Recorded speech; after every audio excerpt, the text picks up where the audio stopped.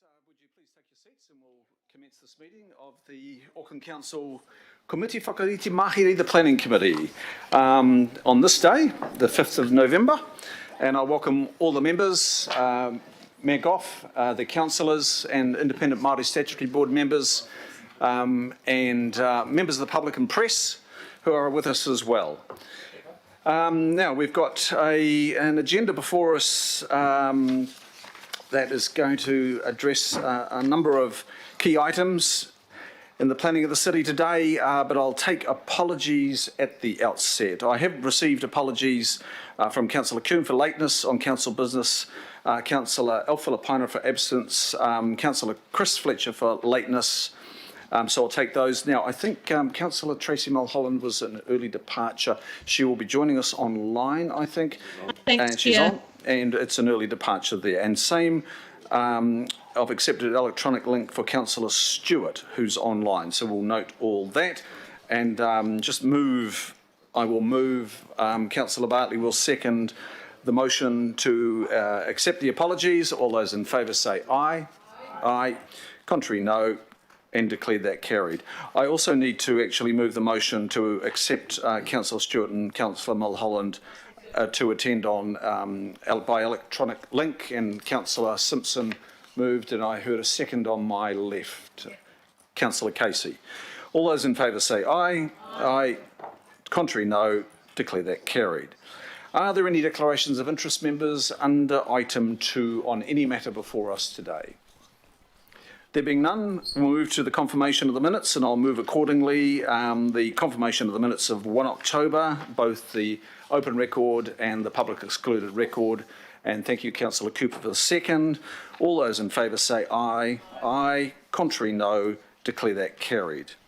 There are no petitions under item 4, which takes us to public input under item 5. There have been 5 requests, and they all satisfy our standing orders, members. Now, some of them are repeat requests. So I have replied through our governance support for those that are coming back on the topic of inclusionary zoning and housing for older persons to address the report and any new information that they might have rather than repeat what they conveyed at a more recent meeting. And I think that is the expectation of the members, not just as me as chair. So running through the requests, and then we'll go to the first one. We have Mr. Barney Irvine, who, of course, we all know, runs the AA here in Auckland. On the AA survey on congestion charging. Then we will go to Mark Lockhart of the Tree Council, and that's relating to item 10, notable trees, and the recommendations there. Then we'll head and discuss the next 3 contributors under public input relate to housing for older people and inclusionary zoning. And first up, we've got Robin Ellison on housing for older people, and Imogen Schutz on housing for older people and inclusionary zoning, and then finally Brendan Rigby on inclusionary zoning. Now, I think we've covered it all, and to start things off, welcome Barney Irvine from the Automobile Association of New Zealand. Yes, please take the centre seat there, Barney. And Barney, thanks for your presentation in advance, and we'll put that up now. And for each presenter under public input today, we've allowed 5 minutes. Welcome, Barney. All in your good hands right now.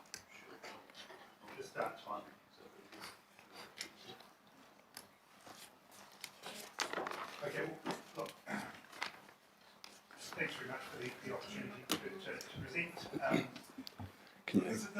Can you activate your microphone? It's the right-hand button. Talk. And do I have to hold this down? Or? Great. Look, this is an issue that we've followed closely for a number of years. I'll describe the AA as a cautious supporter of congestion charging. We see obvious potential benefits of it, but we're also we face a situation where our members are still concerned about many aspects of it, and so is the public. So it's something that we want to see a lot more information on before we're convinced that it's the right solution for Auckland. By releasing this survey, what we've wanted to do is help move the debate forward on it. We've been really frustrated by the lack of progress on it over the last 3 years, and what we really need to see as the immediate next step is for the findings of the government's congestion question working group to get out there into the public realm.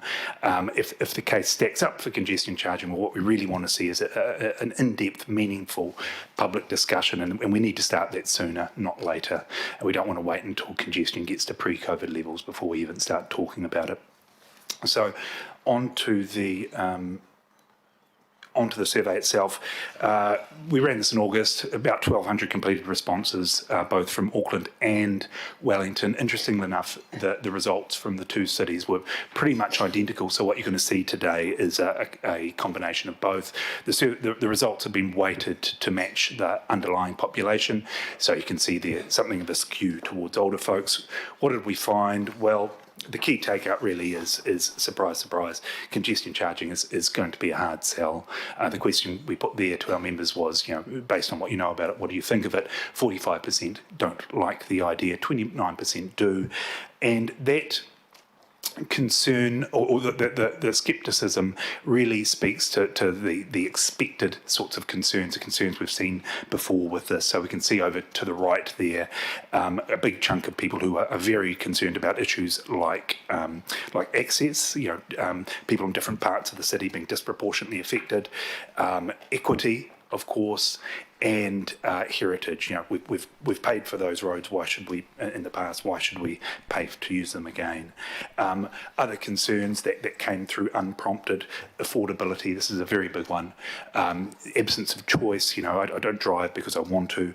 A lack of faith in transport planning, and the lack of a compelling PT alternative. Look, and just on that affordability issue, what we're seeing with our members at the moment are the highest levels of financial insecurity that we've seen since the global financial crisis, and that sentiment is reflected throughout the survey. And because of it, people are struggling to see past the costs with congestion charging. They're seeing it in terms of stick, not carrot. And so one question we put to them was, well, imagine, we could put in place a charge or a system that would halve the time you lost to congestion. What would the charge be worth to you per day? And 53% of people said nothing. Now, interestingly, when we channeled that down, when we filtered that down to respondents who were just peak hour commuters, i.e. the people that would benefit from this most, the response was just the same. Look, while it is a difficult task, it's not an impossible one. And so we asked a slightly different question here. We asked, how would you react if a congestion charge was introduced? And what we see is that chunk, or that core of negativity, gets a fair bit small. It comes down to under 40%, with 17% of people saying they'd take to the streets, another 22% of people saying they'd vote the buggers out. But what you end up with is a sort of a simple majority there that could be a lot more tractable. What we see is that the greater the geographic coverage of a scheme, the greater the negativity. So relative comfort with the idea of a CBD cordon, but significantly less so with the idea of a network-wide charge. Strong expectations of exemptions, and that reflects the concerns about fairness and equity, and a strong desire to see any additional revenue reinvested in infrastructure, both PT and improving roads, and in offsetting the costs people face elsewhere. So the advice we're sort of offering up to the officials as they move this forward, look, the negativity concern is to be expected. We've seen this right around the world, and it's only logical that we'd see it here. It's also very understandable given that people haven't had any positive information or any information at all about congestion charging for the last few years, since it was really baked into ATAP.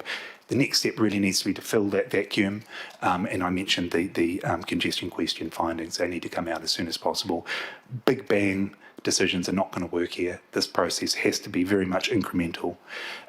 It needs to go hand in hand with a very clear sense of benefits coming from public transport, and it needs to go hand in hand with a very clear sense of where additional revenue will and won't be spent. So that takes me a little over time. Very happy for any questions.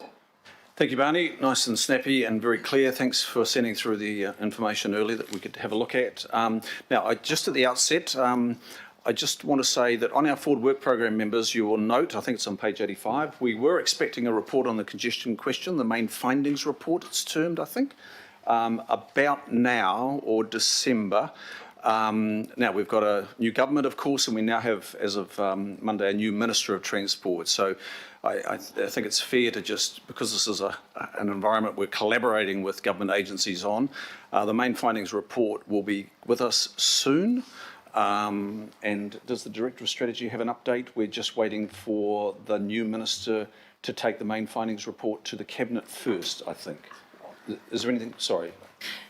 No, through the Chair, that's right. It is in the government's hands, and it was always going to be something that would happen post-election. So we now have a new minister. It may well go to Cabinet in December, but that's not our call. I'm not sure where it's at in the system at the moment. And then shortly after, we'll have it before us here in Auckland at the Planning Committee. So, questions of Barney. Barney, first up, Councillor Walker. So look, I've got a couple of questions. Sure. And the first question is essentially the post-COVID question. So what we've seen is a dramatic shift in people's travel because of flexible hours. That applies to councillors, applies to my son, for example, applies to many people. And essentially that's a carrot situation rather than a stick. So people are choosing not to drive at peak times because their workplace is offering flexible time, conceivably offering incentives and so on. So my question around that is, has the AA considered that and considered that as a more effective mechanism to get the change? And what I would put to you is, are not those incentives that would effectively be offered by an employer conceivably much greater than the cost approach or the stick approach? And is that approach more equitable in respect of your members? Look, it could well be, and I guess to answer the first part of that, yes, we have considered it, and in fact we've commissioned quite a big piece of research by NZIER to look at the benefits from an economic and environmental perspective of working from home, say 1 day a week. I guess the issue is none of us know where that's going to go, where working from home is going to go. It's already moved quite a lot, and what world we'll end up in when we come out the other end of this process, nobody knows. So we certainly do not want to rule out the possibility, if a tool like congestion charging looks good, we certainly don't want to rule it out before we have a sense of where things are going to go. My sense would be that, yeah, there's not going to be just one solution to this problem. There's going to have to be multiple. Okay. Sorry, I'm just going to have to cut you there. 2 questions. Unfortunately, I've got 6 people wanting to ask questions. I have to go by the standing orders, and I'm allowing 1 question per councillor. Does it say that in standing orders? It says in standing orders, 5 minutes all up, presentation and questions. But it doesn't say 1 question in standing orders. No, but I'm saying that it's in my discretion. Your discretion, okay. Yes. So I am giving everybody a fair chance to ask a question. And I'm very mindful of members reminding me to keep to time in this meeting, okay? So I've had those requests in the past, and I'm doing that now. Councillor Cashmore. Thanks, Mr. Chair. Barney, where the congestion charging, smart transport pricing systems have been introduced overseas, it's usually been a zero or close to zero-sum game. So you introduce a congestion charge but reduce other taxes. You didn't put that option to your members as such, as I see in your survey. Would you think that would change opinions? We did mention it in the question about what would you like to see other revenue done, what would you done with the other revenue, and that was sort of high up the list anyway, offsetting the charges that people face elsewhere. But we didn't have a specific question on it, no. But I'm sure that would, we can see that would be positively received. Thank you, Deputy Mayor. Councillor Casey, please. Barney, of the 650 people from Auckland who answered your survey, did you do an analysis of where they reside? All across the city. A broad spread, and I can't quite remember to what extent we build that into the survey design, but typically we get good coverage. It's right around the city. My question didn't relate to it. It was about, my impression would be that if you live further away in the south, for example, you'd be less inclined to pay a congestion charge. Very possibly so. And what I was also going to say is our representation in some parts of the city, including the south, is not as good as others. Thank you. Yeah. Thank you, Councillor Casey. And Councillor... Thank you for your presentation. Do you think the detrimental impacts of COVID on household incomes affected the response that you had, or do you think that it would be a consistent response to a congestion charge, or is perhaps the thinking council perceivably is adding yet another rate? I think the COVID situation unquestionably had an impact on it, and I mentioned that what we're seeing at the moment is levels of financial security that the lowest we've ever seen, and there's just no way that cannot have affected people's views. And maybe if we ask these same questions in 12 or 18 months, we could get quite a different response. Maybe more than 12 or 18 months, unfortunately, but yeah. Thank you for that. Thank you, Councillor Dalton. And Councillor Sayers, please. Thank you, Mr Chair. Thanks for your presentation. I was interested in the further, picks up a couple of other councillors, further people away from the CBD, perhaps the less positive they were about the idea. So does the association have any early thoughts about the fuel tax, being in place, but within the CBD, the congestion charge occurring? And if that was a model that we could look at, a hybrid model, would the fuel tax need to disappear somehow from the CBD? So I guess, in a nutshell, could the original fuel tax remain, but the congestion charge be just for the CBD area? Yeah, haven't thought about that. to be honest, haven't seen those sorts of issues kind of dissected in that way. Yeah, okay. But certainly approaching it as a cordon, seems to us a likely and logical first step. I mean, I made the point about incrementalism. Yeah. And that would, and so how the regional fuel tax would fold into that, I'm not sure. It might get a bit complex if you tried to, require that some continue to pay it and some that don't. Yeah, the regional fuel tax is clunky enough as it is. Okay, well, your answer is helpful. Thank you. Yeah. Thank you, Councillor Sayers. And Councillor Newman, finally. Good morning. Apologies for my late arrival. I'm sorry if you've already addressed this, but just for my benefit, so would you accept that a congestion charge to price behaviour works best when there is an alternate transport mode available for people to make a decision to switch? Yeah, absolutely, and that's that's one of the differences that Auckland faces relative to a London, Stockholm, or Singapore, right? Which are the success stories that people often hold up, and that's one of the real challenges we face. I guess what I would say in response to that is, by citywide, our PT coverage isn't as good as other cities and may never be as good, but some parts of the city are pretty well covered, including the CBD. And so you could design the scheme to correspond with the CBD.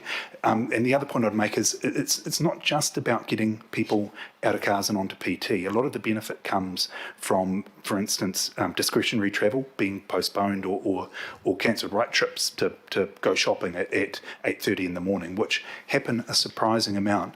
And if we look at Stockholm, where there was a 20% reduction in traffic volumes as a result of following the cordon scheme, about almost half of that came from people switching to public transport, but a quarter of it came from discretionary travel coming to an end. So just to say that it's not just about that PT switch, but I take your point.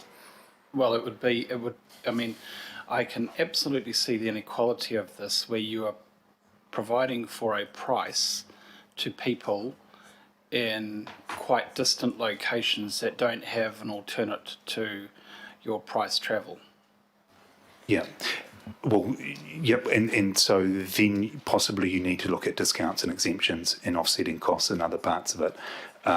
But again, those are all these sorts of things that we want to see fleshed out in the In congestion the main question findings work. report, we'll see that when it comes, once it's cleared the Cabinet. So look, thanks, Barney. Thank you to the AA. The sample size was quite considerable, so I commend you on that and the range of questions that you put to your members there too. The results are not dissimilar to what those in our equal positions in Stockholm received. It was a negative response pre the implementation, and if you ask anybody in Stockholm now, in fact, the post-implementation, the surveys are very supportive of And similar in London as well, Yep. until recently. Yeah.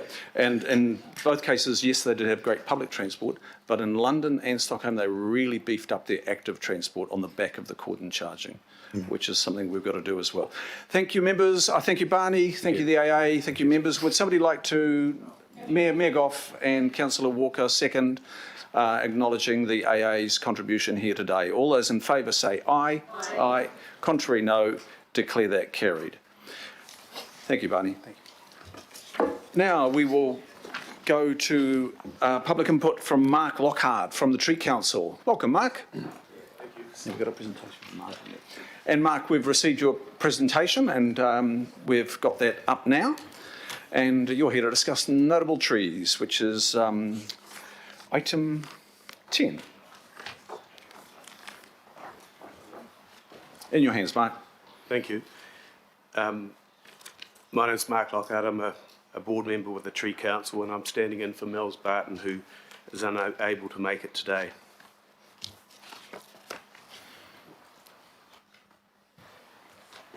The agenda report states this requires a substantial commitment by Council to ensuring the protection of any notable trees or groups of trees which meet the AUP notable tree criteria.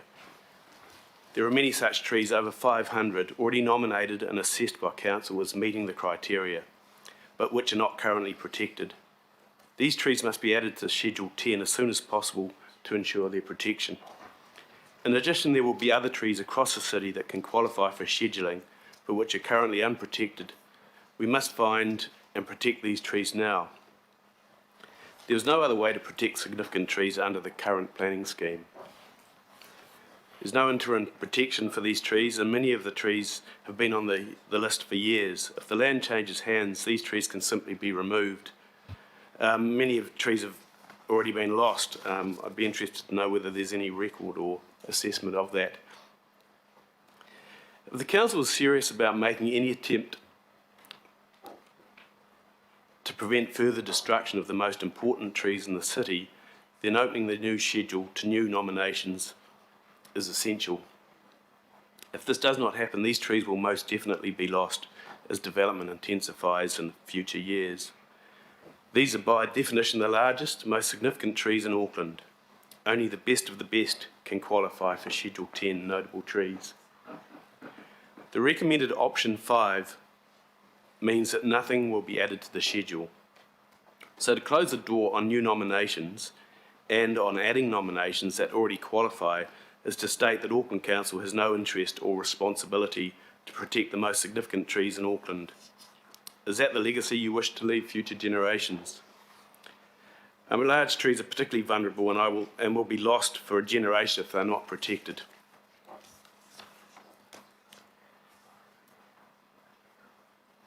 There are 5 options presented by Council. I'll take those as read. Missing is option 6, which is a hybrid approach which incorporates options 2 and 3. Option 5, the do nothing option, is totally irresponsible and will result in the loss of significant public assets which Council is aware both qualify for scheduling and have been formally nominated.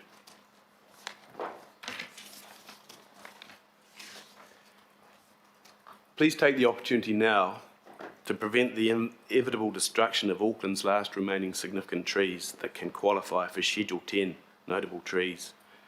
Please support this new recommendation. Option 6, hybrid approach which incorporates options 1, 2 and 3. Prepare a plan change to add existing nominations which merit inclusion to Schedule 10 and correct any new errors or inconsistencies that have been identified, and in addition call for further nominations from the public to expand Schedule 10 and Appendix 1G, while also commencing an incremental review of Schedule 10 and Appendix 1G. At the very least, the 500 trees that have been nominated and qualify should be added to the schedule.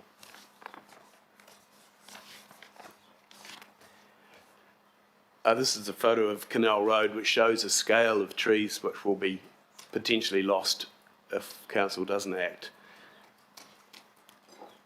I have lay people asking me more and more what is happening to the trees in our city. They just can't understand why trees are being removed all over the show, and they're blissfully aware of the fact that in 2012 tree protection rules were removed and are shocked by it.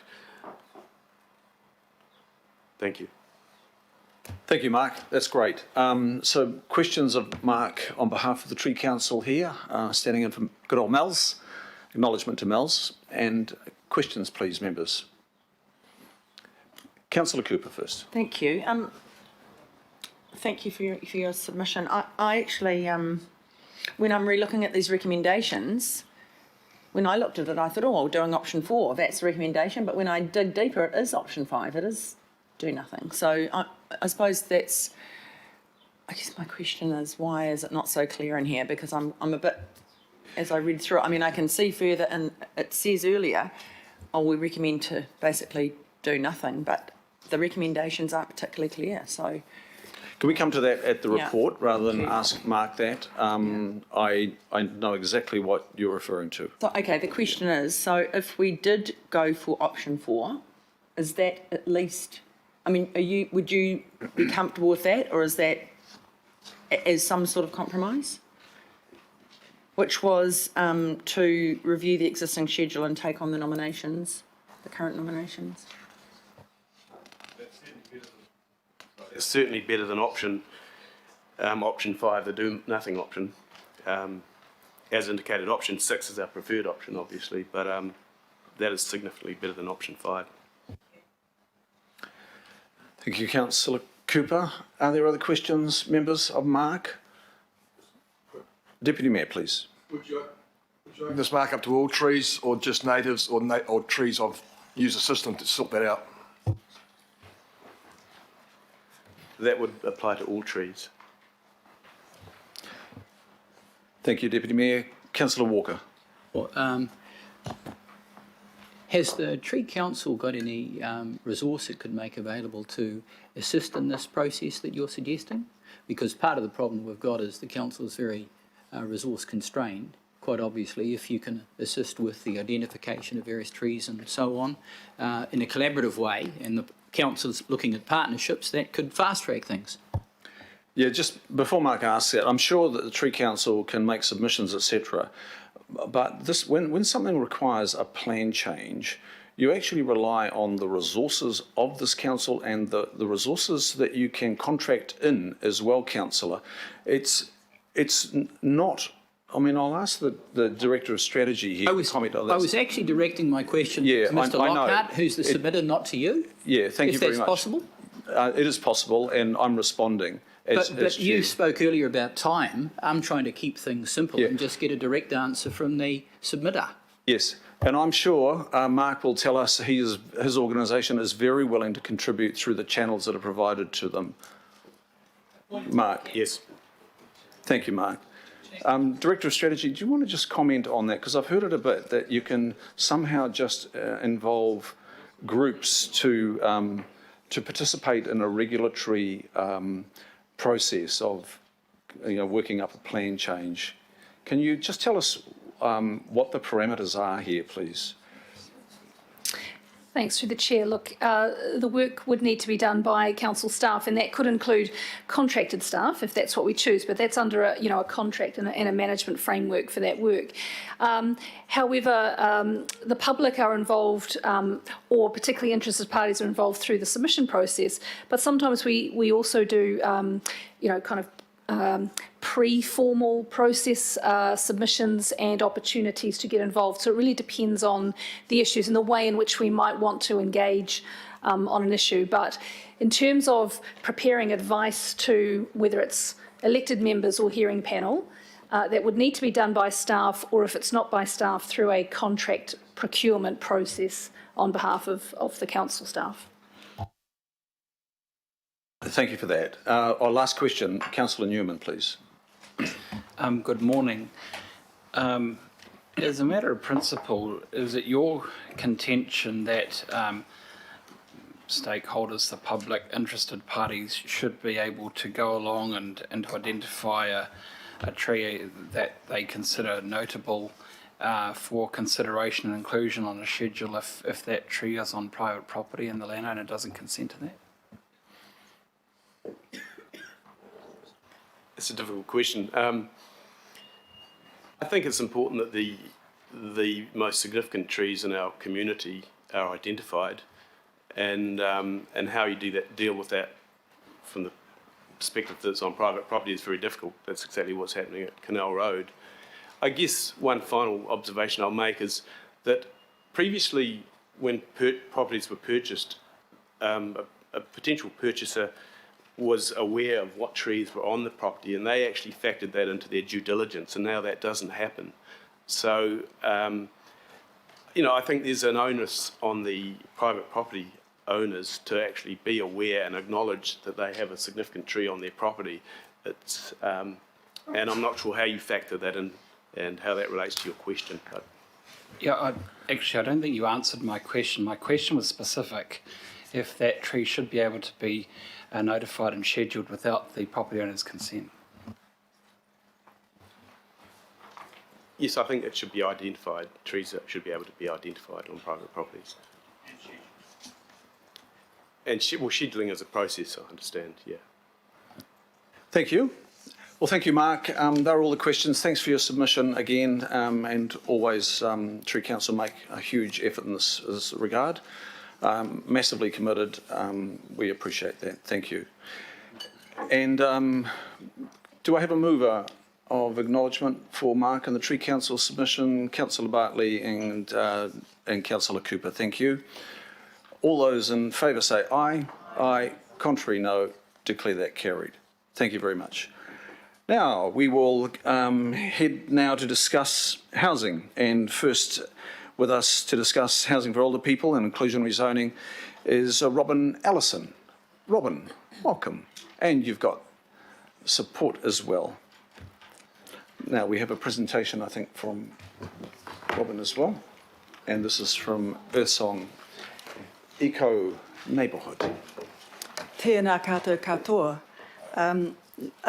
My name is Robin Allison. I am an architect by background, and I was the main driver of the Earthsong Eco Neighbourhood out in Ranui, West Auckland. I've come to talk to you about, very briefly really, about the co-housing model, because I think it's a really excellent model for senior housing, and there are many senior co-housing neighbourhoods across the world, and particularly in the United States. And it also really fits the inclusionary zoning aspect that you're considering. And a lot of those older people are single older women as well, and it's a model that's very good, and I'm going to show you an example of that a bit later. So I'm just going to run very quickly through what is co-housing and use Earthsong as an example to illustrate some of those. So very in brief, co-housing, they're small-scale neighbourhoods. Everyone owns their own private self-contained dwelling, and there are also extensive common facilities. So there's both individual households and shared facilities. They're designed to encourage a sense of community, to make it easy for people to come out of their house and feel like they're part of a wider neighbourhood. They're self-managed by the residents who live there, And they're really a very good housing model for senior housing and also for intergenerational housing, which I personally think is an even better option. So just to introduce Earthsong, we have 32 homes on 3 acres, 1.2 hectares out in Ranui. We've been finished there for 12 years now, so we're very established and have a lot of experience to offer. And just to look at the site plan, one of the key things about the layout is that the car parking is on the edge of the site, and then the rest of the community is pedestrian, which makes a huge difference to how it feels and how much land there is and how easy it is to be neighbourly, really. So we are medium density housing by definition, but I think you'll agree when you see it that it's completely unlike any other medium density housing in Auckland. Because we work together.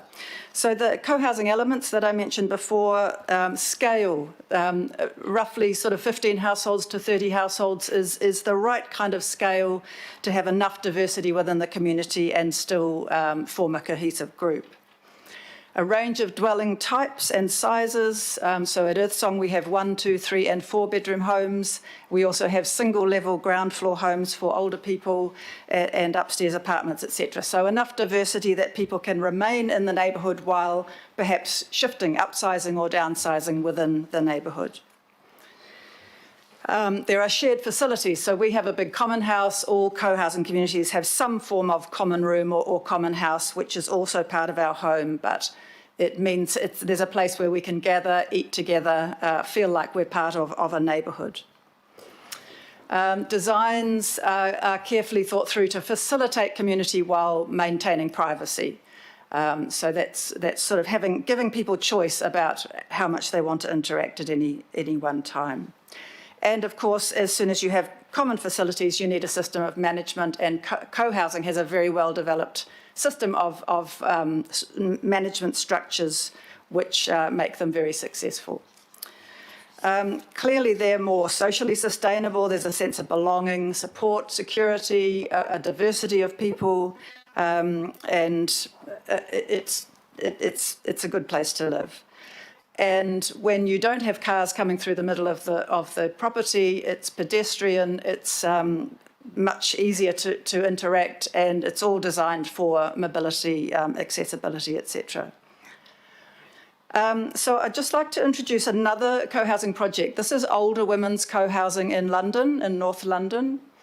And they have 25 apartments on less than an acre, so it's quite dense. They actually have 2/3 of those houses are affordable and 1/3 are private. And they've managed that because they've gone in with a housing association, which there are many in the UK. So the housing association actually owns the land and has given them a long-term lease, and actually owns 8 of the rentals in that neighbourhood. This is the site plan, just to give you an idea. It's sort of L-shaped with the common room, the common facilities up in the sort of top right corner there, and shared open space.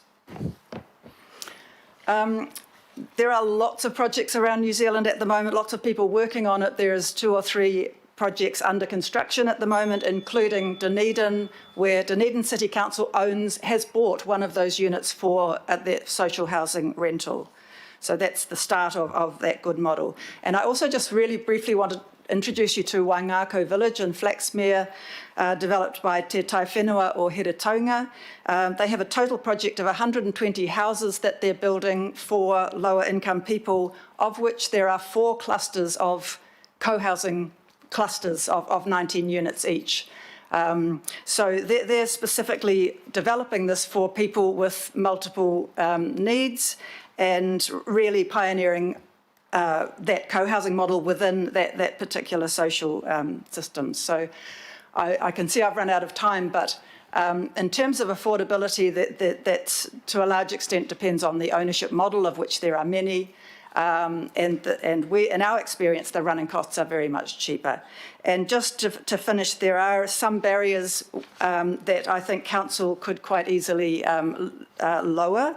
Some are in terms of planning rules, which don't recognise neighbourhoods. securing the land, which I think the inclusionary zoning would really help with, and things like financial help, like deferred settlements or underwriting loans, etc. So, and I've written a book. If you want more information about this, there's a book available which really sets it out in great detail. I'm sorry I've gone over time. That's great, Robin. Thanks for the reference to the book. Now, we don't have any questions at the moment, but I'm wondering if we go to Imogen and Brennan, and then we can maybe have questions. If it's okay with the presenters, are you open to taking questions once all three have presented? Okay, we'll take Imogen. And Imogen, you're canvassing the same topic. Sorry, buttons. Yeah, thank you. I wasn't expecting to present today until it was confirmed yesterday morning. I'm a trapped renter. I have over 2 decades of experience of what that means, the consequences on my life, contributions to other parts of society. I'm also speaking on behalf of SARD, which is the Society for Alternative Housing Development. So SARD is an organisation that supports community-focused housing, which allows people and communities to play a leading role in addressing their own housing needs. This requires specific legal, financial, governance and management tools. For people like myself, it would offer an option of housing that's between owning and renting, but offers more security and rights than I would if I was just a renter. So predominantly these models are co-housing, cooperatives and community land trusts. Community land trusts provide the best scalable mechanism for attaining perpetual affordability, and as we've heard already, are really a great complement to inclusionary zoning. These houses all apply and allow for intergenerational housing, and as we've heard, exist elsewhere in the world.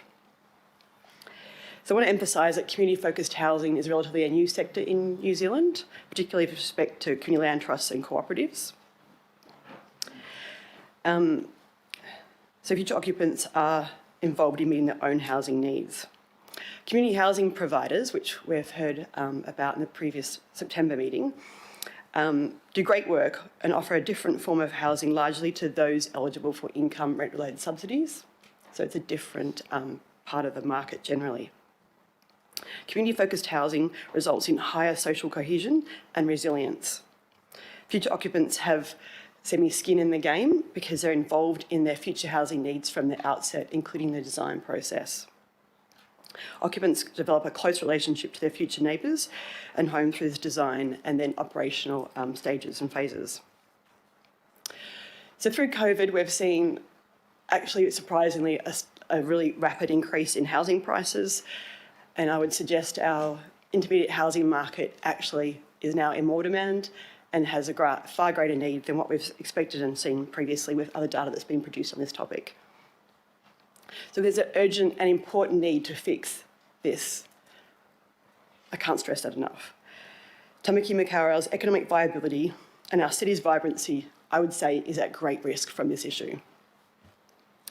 Previously, there's been the idea that we need to sell land to be able to afford to provide for social and affordable housing. I'd like to emphasise that community land trusts would allow council to transfer land and earn an income from ground rent. It's not giving away land, it actually allows income to still be generated for council. I appreciate that councillors have busy high workloads and have a mountain of reading material to read.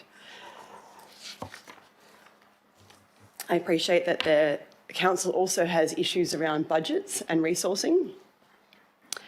And on that, I would like to emphasise that inclusionary zoning actually allows us to deliver affordable housing to our key workers, of which their need is only going to get greater in a very kind of simple and easy kind of way. We're seeing this already occurring in Queenstown Lakes, and Hamilton tomorrow will be considering through their Waikato Community Land Trust exactly how inclusionary zoning can best suit and complement what they're trying to achieve there as well. So again, I would implore councillors to take an intervene and lead approach and really consider, what does this look like? What does it mean? And how does the report in front of councillors today reflect an intervene and lead approach? I would implore councillors to consider already signalling to the market that inclusionary zoning is coming. I would implore councillors to consider commencing work now to support how inclusionary zoning would work and operate, i.e. through a plan change. And this would not be wasted work, because even if the RMA is amended, this work will still apply because the processes are most likely to remain the same. I would suggest council should already start looking at establishing a Tamaki Makaurau Community Land Trust. We've seen this already occurring elsewhere in New Zealand. We know how it works. It's not new, it's not groundbreaking, but of great benefit to so many Aucklanders. So I implore councillors to give key workers of this great city something to support and stand behind. Show true leadership and intervention to deliver secure housing for our key workers of all ages and stages in their life. Thank you so much, Imogen. Now, at this stage, we'll take questions for Robin and Imogen, and then we'll go to Brennan. So first, Mayor Philgoff. Thanks, Mr. Chair, and my questions to Robin. Thank you very much for your presentation and for what you've achieved. I think it looks really impressive, and I like the choice that it gives to people who choose to live in an arrangement like that, which looks really attractive. Probably there's not much we can do on the financial side of helping at the moment because of the constraints that we have, but I'd be interested in your views on whether there is anything in our planning requirements that stands in the way of developments similar to your own, and what we might do to change those. Thank you. Well, I mean, there are some planning barriers, if you like, because planning rules are often assume single houses rather than a neighbourhood of houses that work together. And I think that's the kind of fundamental paradigm shift really that needs to be made, is to include the possibility of neighbourhoods that are designed to work as well as possible together. I know that there is a group in Grey Lynn, Co-House, which had real trouble getting resource consent because of the parking requirements, for instance. We were with Waitakere City Council at that stage and submitted some changes to the medium density housing rules that were there at the moment, to basically to recognise that what I've said about considering the neighbourhood as a neighbourhood rather than as single houses, and that related to density requirements, etc. So there are aspects which do unnecessarily, I think, get in the way just because council perhaps doesn't see that as a possibility. Thank you. That's something I'd be really happy for us to look at. Thank you, Mayor Goff. And Councillor Henderson, please. Yeah, thanks, Chair. And I just wanted to sort of make a very quick point around Earth Song and all this kaupapa, and thank you for all of the work that's been done down there for all the way back to Waitakere days. Just wanted to point out to my colleagues that Earth Song is in fact right in the town centre. It's right next to the library and the supermarket pretty much in Ranui. So when we're talking about this kind of stuff, it's not just an option for rural or semi-rural areas, it's actually something that could be done right in an urban area. Thank you.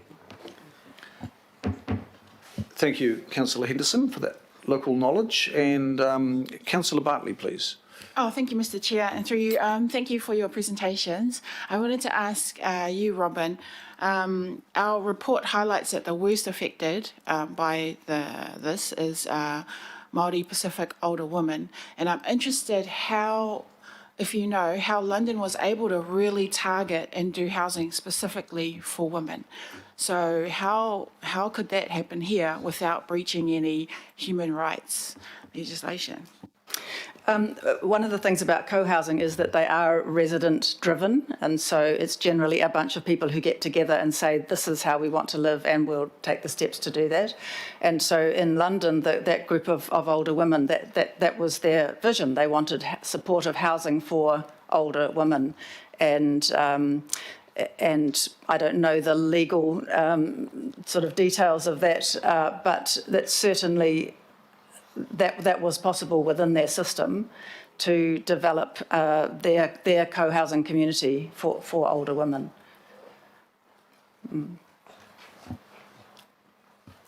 Councillor Newman, please. Good morning. So, in a past life, I used to work as a lobbyist for developers. And what I can tell you is that what tends to happen is that they're quite bold up front with commitments for funding transport, water, wastewater, stormwater, as well as contributions to parks and reserves. Once a plan change goes through, then the narrative changes to a plea of poverty and the need to socialise all the costs.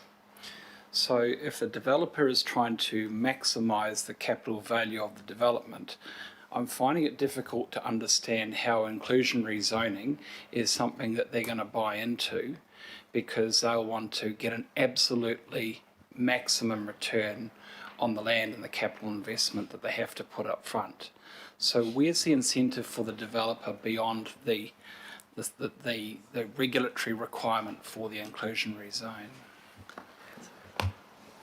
Who would like to have a go at answering that one? Imogen, is that your area? It's not going to be if you don't need to answer housing that, trusts. if it's beyond your area of expertise or interest. Yeah, I would suggest your council staff might be good at Yeah, I think helping so. you with that. Okay. And Brennan might be able to respond to that after you've spoken, Brennan, or during your presentation. Brennan, welcome that. Councillor Collins, please. Thanks, Chair. Robin, to you, I'm interested in, you talk about the diversity of the houses, the units and its availability. I'm really interested in the kind of ethnic makeup of the groups. I used to attend St. Malachi's, which is the Catholic church just on that, around the edge there. So, yeah, I'm keen to know what if Māori and or Pacific are starting to look into this as a viable option for living. Thank you. We've always had a self-select policy, so we don't have any kind of selection process. So basically, whoever turns up and wants to be part of Earthsong and are willing to go through the process and commit are in. We don't have any say about that. So in that sense, we can't advantage in any group or person. However, we also have a lot of visits from people around the country, and there's a lot of iwi around the country who come to Earthsong to see how we've organised things so that they can take those ideas back into their own papakainga developments. And that's, I could name many iwi who are working on that and incorporating the learnings from Earthsong. So yeah, it's a model which can translate into many different contexts, and I'm very excited to see that our local homegrown version developing. Yeah, thank you. Thank you, Councillor Collins. And finally, Councillor Walker. Just a question to Imogen. Imogen, you've got some good notes there. Any chance of circulating those? Because I couldn't get it all down. Don't need it straight away. Thanks. Thank you. Imogen, feel free to send that through to our governance advisors, and we'll make sure those notes are distributed to the members of this committee. Thank you. Well, thank you, Robin, and thank you, Imogen. We hear the pleas pretty clear, and thank you. We know they're heartfelt. Councillor Coupon would like to move the motion of acceptance, and Councillor Henderson. Now, that is for Robin Ellison from EcoSong. We'll do them separately. Earthsong, Eco, Neighbourhood. Got it. Yeah. And all those in favour say aye. Aye. Contrary, no. Declare that carried. And would Councillor Bartley, would you like to move a note of acceptance for Imogen? Councillor Casey, would you second? And we have that motion. And thank you, Imogen. All those in favour say aye. Aye. Contrary, no. Declare that carried. Thank you. Now, Brennan. Brennan Rigby. And we've got a presentation from you too, Brennan, to bring up. We'll show that now. Imogen, would you like to just disable your mic, and then we can all hear clearly. Thank you. Kia ora tātou, Mr Mayor, tēnā koe, Thanks, Mr Chair, for the opportunity to come back and speak with the committee, IMSB members and councillors. I've just been cautioned that I've been having a bit of an angry tone with some of my communications, maybe not with you, but I want you to know that anything I've communicated in the last few weeks, I mean absolutely no disrespect to either officers or anyone else involved in this debate. I just want to explain briefly why I separated myself from the questions with Imogen and our friend Robin. The reason is we're all here because we support inclusionary zoning, but we support inclusionary zoning from slightly different perspectives. I work for Community Housing Aotearoa, which is the national peak sector body for community housing providers who have been providing community housing services, shared equity, shared ownership for over 40 years. Got a photo, hopefully at the end of my presentation, of one that's come up recently. When I reviewed the Planning Committee's debate on the 3rd of September, I felt confused. I felt like inclusionary zoning was getting somewhat lost as a relatively precise policy question within the wider work program which was being reported at the same time. And I wanted to try and insert some information, some clarity around the debate, because from my perspective, the most important and the greatest opportunity for Auckland Council in your affordable housing work program right now is inclusionary zoning. To that end, just my first point is, Mr Chair, despite my time working in this arena, I don't know the process, but I would urge you to change recommendation A. I think it would be really problematic to stop any technical work on a possible plan change in the future, because we believe inclusionary zoning needs to come across the line, and I would hope that Auckland Council won't be at a standing start when that happens. So please consider that opportunity. So in my letter, in Char's letter that we sent around last night, I acknowledge many of you won't have had a chance to read it. I tried to make a case for inclusionary zoning. Really the case is this. If you want a reliable, sustainable pipeline of affordable housing in Auckland, inclusionary zoning is absolutely your best option right now. I understand that you're balancing that against legal risk. There was a legal risk with the original Auckland Unitary Plan, but I urge you to recall that the governing body at the time wasn't bound to follow the independent hearing panel's recommendation that inclusionary zoning not be included in the Unitary Plan, and you are not bound by it now. I understand there's a legal risk, but the opportunity is a reliable pipeline of affordable housing in Auckland, and we don't have that. And I've read in here in paragraph 28 that there's a statement from the IHP setting out why they felt they were doing the right thing by recommending against inclusionary zoning, but that was premised on the fact that the 4 things they were proposing to do would create affordable housing. So I'd urge you to change that recommendation. I've attempted to make a simple case for the inclusionary zoning. It's in the letter I've provided yesterday. I want to speak briefly to Hobsonville. I noticed that it's come up a lot of times. Hobsonville Point is not an example of inclusionary zoning. In fact, I have hopefully got something useful. Where should I point in this? Okay, I'll just do it from memory. So I've just pulled up some public information about Hobsonville Point this morning, and the most affordable dwelling I could find was a 2-bedroom, 1-bathroom, 1 garage with possibly, if you could flick up a little further. Oh, there we are. No, it wasn't that one. It was $639,000 for a 2-bedroom apartment in one of the developments. That's the one before. Thanks, Councillor.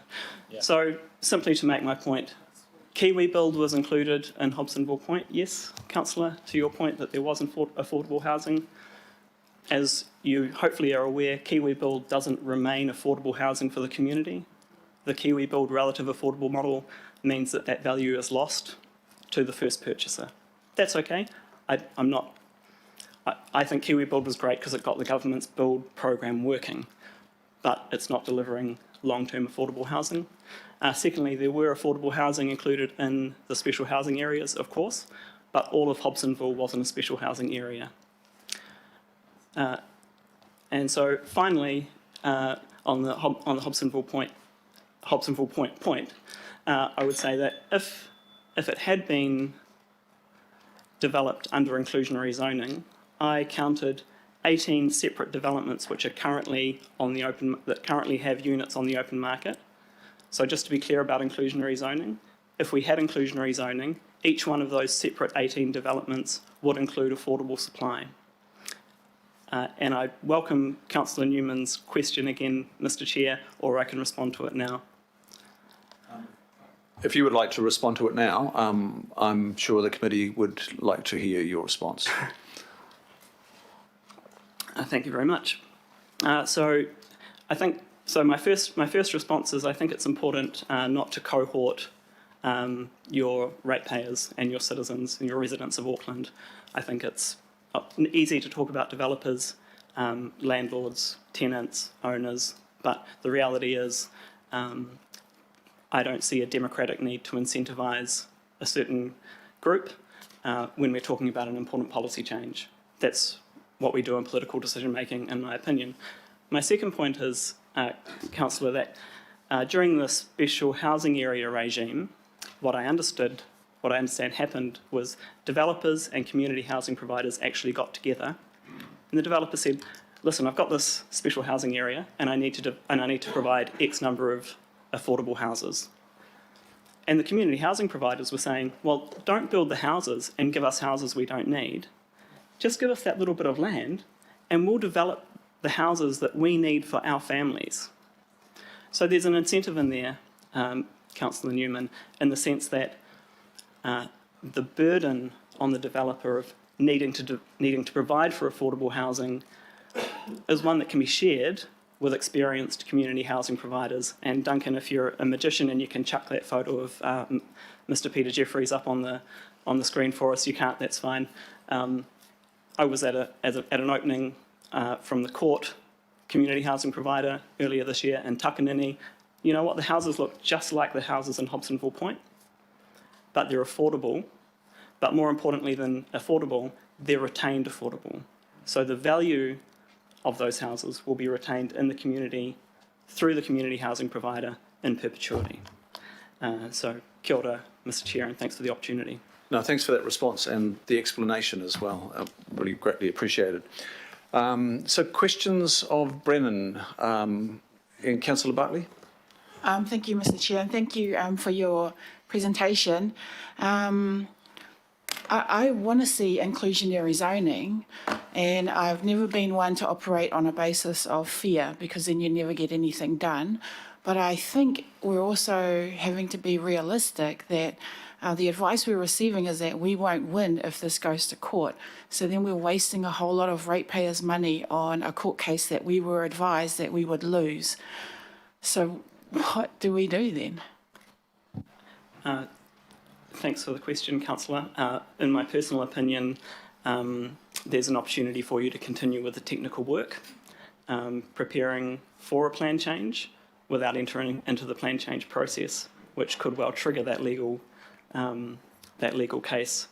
And listen, who knows the result of the legal case, but the reality is I believe there's a pretty sound agreement in the sector, maybe around this table, that obviously legislative support for inclusionary zoning is really the best way to do this. But as I said earlier, I think it would be a real shame, given the circumstances in Auckland, if Auckland Council is at a standing start when that legislation hopefully comes through. And can I add to that, just because it's on the same subject, I really like recommendation B. I believe a really clear advocacy plan would be incredibly useful, and I would strongly urge you to consider that being an advocacy plan for all Aucklanders to central government. So the likes of myself and Imogen and the groups that we work with and that we know and that we associate with can come on board with you in that advocacy plan. Yes, in developing that advocacy plan and taking it home or taking it to Wellington. Thank you, Councillor Bartley and Brennan, for your reply. Councillor Newman, please. Thank you for addressing the question that I asked previously, I'm not sure that I accept the idea of retained affordability, because I support property owners being able to build their personal wealth. In your letter you said, leaving it to the market has not produced a functioning, diverse housing system which houses New Zealanders effectively, nor will it ever do so. I think I agree with you, but I think that the reason why the market is what it is based on the value of the land and people needing to capitalise the value of that land. So I'm wondering where is the incentive for the private investment to purchase the land at a premium and then to have to effectively take a big haircut on the price? Because that to me feels like one of the things that has to happen as part of an inclusionary zoning outcome to ensure that there is a quantum of housing stock which is affordable, whether for a first generation or retained. Do you want to comment to that? Sure. Yeah. Thank you, Mr. Newman, Councillor Newman, for the question. So I guess reiterating, but I'll add to it. My first answer. The same concern was aired in relation to the special housing areas, but with the special housing areas there were incentives. So by applying for and receiving a special housing area grant, you were able to intensify and therefore take a premium from the development. And as I understand it from your own advice in this report, the idea of incentives is no longer really applicable to the inclusionary zoning conversation because of those those same sort of density dynamics. So I'm going to state my belief. So I believe that a great housing system must be one that can be profitable for developers, but we need to deliver on the human right to housing first. So I don't see us providing for the human right to housing, or whatever standard you want to use. I'm going to use that because that's my gig. I don't see that as necessarily being the last bit of profit that comes out of a development. But I'm also wondering about how that argument works when the developer goes to the banker and puts that argument, because the banker is driven by other imperatives when it comes to lending the finance, although finance is really cheap at the moment anyway. But I mean, surely there is a need to maximise the value. Well, some would suggest here perhaps there could be a social return on investment applied by the bank, but I'd also suggest that there weren't any reported instances of finance difficulties for developers during the special housing area regime. So, listen, I think the issue here is that we're moving into a new policy, right? We don't have evidence of how inclusionary zoning works in New Zealand. In Auckland. We do, of course, have evidence of how it works in New Zealand. And so all of these questions are absolutely necessary to address, but I'd urge you to err on the side of getting an affordable housing pipeline operating in Auckland as soon as you can. Thank you, Brendan. And two more questions, Councillor Sayers and Councillor Cooper, to round it off. Councillor Sayers. Brendan, thanks for your presentation. I'm sorry your slides didn't work up there, but my question's around what is affordable. So you had Hobsonville up there, and I think you mentioned a figure of around mid-600s there. So have you got a comment of what price is an affordable house, say, for that, as an example, all across Auckland? Have you got a comment there in terms of a threshold? Sure, thanks, Councillor Sayers, for the question. Mr. Chair, my answer is in line with international advice and advice that we've talked about around this table, which is pretty simply a family shouldn't be spending more than 30 to 35% of their household income on housing. So listen, the primary and greatest burden of that should and must fall to the government in terms of their public housing supply. There's no question about that. But if you want a standard that I think would be useful, you can think about any household or family in Auckland and ask yourself the question, are they having to spend more than 30% of their income on their housing? And that's a pretty useful affordability measure. Thank you, Councillor Sayers and Brennan, for that. And we have our chief economist here. I can see him at the back of the room, who's got numbers galore on all of that in his head. So he'll be here for the item as well. Now, last question, Councillor Cooper. Thank you. And if you'll indulge, just two questions. Thank you. One is, I probably need to sit down with somebody, or you, but in terms of creating that affordability, does that mean the cost is shifted on the people that just scrape out of the ability to get into that affordable market, like, for example, young professionals who are struggling to save up their $200,000 or $250,000 deposit? And then, so does that make the one they buy more expensive? Because I would imagine the developer has to shift the cost they're losing on one onto another.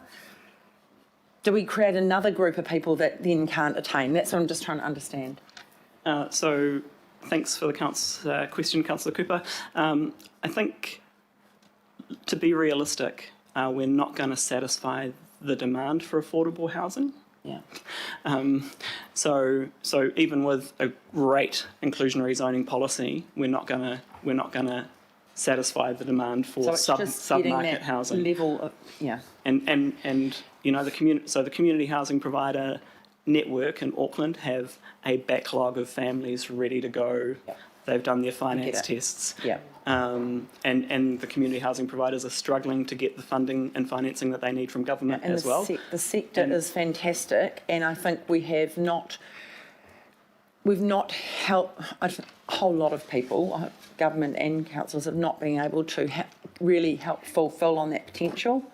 So the other question is just, the Mayor had a housing task force. Were you involved in that in the past? I thought community housing providers I were. was actually with the IMSB during that period. Right, so I guess, and I suppose it's a question, I think that you're right. I mean, when we kind of put together these recommendations, I think, you know, we do need strong advocacy, and I suppose your plea for community housing providers to be part of that. I might just ask the Mayor if, you know, if this could be a bit wider, and some elements, I know we said that we'd done the work that we were responsible for, but I think it'd be really useful, other than just councillors and some staff, to actually have someone backing us that has expertise alongside our staff to be advocating. I think we need an Auckland approach. Okay. If that's possible. Probably more of a statement there. I think it might just finish with Brennan there. But yes, it was raised at the Mayoral Housing Task Force. I'll go to the Mayor. The main focus was about supply from the very outset, but it did not ignore inclusionary zoning, or affordability, sorry. But what we're doing here is a product of a recommendation from the Mayoral Housing Task Force that it needed to be addressed in the very near future. But I'll go to the Mayor on that. Yeah, and thank you, Brennan, for your presentation, which I thought was really good. We did make that recommendation, and even more powerfully, 86% of councils across New Zealand supported a remit at this year's Local Government New Zealand conference to actually set up an affordability working party at a government level. And I think, you know, I agree with what Brendan said about the advocacy. I think that's a really good channel that we can work through, build on, and we'd want to build on the expertise of the people that are at the front table here. But I agree, we have to do something about affordability. There are a range of options. I also agree that we're not going to do something through our unitary plan that's going to cost us a fortune in legal costs and then fails. I think, Councillor, as you mentioned earlier. So this is a good avenue, and, you know, would welcome the input from the expertise of people that have presented to us today to do that. Thank you.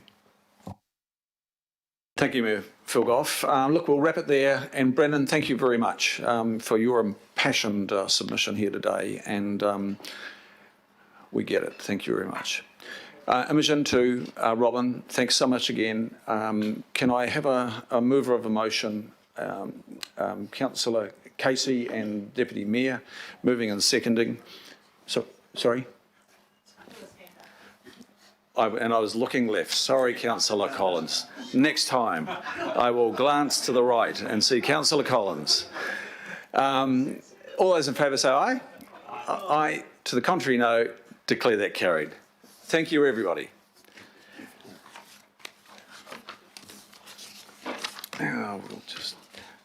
Now we go to local board input, and this relates to agenda item 11, and that relates to the Waiheke area plan, the allocation of non-regulatory decision making to the Waiheke Local Board, and we have Chair of the Waiheke Local Board, Kath Handley, with us.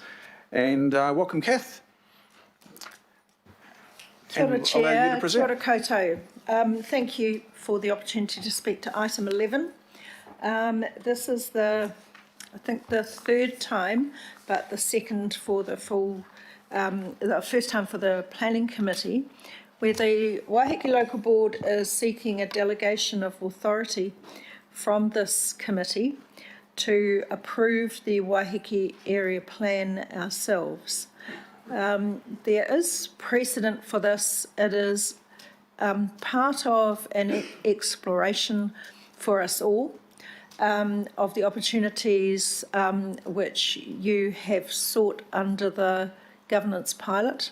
So Waiheke Local Board is a pilot for seeing really or for seeking to strengthen the opportunities for local decision making through the local board.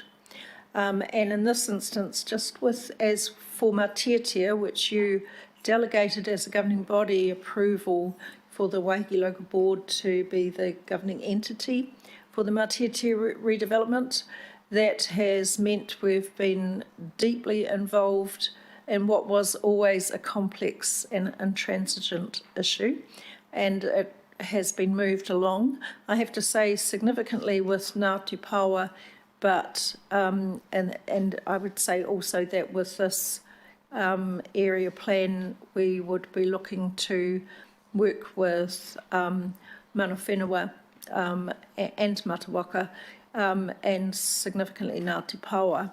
But their issues are as yet unresolved with respect to mandates. So we work with two trusts for Ngāti Pawa. And that at the moment is actually significantly delaying matters, but that's as an aside. The Waiheke area plan's been in the making, including major public consultation now for over 18 months. The planning, the area plan committee is made up of the local board, plus the councillor for our ward, Councillor Papakoom, plus, and I acknowledge Leanne Namani here, thank you, who is appointed by the Independent Māori Statutory Board. So it is up to that committee now to review all of the feedback, and it's extensive, into our draft area plan, and then to finalise that. And normally that would be brought then to the Planning Committee for sign-off, governance sign-off. So that is what we're seeking. I'm happy to take any questions. Thank you, Kath. Any questions of Kath, members? And Councillor Cooper, please. Thanks, Kath. Member Handley. So why is it important for you to sign it off yourself rather than just come through the normal channels? Thank you. Thank you, Councillor. It's because we are answerable to the local community who are the ones who've had the input into this. And what we'd like to do is hold that accountability locally, and also for them to see that it's held locally.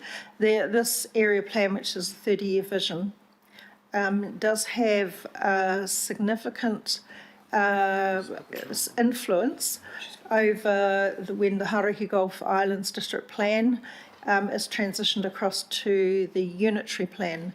It will also inform decisions in the interim and after that, which are not affected by the unitary plan. So it's very much owned right now by those people who are residents or ratepayers on the island, and those who have significant vested interests, namely mana whenua. Thank you. Thank you, Councillor Cooper and Kath, for that reply. Well, thank you, Kath. You'll be here. Member Namani, please. Kia ora. Just one question, I guess, because I haven't been connected to the conversation and the government pilot per se. Where do you see the role of the Independent Māori Statutory Board from this point on, if council approve the decision making at a local board level. So I'm just trying to, my head, like where do we fit now? That's a very good question, because at the moment, what hasn't happened in local board areas, but which is in our current local board plan, is to now look at agreements with mana whenua and to be building governance and co-governance opportunities. So that isn't part of the current structure. Albeit the commitments are there, and it's there in the area plan as well. I would think that we would look to you as our advisor internally to see how that should play out. And I know that our board are deeply respectful and, in fact, seeking as much assurance and involvement with Māori as possible. So I'd leave that with you, Leanne, to advise us. I'm sorry, that's a bit of a cop-out, but it is the way it should be, I believe. Yeah, no, Thank you. That's fine. I mean, I think I'm just, you know, as the IMSB, we're still just jury out on where our role fits going forward. Yeah. Okay. Ka pai. Thank you. Thank you, Kath. Would somebody like to move an acknowledgement? Councillor Collins. And seconded by Councillor Simpson. Acknowledgement of Kath on behalf of the Wahiki Local Board. All those in favour say aye. Aye. Contrary, no. Thank you very much all, and I will endeavour to stay for the item, but I do have meetings all afternoon, so we'll see how we go. Thank you so much. Thank you. And we are expecting Councillor Coombe by that time. She's on council business elsewhere at the moment. Thank you, Kath. Right, now we move to item 7, extraordinary items. None have been notified, so that takes us on to item 8. And that's at page 9 on your agenda, and this is the report on options for increasing the stock of housing for older people. And the principal author of this is Panya Elliott. We've also got Antonia Butler, Policy Manager, and Kat Mackey, General Manager of Community and Social Policy, coming to the table, and thank you for your work, staff. We've read your report, and we've got a short presentation. Would you like to introduce your, well, no, I've done the introductions, unless I got them wrong. Now, Panya, are you going to lead off? Yes, through the chair. I'll just give a short presentation. Might have to bring that mic up a little bit, Panya. Okay. Well, talofa lava, kia ora koutou. Good morning, everyone. I'll just provide a brief overview of the report. So the first slide is what Council is currently doing, and that's our current work in housing, including housing for older people. And that spans leadership, funding, planning and regulatory services, partnerships with the government, including the Joint Work Programme on Housing and Urban Development and the Auckland Housing Programme, and our forward work programs on homelessness and affordable housing, and Haumaru Housing, which is a partnership delivering 1,452 units of housing stock for older people. And the options presented are either or. I'll just get you to move on. Oh, is it me? Sorry, Duncan. Thank you. Thank you. And just an overview of what others are doing in this space. So Kāinga Ora is government's lead housing provider. And so they're providing, they have 29,740 public houses in Auckland, and in terms of older people, they've got 1,533 older people on the Auckland social housing wait list, and about 847 are aged 55 to 64, and 686 are 65 or over, and a modest increase is forecast over time in those numbers. And they're planning to build an additional 3,200 houses by 2024, with around 670 of those expected to house older people. And they're also looking at investigating different typologies, so accessible or village-style solutions. Community housing providers are also playing a really key role. And they also provide wraparound support for older people, and they're also partnering with government and ourselves and private developers. and Selwyn Foundation and Salvation Army are examples of community housing providers who work in the space for housing for older people. Thanks. So the options presented are either-or options. Option one, the status quo, is what we're doing currently, and that's that work around leadership, policy, funding, partnerships, and including haumāru housing, and that's the recommended option. And so the key pros and cons are, under status quo, council or haumāru can sustain the current level of provision and could enable an incremental increase if this is the outcome sought.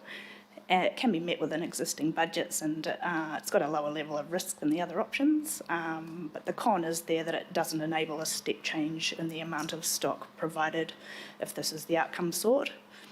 The second option, option two, is investigating how to implement indirect provision, which would be to partner with a community housing provider, and that might be a Māori Pacific housing provider, or to seek to expand the current partnership with haumāru housing. The pros there are around that could enable a step change in the amount of stock provided if that's the outcome sought. It could also enable more tailoring of provision for Māori and Pacific people. And it could be, it enables that partnership to draw on IRRS funding from government. And the cons there, it's around the higher cost, so it could be around 50 million capital funding to meet 20% of the demand, and the trade-offs, there would be trade-offs required to find that funding. It's possibly less efficient because it could duplicate Kāinga Order's role, and there's an increased level of risk to council over and above that of the status quo. Thank you. And option three is investigating how to implement direct provision, and that would be building and operating housing for older people, and that could again enable a step change in the amount of stock provided if that was the outcome sought, and it could enable more tailoring of provision for Māori and Pacific peoples. The cons are there that council wouldn't be able to access the government IRRS funding under this model, and it's a higher cost again in that region of tens of millions, and there'd be trade-offs required to find the funding, and it would be less efficient because it would take time to build and deliver and build that capacity in council, and it's a higher level of risk. So just in summary, the key trade-offs across the options are really the level of impact on the problem relative to cost. So if council is seeking to sustain and incrementally increase housing to address the housing for older people problem, then option one, status quo, could achieve this. If council is seeking a step change to significantly increase housing for older people quickly, then an increased role in provision and significant funding would be required.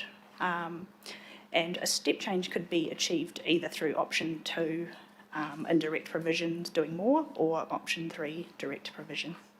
Kia ora, thank you.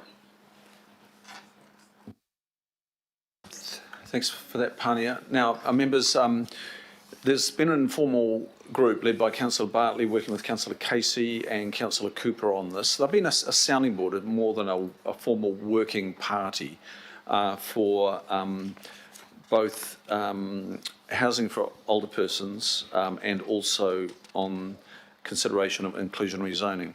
So I might defer now to Councillor Bartley. And Councillor Bartley, would you be willing to give a brief to the committee members on where your sounding board group got up to, or any information you'd like to share with us? Okay, thank you, Mr. Chair. On behalf of our working group, we actually really appreciated the work of the officers. This is the kind of work where you feel like you're really trying to make a difference because of the vulnerabilities that are out there in our communities that we see. We were, realistic about the options that are being recommended, which seem conservative, but actually, the status quo doesn't mean that we're not doing anything. We are hopeful that we can do more in a leadership space with option one in terms of trying to address this issue and also providing for our older people. We think that there may be some scope in terms of the concern that was raised by the seniors panel that they weren't consulted, which officers can speak to, because this isn't the end of this item. It's not a finite stop that everything leads to this report. So perhaps if the committee sees fit that we can continue with this work as a working party. But I'll leave it to Councillor Cooper, Councillor Casey, if there's anything I missed here. Thank you. Thanks, Councillor Bartley. Councillors Casey and Cooper, would you like to add? Just to give you the flavour maybe of the political working party that Joe so very competently chaired, I think the three of us represent the collective political responses around this table. So we had a very free and frank discussion, and there will probably be some votes against this, as you might imagine, but definitely feel that we were really well served by staff, thank you, and that we definitely had a very good debate online. Thank you, Councillor Casey. Councillor Cooper? I think the sad thing about this is it comes down to reality, doesn't it? You know, that we haven't got $50 million, and I guess from my point of view it was around let's make sure we're looking after the housing we've got, make it better quality. That was always the main intention. But yeah, I guess the thing is, if we could afford it, it'd be great to increase it. But I do think that my point of view was one of those risks was getting a bit messed up in the Kāinga Ora work. But yeah, I think it's just open to whatever people think. But I just don't want our existing housing getting lost in building new stuff. If I could Thank you. add, And if I go please, back Mr. to Chair. Councillor Bartley again, please. So I think the committee gets where the debate was happening in our political working group, but also we are looking to see central government, how we, get more out of that space. So we were talking about the mayoral task force and what role that plays in having a specifically Auckland focus. So I'm not sure whether we join into that mayoral task force, if it's still going, or we just carry on with ourselves and the officers and the AMSB member that was appointed to our working group. I'll go to Mayor Goff on the question of the Mayoral Housing Task Force.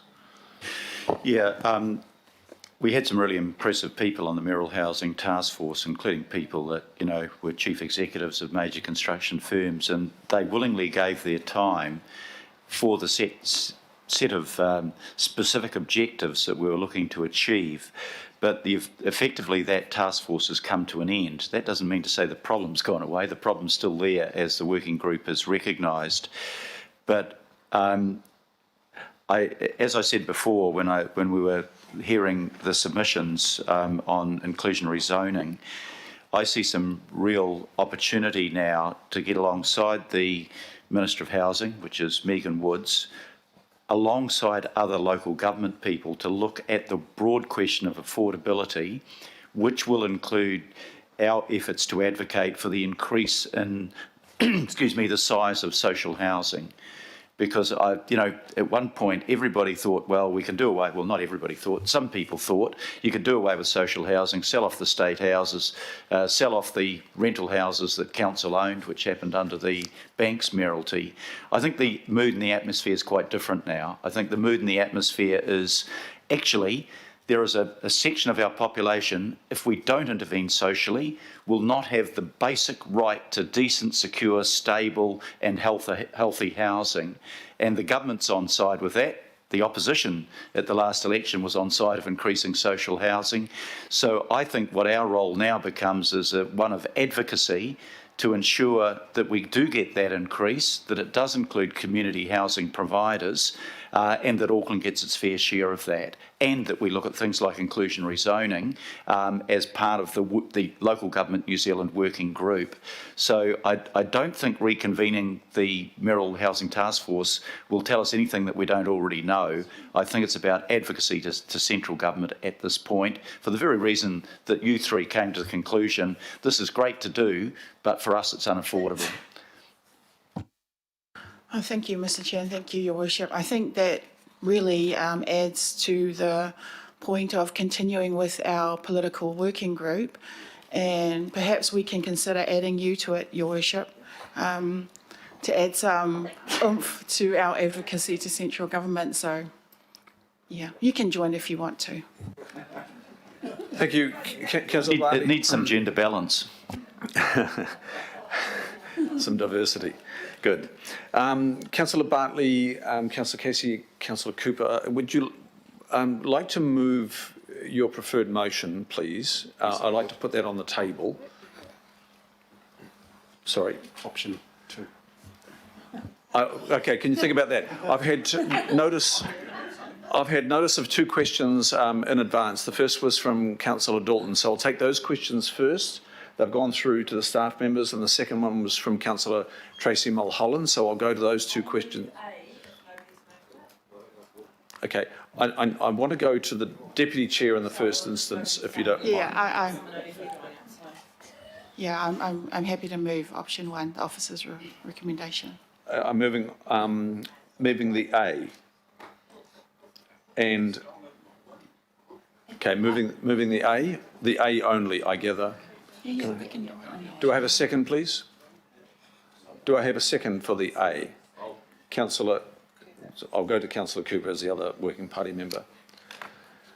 Okay, it's on the floor for debate, but I have 2 questions in advance, as I just mentioned. Councillor Dalton, thank you for your question earlier by email, and I think the staff are aware of that, but would you restate the question, yes, please? Yes, thank you, Chair. And I support housing, social housing for the older people. For older people, I'm probably going to need one, and they should be done by the right people who are in that space. My question: can you tell me what our current costs of providing housing for the older people are?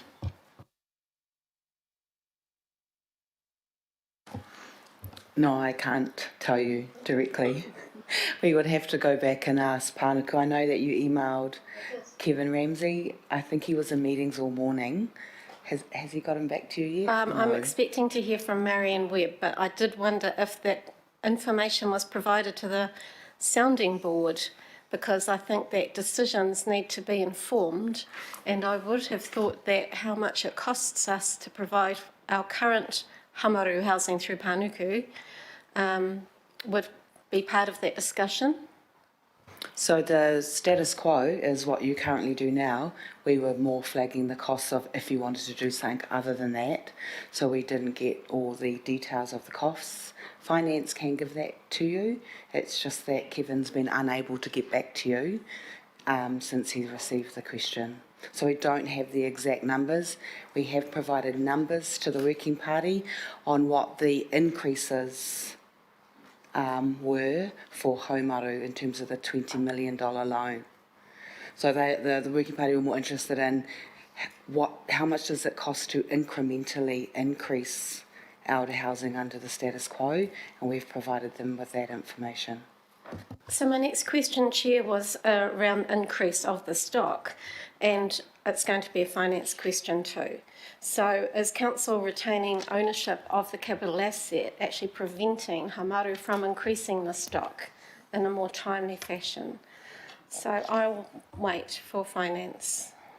And thanks for those questions earlier, and let's get some answers on those. Can we have those answers to Councillor Dalton's questions? And I think if any question is not answered today, and look, I acknowledge the staff are not always furnished with the information.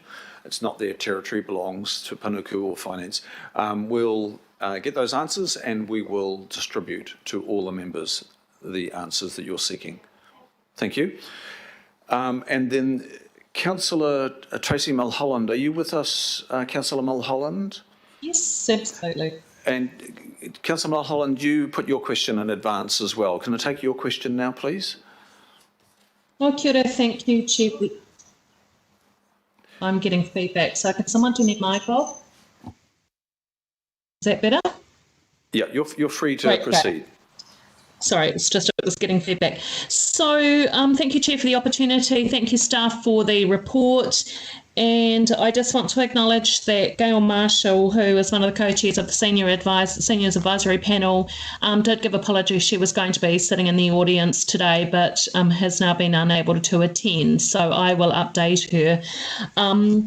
Just my couple of questions were, Chair, and I want to preface this with I am an absolute advocate for social housing for older people. I do communicate with a number of the older community members and especially those ones in Haumaru, so very supportive of the project in terms of social housing. And I think that in terms of social housing, we do have a role to play and a significant role to play, given I think there's some $30 million that was previously approved to be paid out over time to Haumaru for the work that they are undertaking.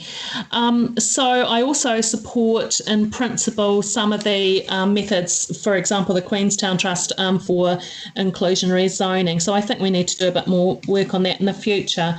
Could I just ask, please, was there sufficient time given to the senior advisory panel members to respond to this report or to feed in? Could I have that as my first question, please, Chair? Thank you. Got that. And I will go to, it'll be Antonia. Thank you. Through the Chair, we were working on the options for this report right up to the deadline. So at this point, we did not have the opportunity to engage with the advisory panel. However, should the committee decide to progress with option 2 or 3, we could continue with engagement of them when we do further investigation. Thank you, Chair. I really appreciate the staff's comment and feedback. And I would ask you to just consider we do have a seniors advisory panel and they would love to participate from my understanding of a meeting with the co-chair Gail Marshall. So that's fabulous, thank you. And my second question was Haumaru Housing asked to input to this report or to give their feedback, Chair? Thank you. Thank you, Councillor Mulholland. Antonia, is that something that you could reply to? Through the Chair, we work directly with Panuku, who are Council's partnership arm with Haumaru, to gather the information. We were unsure if they were going to attend today. They have not, but if there's any further questions, we can direct those through Panuku. So Thank you, Chair. The reply, I think you've heard that. Yes, we do work through Panuku to Haumaru, so that's the channel there which the staff have confirmed. Thanks, Chair. I'm well aware of that, and I do appreciate that there is a channel, but could we also consider, Chair, and maybe the panel, that Haumaru may have some interesting information and supportive information or information to share that enables us to better make sound decisions for community. Kia ora. Thanks, Chair. Thank you, Councillor Mulholland. Now, further questions. Member Henare, please. Kia ora. Chair, just with regards to option 2, and which is the sort of the do more option. Is there an opportunity to do more in option 1 by including the lower level risk to council that you outlined in your report, in your presentation? Just generally through the chair, when we looked through the options, we actually found that council is actually doing quite a lot and has a very strong contribution. In terms of the resolution, which is actually to increase housing stock, we found that there's not really options left that don't include additional funding at this point. That's what staff believe, because the status quo already allows incremental increases through Haumaru when they can. For example, they increased unit numbers by 40 and in 2019, and they also did over 527 refurbishments Okay, to those so- units. So I suppose staff were saying there's advocacy, which council's already doing. There are partnerships, which Paunuku is already doing. There is direct provision, which Haumaru is already doing. So if you want to change the level of stock you contribute, you're going to have to change the amount of funding provided. Yeah, I know, I realise, and it's why I want to try and couch it in the way that I'm trying to, which is not put any more costs on the wallet of council. So you're saying that Paunuku has already and is partnership has partnership deals with Māori organisations, Māori housing organisations, iwi, mātāwaka?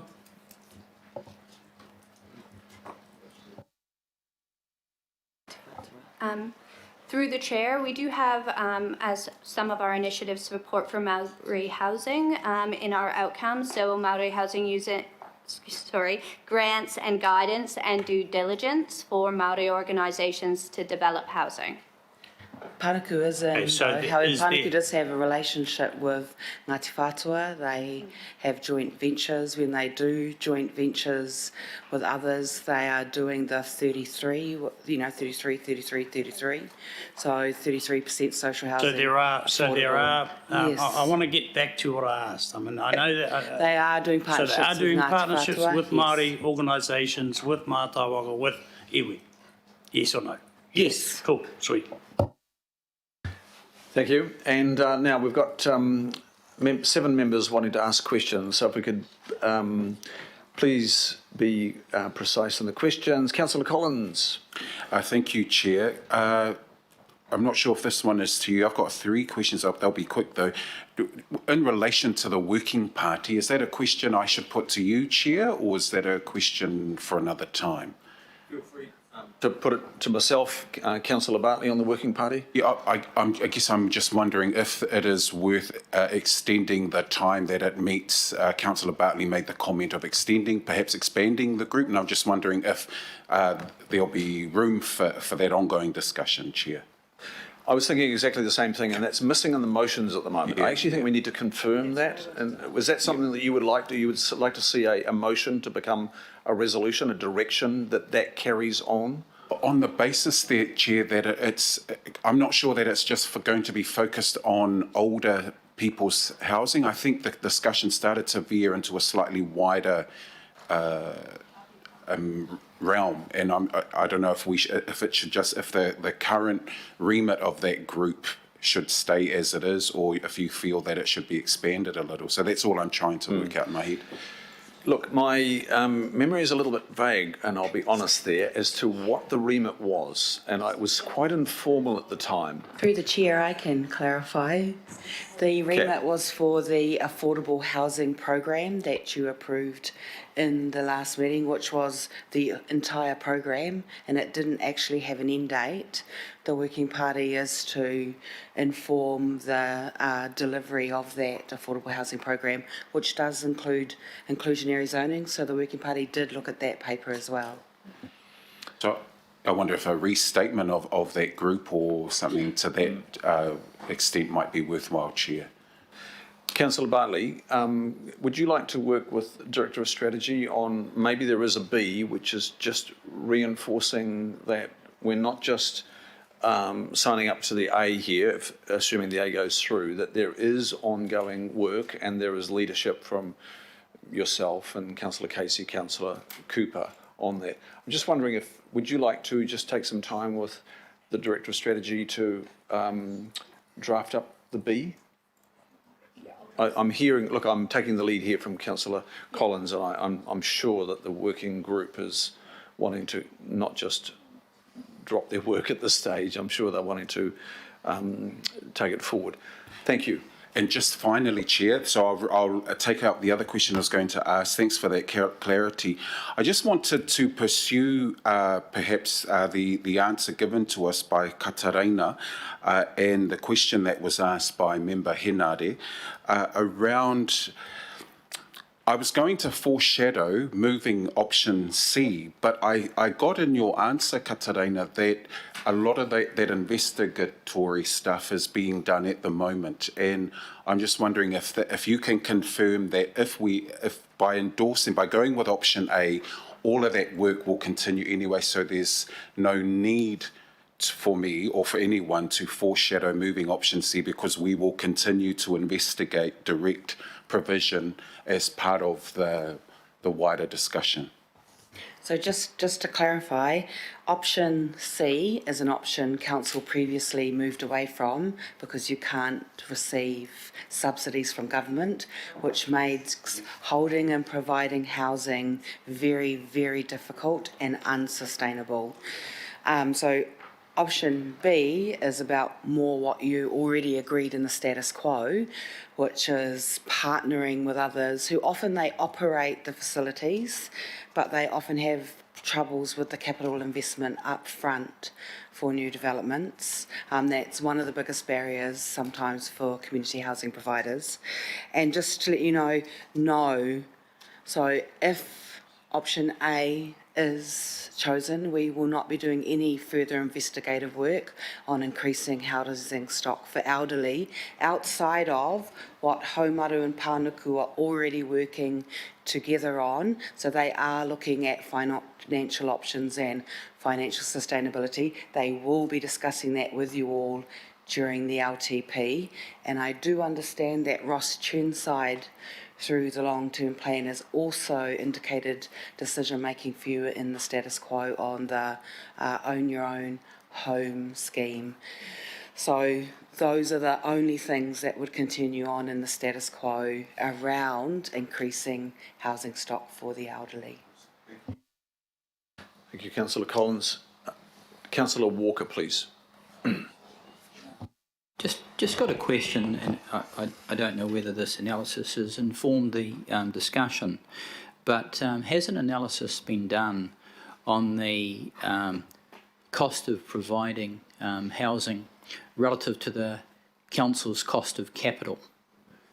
And the reason I ask that is one of the reasons that we don't invest around cost is because we've got an impact on our debt to revenue ratio. But in this particular instance, it's an asset. The asset generates revenue in respect of rental. I don't know whether that's $200, $300 a week. And obviously, there's a cost of providing the asset. I note in the agenda that it mentions that Kaingaroa is around 650,000. I mean, 2% on that is 13,000 a year. So, So I just looked at the chief economist and he said, no, we have not done that. just through you, Mr. Chair, it would be useful for us to put that sort of lens over these sorts of discussions because it affects an investment decision. Thank you. Councillor Watson, please. Yeah, firstly, just someone mentioned that our unit numbers had gone up by 40, I think was the figure used. Was that over a 1 year period or over several? So that was over several. It was the Bushheart Village. So they finished those 40 units in 2019.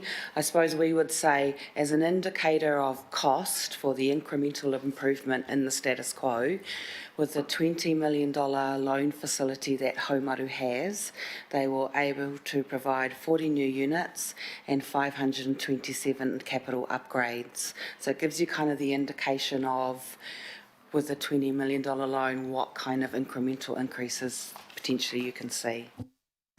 Just a pragmatic question, Mr. Chair, and one that takes in, and it goes to the options we're considering. When I look around a number of the parts of Auckland, historically there has been quite a significant provision of housing for the elderly. And if I look in Beach Haven, Birkdale, for instance, there's existing elderly housing stock there that has obviously been the product of previous councils and councils that were certainly significantly more constrained in terms of ratepayer based and investment opportunities than we are as a super city.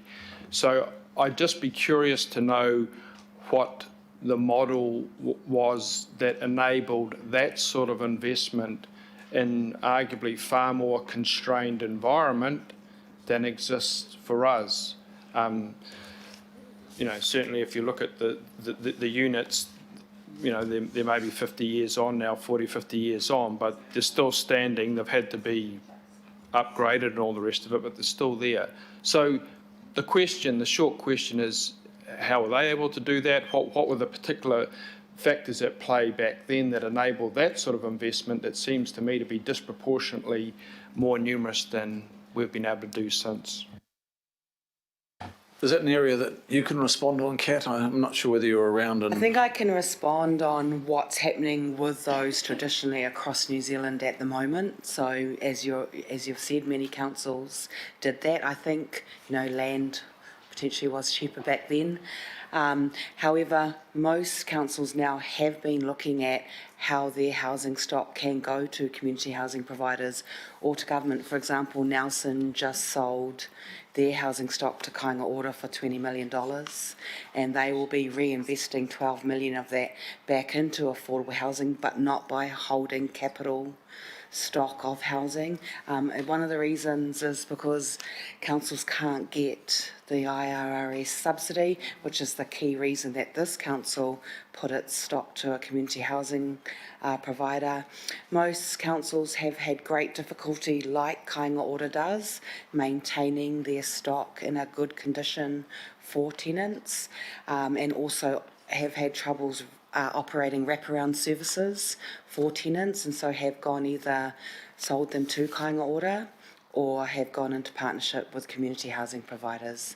It is difficult to financially sustain at the wraparound services and the housing stock.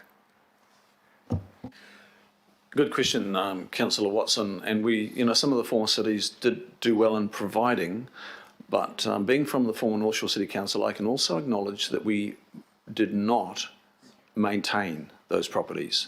Some of them, when we did an audit, when they came into Auckland Council, were not habitable. And some of them are still closed today while we await the funds to refurb them, to make them worthy of putting people in them. So while we might have provided them, we actually didn't keep our eye on them. And now Haumaru is refurbing a lot of the stock, at least I know of, on the North Shore to make them habitable for people to live in. Mayor Goff, please. Yeah, thank you, Mr. Chair. These are questions we've talked around. The first point was whether the operation of our housing units for older people through Haumaru is self-funding because of the government subsidy that we became eligible for, and which is why we set up the trust. So are we self-funding on an operational basis? We can get Pānuku to clarify that, but our understanding is mostly yes. Apart from that $20 million loan facility, which is for capital upgrades, and on the proviso that Pānuku has advised Council that it is looking at funding options, including sustainability, with Haumaru to present back to you, which will give a clearer picture about that sustainability into the future. Thank you. And the other part of the question is just for our information. I'm in favour, of course, of retaining the housing that we own through the trust. But presumably the cost of that is simply the opportunity cost of the capital that we have invested in the housing, 1,452 of them. And can we just get an estimate of what that capital value might be?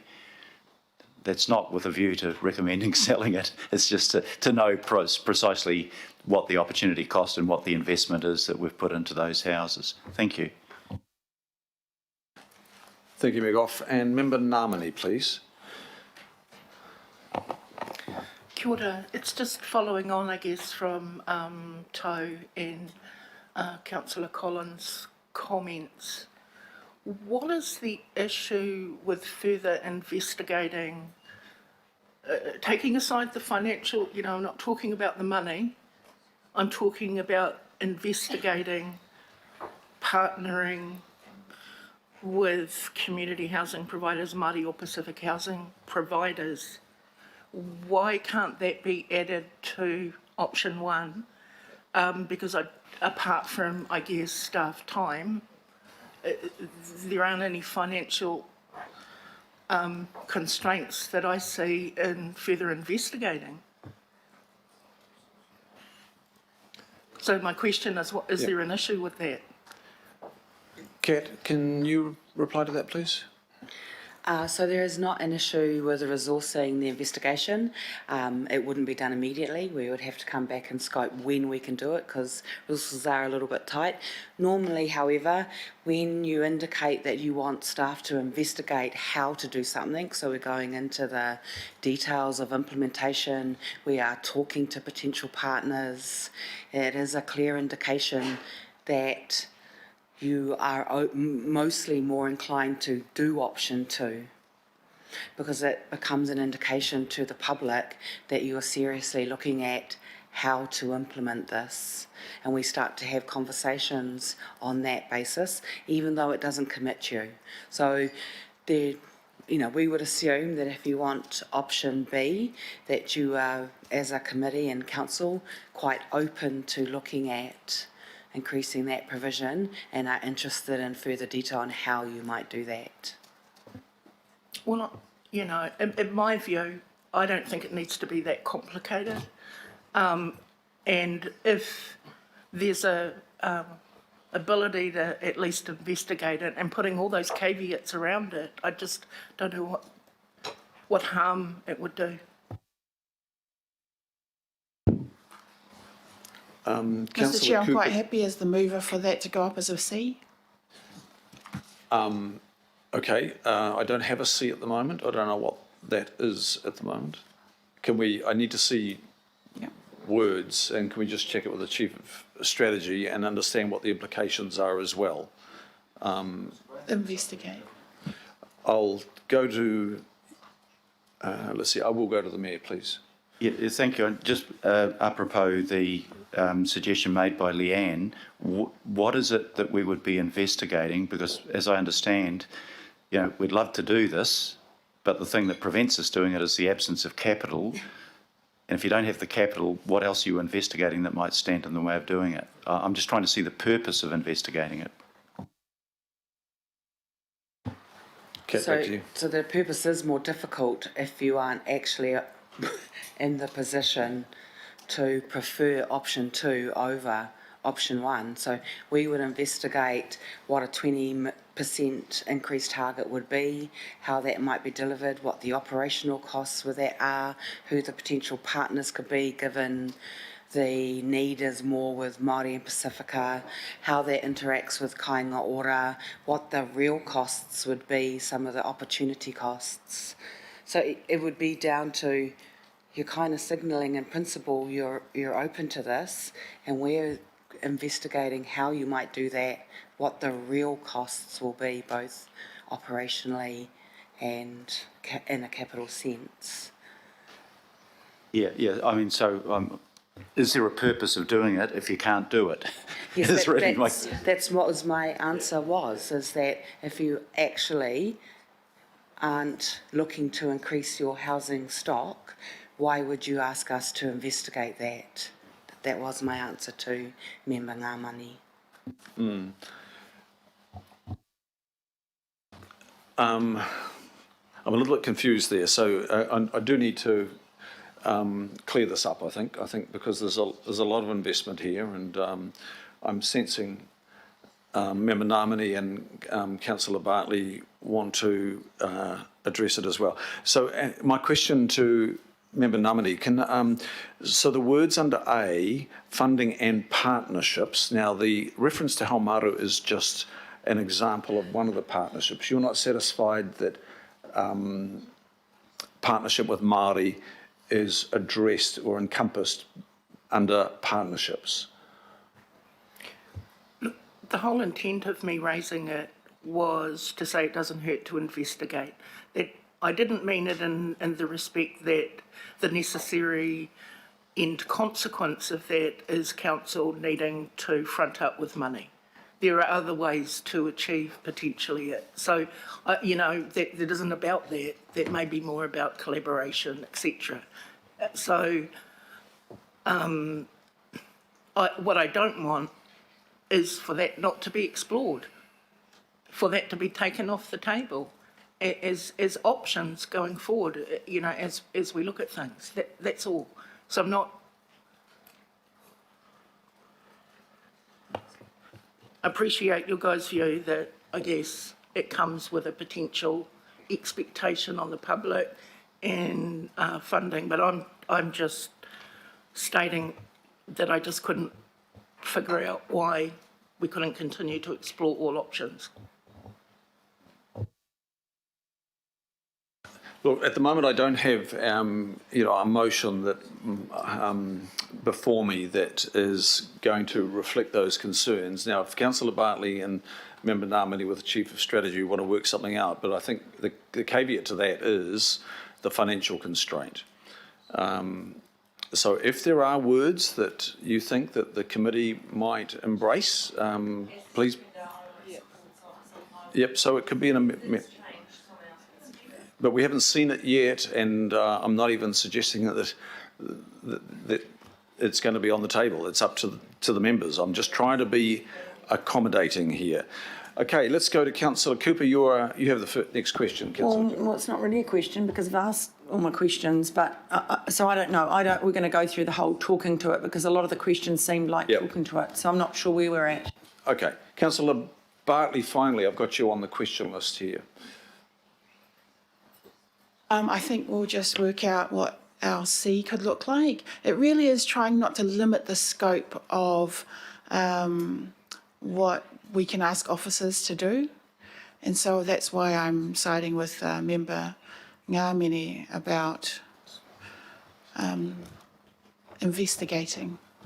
Okay, I need to wrap this question session up because I do need to, and there has been quite a lot of comment been made in the questions as well, but I need to move towards comments. So I'd require the C now, otherwise I'm going to have to just have people speaking to the motions before us, and that would preclude adding a C. Yeah, Mr. Chair, a C is going up right now. Are there any other questions before we go to comments? Any other questions before we consider a C? Councillor Collins. Would you consider if option B went through today and was restated and re-endorsed by this committee, if the discussion at the working party was some form of investigation into how we might increase the provision of housing units for older people, granted your statement that it's already happened through Haumaru's work at the moment, do you possibly conceive some kind of cost being on that bit of work? So staff, of course, can undertake whatever you resolve us to undertake, and additional direction on the how in terms of the Mayor's question, what would we investigate, could be provided to us through the working party. It is to acknowledge that A and a new C are not mutually exclusive. They can be done together, but you do just have to ask if you aren't really wanting to increase housing stock in terms of a step change increase, or why would you want us to do the work is a legitimate question I'd just put out there. We could halt the counting. Thank you. Off you go to the court. I have a question, I think, from Councillor Cashmore. Yes, so thanks, Kia ora. So we're all in favour of doing what we can for social housing within our means. However, our property owners, Panuku, and they are the people who do the partnering up with the developments. And often, I know that iwi have approached Panuku in the past to join us. So that works will continue, and it'll be up to us in our scope going forward with the reset of Panuku with the recommendations from the panel that's about where that lies, where that sits, does it not? So this paper generally is about your policy intent. So your current status quo policy intent is not to increase the provision of older people housing. It's to incrementally do it within the $20 million revolving loan that Haumaru has and within their capability. If options 2 and 3, the policy intent really is to say, yes, we are now in the business of increasing this. I think Councillor Casey has been asking for a new policy intent that way for some time. So there is a difference. Pānuku will implement what you ask them to implement. If you decided that you did want to do a step change and increase older people housing, that's a new policy intent, and it's just therefore instructing the parts of council that implement things about how much and how much money you'll provide to them and partners to do that. Thank you, Deputy Mayor. Now, we need to get the C up, please. Now, I've got a C, but the question is it by amendment or is it included? I need to check with Councillor Cooper. Is it? That's okay. I think the Chief of Strategy might have just put it to you.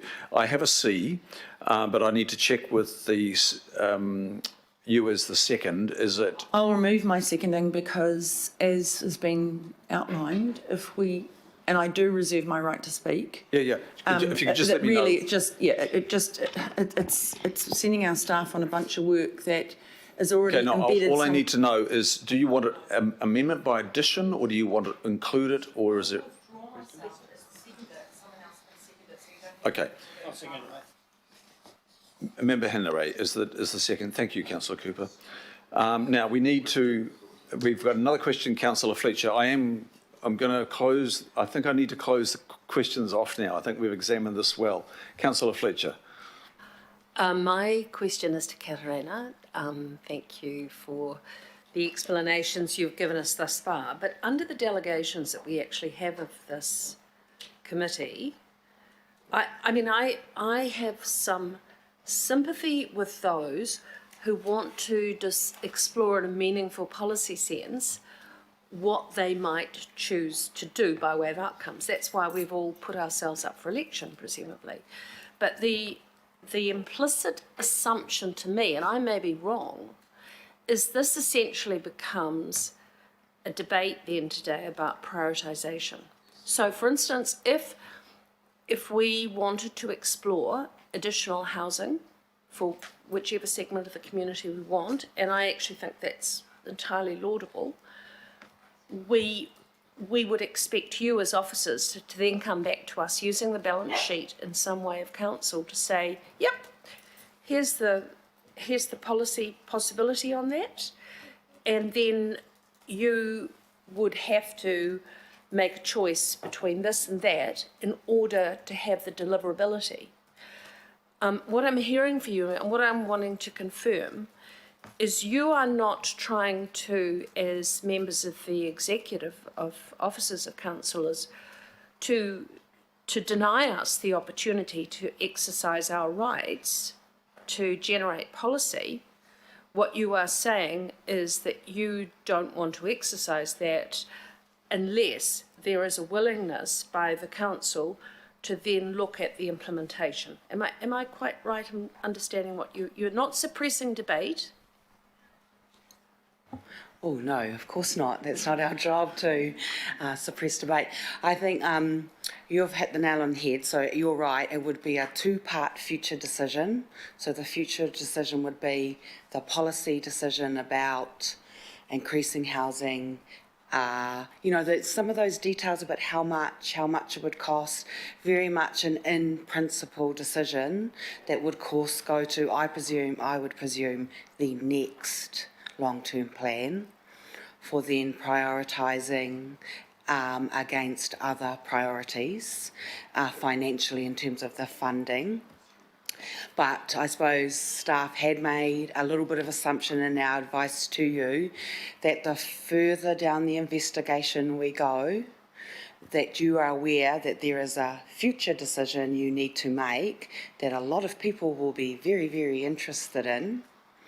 And if you, at this stage, are feeling like you don't want to increase housing and you don't want to be presented with that future decision, then it's probably best not to do any further work at this point.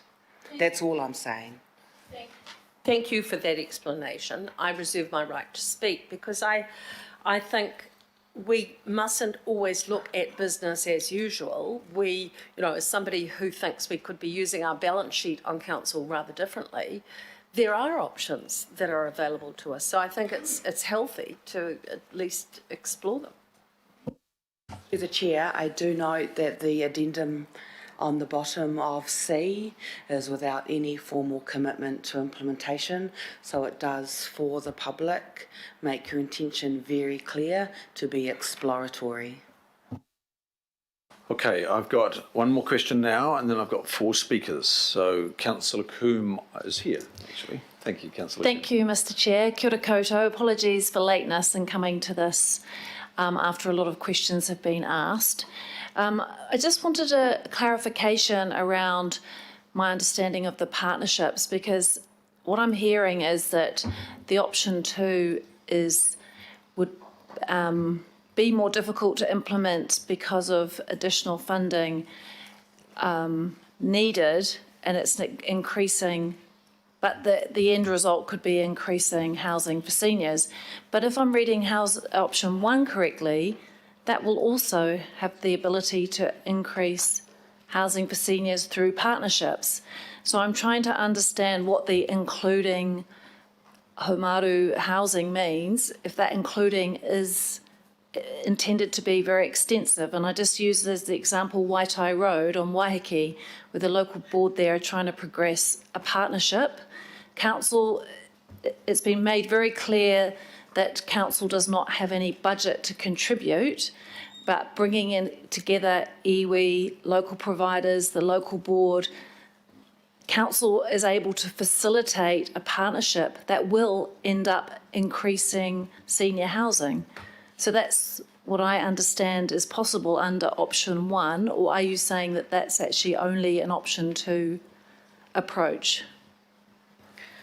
So I am saying that currently council has no policy intent to increase its participation in housing stock. I believe it's made that clear over time.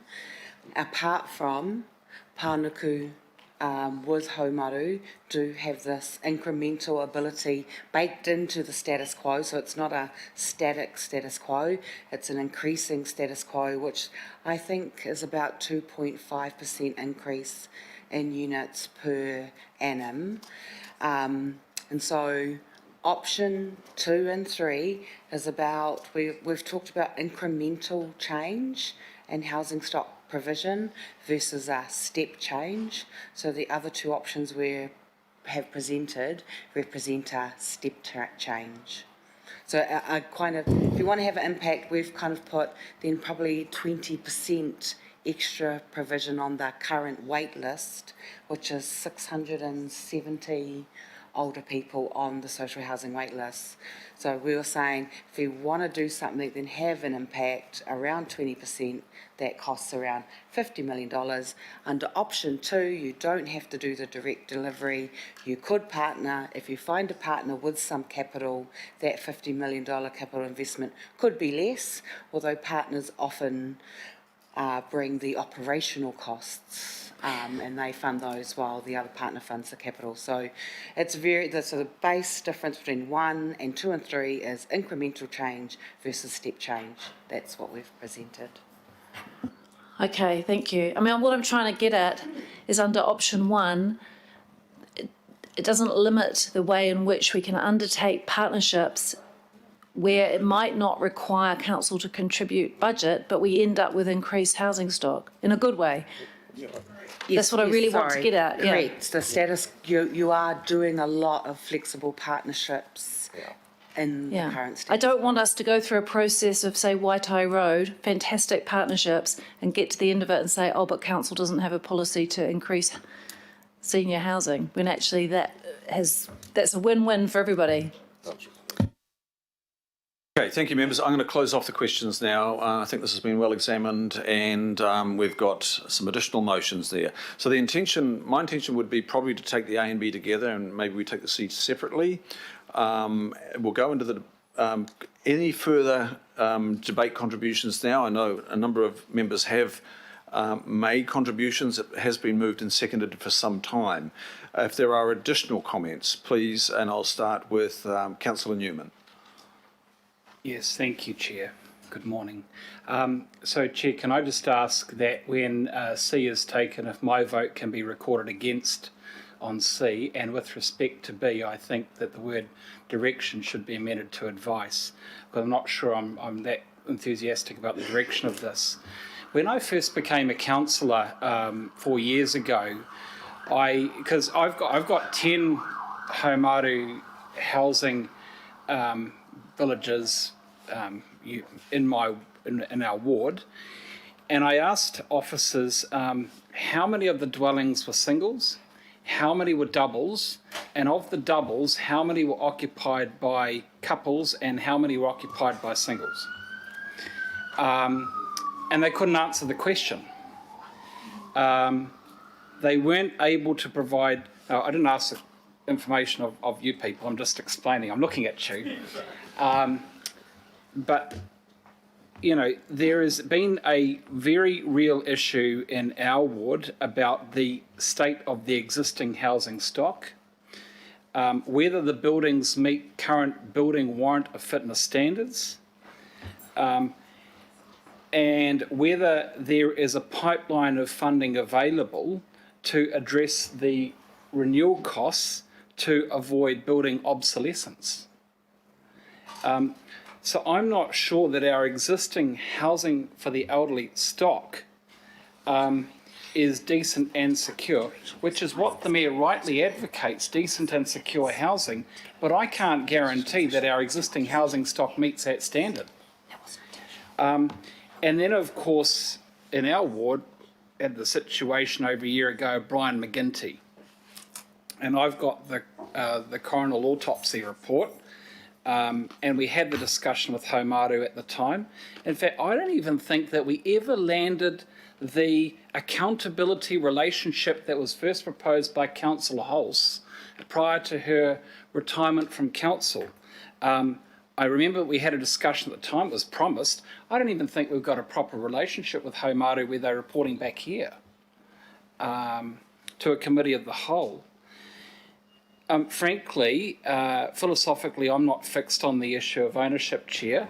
I think that the proper ownership model may well sit beyond council, because to me, the issue is how to provide the best quality of housing product to vulnerable people, which is not necessarily the same as owning it.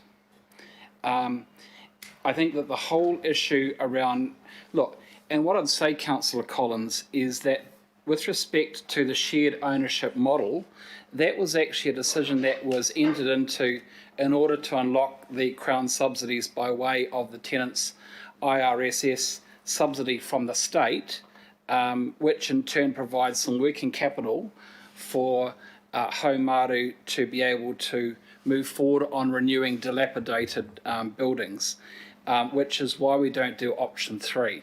But I have to say, as a policy decision, that doesn't reek of compassion. That's trying to organise a policy outcome for the purpose of extracting some state cash, which is different from increasing ownership, I would suggest. So, Chair, I think the debate has been very conflated, and that's regrettable. So I find myself endorsing option 1, but I think that the real issue isn't about increasing housing stock. The real issue should be about whether the council is the right entity to protect these vulnerable people.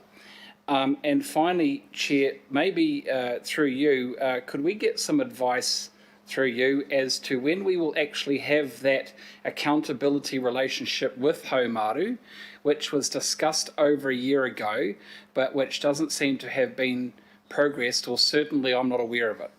And if you could give us some information about that, I'd be very grateful.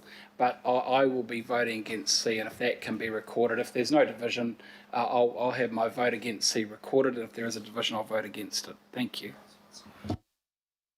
Thank you, Councillor Newman, and Chief Strategy will follow up on that question on your behalf, our behalf, on the representation of Haumaru. Of course, we did see them recently, but I think that most recent representation was more on just the financial position. But we'll do a stock take on that and come back to you. Thank you. Councillor Dalton. Well, thank you, and Councillor Newman's covered several of my points. I feel very strongly that this should have been an LTP discussion, and I've been calling for it. I've mentioned it several times in our LTP workshops. I haven't seen the policy. Perhaps remiss of me, I should have asked for it. So we're talking about policy. That's not on the agenda. The strategy to hold on to the assets, the Mayor has made clear this morning, that's our strategy, we're not going to sell the assets. This is all information that I need as we move into LTP discussions, because I've talked around what are our priorities. The report says this is core business, so there is a policy somewhere that will give me this information. Is that correct? Is there a policy? I don't know who answers that question around we're not going to increase our stock, we're going to hold on to the assets, we're happy with the joint venture, and we'll just continue as we are with Haumaru. I'm not convinced on the joint venture. I can see that they're using the IRS for their renewals. I'm aware of the stock out in our area. Some of them are pretty bad, and probably need to be rolled over and rebuilt, but not possible. So my questions that I've asked before around, is that the right model? Are we holding on to that capital? Are we doing the right thing in terms of the provision and extension of the housing stock? So for me, this should have been, and I'm assuming will be, possibly, don't know, an LTP discussion around our priorities. But I think the Mayor's made it clear that we're holding the capital, so that gives us that's a pretty clear direction. Councillor Newman mentioned the Haumaru relationship. We did have that meeting, with Councillor Holst-Led. I've chased it up several times internally since I was elected here around when do we sit down and have the conversations. I continue to have concerns around the people side of it. So I'm sort of clear on who's responsible for the assets and the renewals. But I think the people, if we are going to stay in the business of providing accommodation for older people, then we must care for those older people. We must really step up to that and make sure, because not necessarily, Haumaru have told us before, that's not actually their place. So then it's our place, because we own those assets and we care about our older people. So I will be supporting A and not B and C. Thank you, Chair. Thank you, Councillor Dalton. Councillor Cooper, your call. Yeah, thank you. I guess having been around the table at the time that we were looking at this whole way of dealing with our older adult housing, and also I'm going to claim that approach came from Waitakere when we were looking at what to do with Wilshire Village, which was absolutely, we could not look after it. We had not enough money to look after our housing stock. And there's 10 villages, including the Faux and Waitakere ward now, that we have. But we said we can't do this on our own. And our community, in a survey, said they were okay with paying a little bit, but they didn't want to pay a lot because they were trying to pay their own mortgages because they weren't wealthy themselves. And so the IRS came in, and that was one of the vehicles where we could access money by going into a partnership and look at redeveloping some of the subpar, very old, way back before even 1989 amalgamation type houses, which South Auckland have as well. The old cinder block, horrible cold things. And Wilshire Village was leaking, it was horrible, and our plan was to rebuild. And finally, nearly 10 years later, we we managed to do that through Panuku and Haumaru Housing. And so for me, we've got a vehicle to do that. And Councillor Casey got that through to actually, in that process, say, well, if we can increase, we will increase in the envelope. So I agree with that. I think that's what we need to do. But the fundamental thing here that I don't want to throw the baby out with the bathwater, that we still have another 500, they've upgraded 500, but some of it's just cosmetic. Some of them will, over time, have to be demolished and rebuilt. And I'm absolutely agree with that. We don't want to decrease the numbers, even though we've got an increasing population and more of those older people will not be able to afford, market rent. So for me, I think we just need to keep going with what we've got. We've got to be able to make sure there is enough money for Panuku Haumaru to rebuild and refurbish meaningfully. And if we start going down the track of, let's build a whole lot more, we will leave behind. We've already got, this is the same narrative, we heard it all yesterday. All our existing infrastructure, or a lot of it, needs work. And we do have to do increase construction and other projects, absolutely critical infrastructure. But we've got, for me, I don't want to get sidetracked. I want to look after what we've got. And so for me, hiving off and getting our staff to do a whole lot of work about increasing and having a policy to go and do all this without any money and leaving behind what we've already got, I can't support that. I want what we've got to be warm, dry, safe, and affordable for people. So that's why I would absolutely support A and B. We need to know what that advice is. It might be on further joint ventures through Panuku. But I think the conversation about caring for people in the homes is a community, is the PACE committee. But also, having run private hospitals myself for older people, it is not council's role. Because once people get to the point where they need physical help, they should not be in our flats. They like to be called tenants. They don't want to be called patients. That's a different level of care. That's not a council role. That's the private hospital and public hospital sector. So I'm not going to step over that line. Just like in any home in someone's street, if they're renting, it's not the landlord's role to keep checking on them every day. And I'm not saying that without compassion. I'm saying if people start to need medical care or nursing care, they shouldn't be in our homes, even if that's as hard as it is for people not to want to leave. But we're not in a joint venture with Haumaru to provide nursing care. Thank you, Councillor Cooper. Councillor Fletcher, please.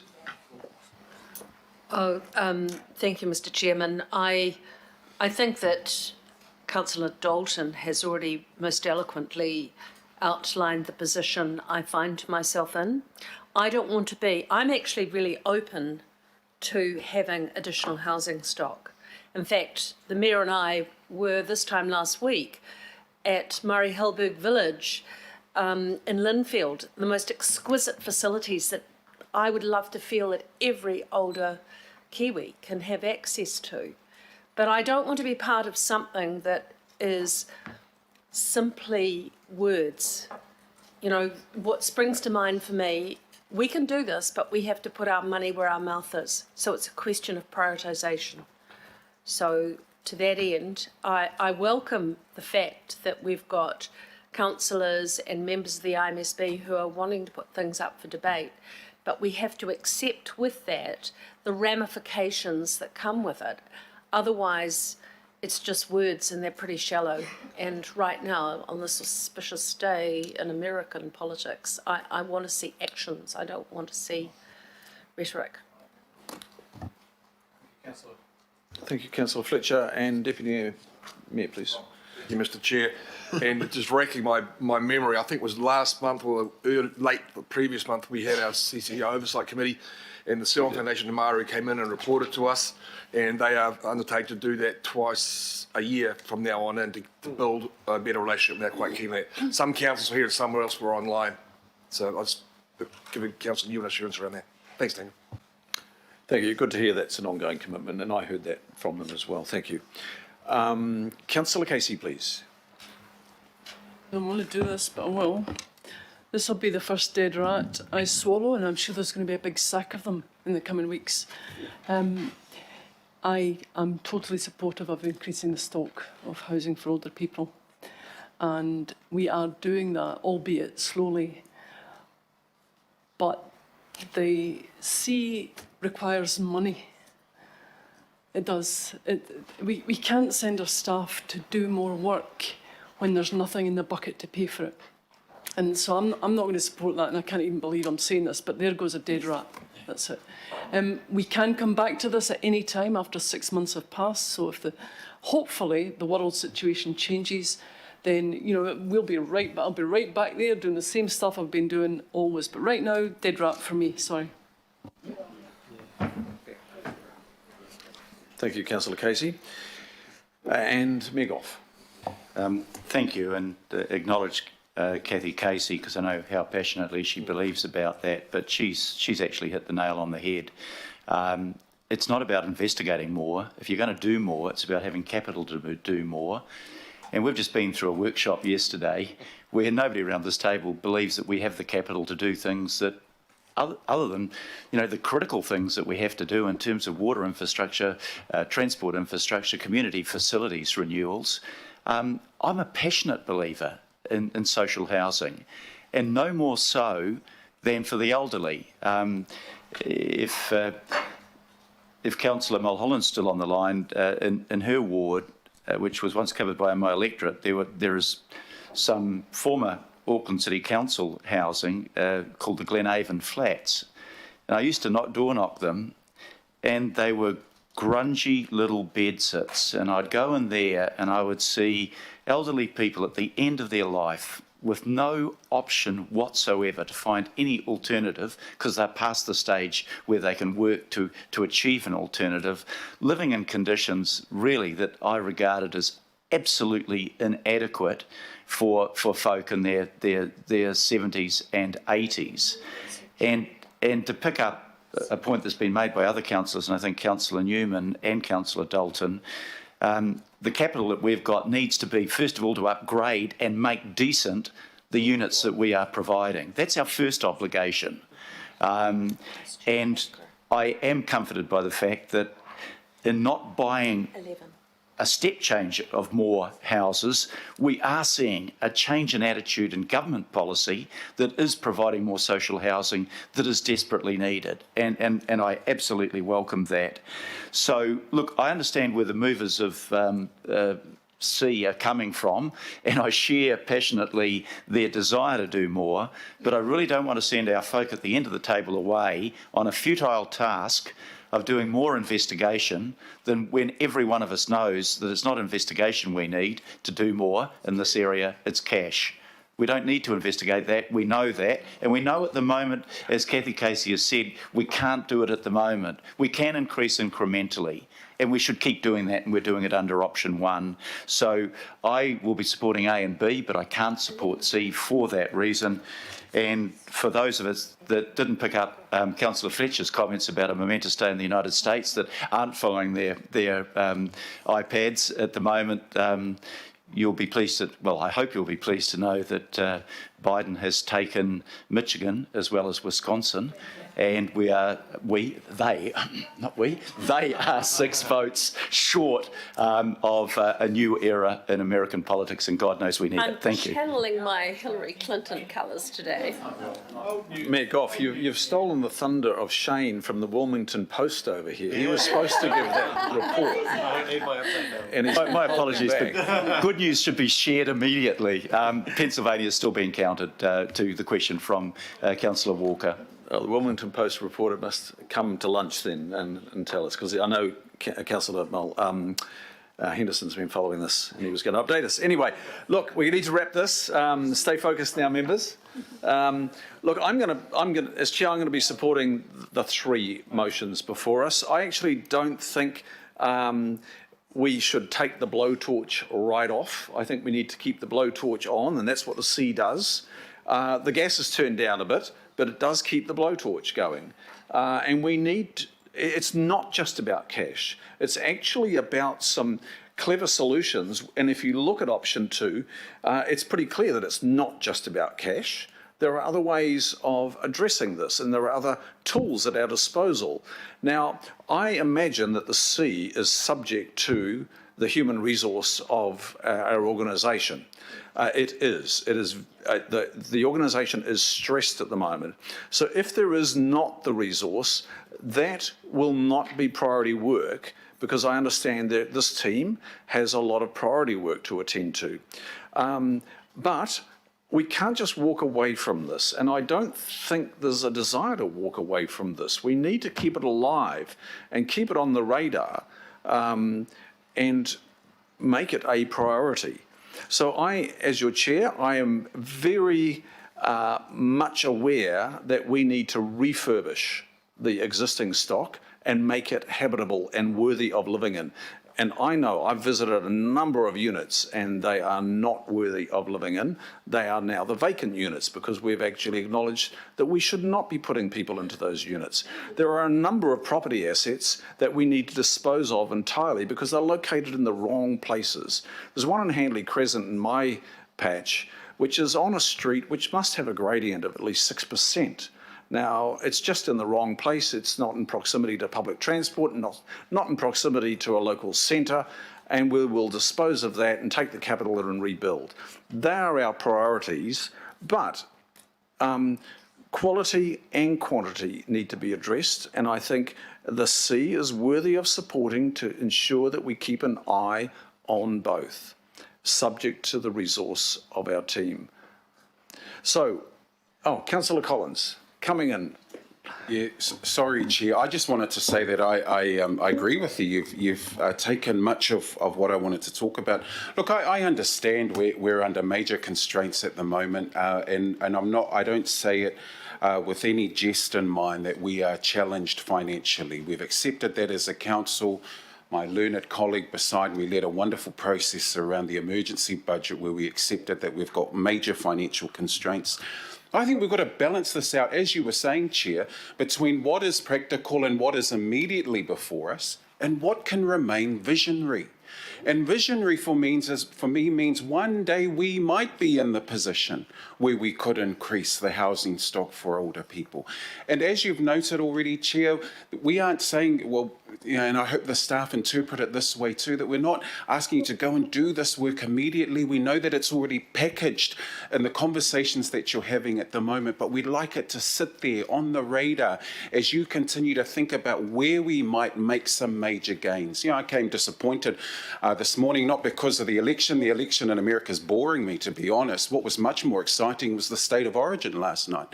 And my team lost. But you saw the way they came back at the end. Those Maroons, they did not give up, eh? And I think this is a bit of a comeback for us. Come back to what our vision is as a council, to provide for Aucklanders, to make this place a place where people feel like they belong, to house people. That's the vision of Auckland. That's why you led that Auckland Plan refresh process, Mr. Chair, because we've got to keep our eye on the vision, not just what's immediately in front of us. Let's not just drop our eyes to what we see in front of us today and what the little we have can get us through today. Yes, we've got to keep that in mind. That's not what we're all here for. We're around this table because we have a vision for this city. We want everyone to feel like they're a part of this city. And there are people who are missing out. Yeah, and I agree, there's some houses, there's some units in my ward that need some major attention. But that's the stuff that's before us immediately that should be attended to now. Let's not lose sight of the fact that this is something we can generate. We can do this work. And I'm hopeful that we look at it. So I'm going to fully support all three of the motions. I want this working party to keep on meeting. I'm glad that there's been three kind of really different perspectives from councillors that's been part of this working party, because that's what we want, good, robust discussion. And I'm not going to address what my good learned friend Dr. Casey said earlier, because maybe that requires a cup of coffee, a good strong coffee, Dr. Casey, as to the position you're taking. And I say that in jest. But I'm really hopeful that we keep our eye on what the futuristic aspirations could be for this city. Thanks. Thank you, Councillor Collins. And right of reply, Councillor Bartley, please. Thank you, Mr. Chair. I do apologise to councillors that feel like we may have wasted their time by going this way, but I think it was good to have this discussion. For me, it really was, I just supported what Member Ngāmiri raised, exploratory, investigative.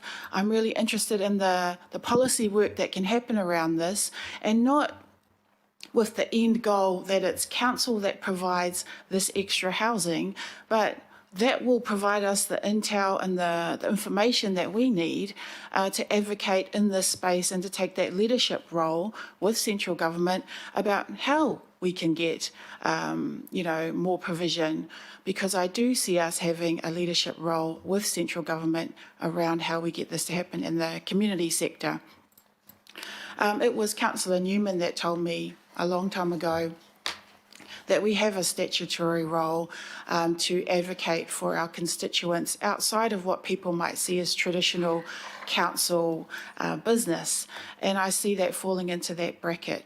I do support us doing trying to do more or get more information about how we could do more in this space, especially working with the seniors panel. So I was a little bit worried when, Antonia, you said that we wouldn't be able to work with the seniors panel unless we picked option 2 and option 3, and they are core to this work going forward. So I see this as a compromise to be able to include our advisory panels. I do feel for the groups that have been identified as more affected by this housing situation, being Māori and Pasifika older women, which, I am one of 2 around this table that would fall into that bracket unless I follow my mother's advice for financial security and marry a rich man.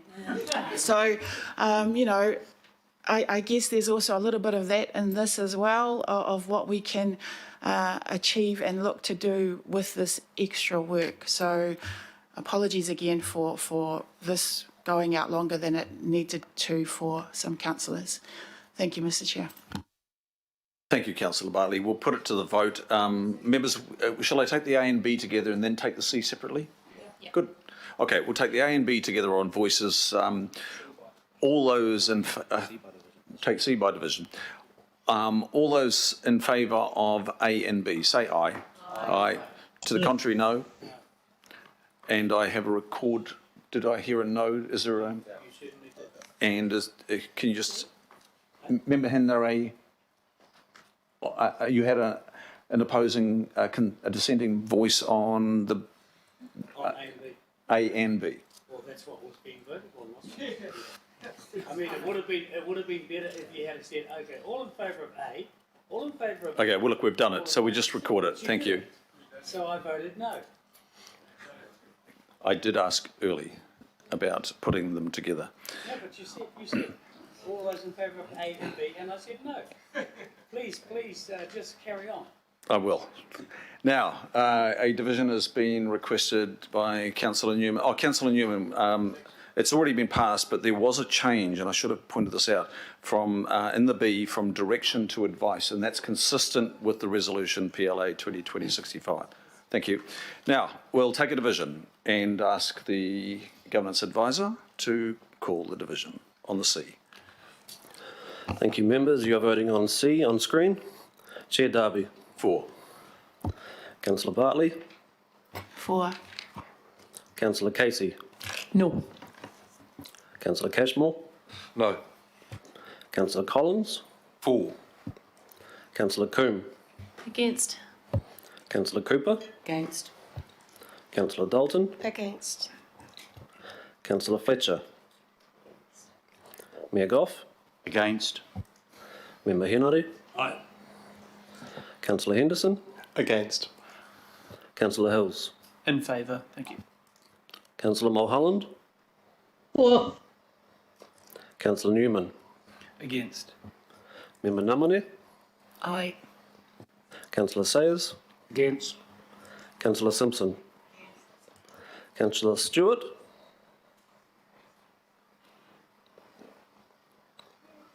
Councillor Stewart.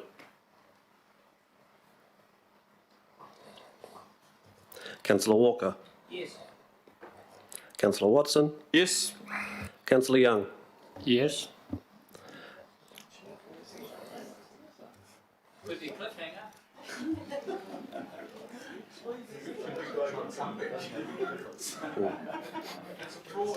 Got his momentum. Might have to go Just wait a tick. We're still in the vote, so just wait for the advisors to tell us. It was lost by 10 votes to 11. The motion was lost 10 votes to 11. So thank you, members. That concludes that item. Thank you to the staff and thank you to the working group, Councillor Bartley, Casey and Cooper, for your work there. We will take a break for lunch. We will be back at 20 past 1. 20 past 1? So we'll adjourn now and be back at 20 past 1.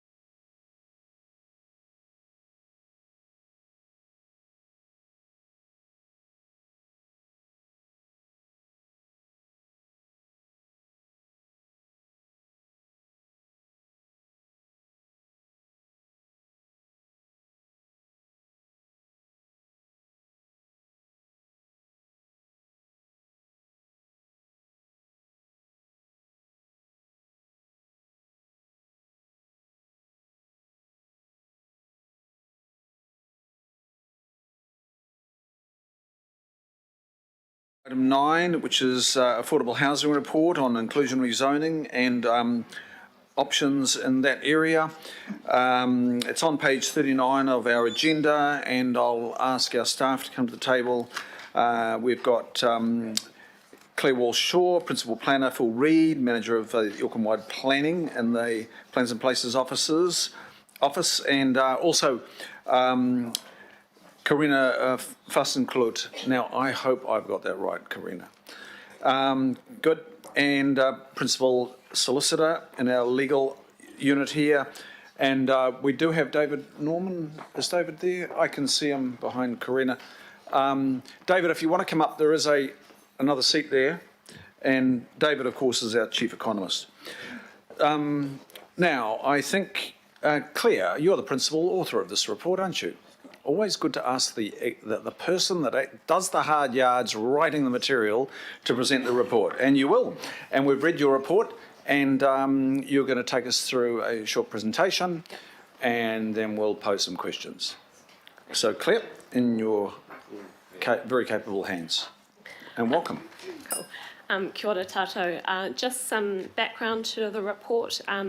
In March 2019, the Planning Committee requested staff to investigate regulatory and non-regulatory interventions, including the modelling of inclusionary zoning and other planning mechanisms and incentives. At committee 2 months ago, the Affordable Housing Work Programme was approved, and that included a return and a report back with further detail on inclusionary zoning and the options available to Council. So the report considers four options available to us: inclusionary zoning in both a mandatory and a voluntary form, value capture and targeted rates. And the report also looks at the experience from the unitary plan, special housing areas and Hobsonville and Queenstown experience. And all this against a backdrop of house prices continuing to increase across the market.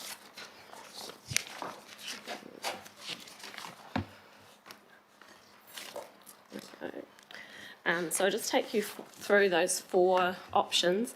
For the mandatory inclusionary zoning, that would require a change to the unitary plan, and that might look like a requirement for a percentage of affordable housing or land above a certain threshold, and that would be for residential development. So some of the pros, this would be a clear change and a signal. It changes the council's role in affordable housing, and there's potential for significant long-term impact towards improving housing affordability. So there's a number of cons, and there's quite a significant risk that a plan change would not be successful. Again, a significant time and cost commitment in taking forward a plan change. Also, it might not result in additional overall supply. It might just shift the balance of our supply. There would be an additional cost to the residential development industry in meeting the requirement. And at present, we don't have clear legislation supporting inclusionary zoning. So the next option is voluntary inclusionary zoning, and this is usually advanced through an incentive-based mechanism associated with additional site density or site coverage, additional height, or it might relate to a fast-track consenting process or fee waivers that are available when affordable housing is secured. So some of the advantages, again, this is a change in council's role in affordable housing, but this might be potentially less contentious as a plan change because it's on a voluntary basis. Some of the disadvantages are that we no longer have many other controls on density are no longer available in most residential zones. There's no clear effects-based link between the development and affordable housing, and therefore an increased level of risk to the integrity of the unitary plan. And again, we might not see a large contribution in terms of overall additional supply. It might just be a rebalance. And it can signal that the unitary plan is willing to accept breaches of the development controls that are in place in the unitary plan.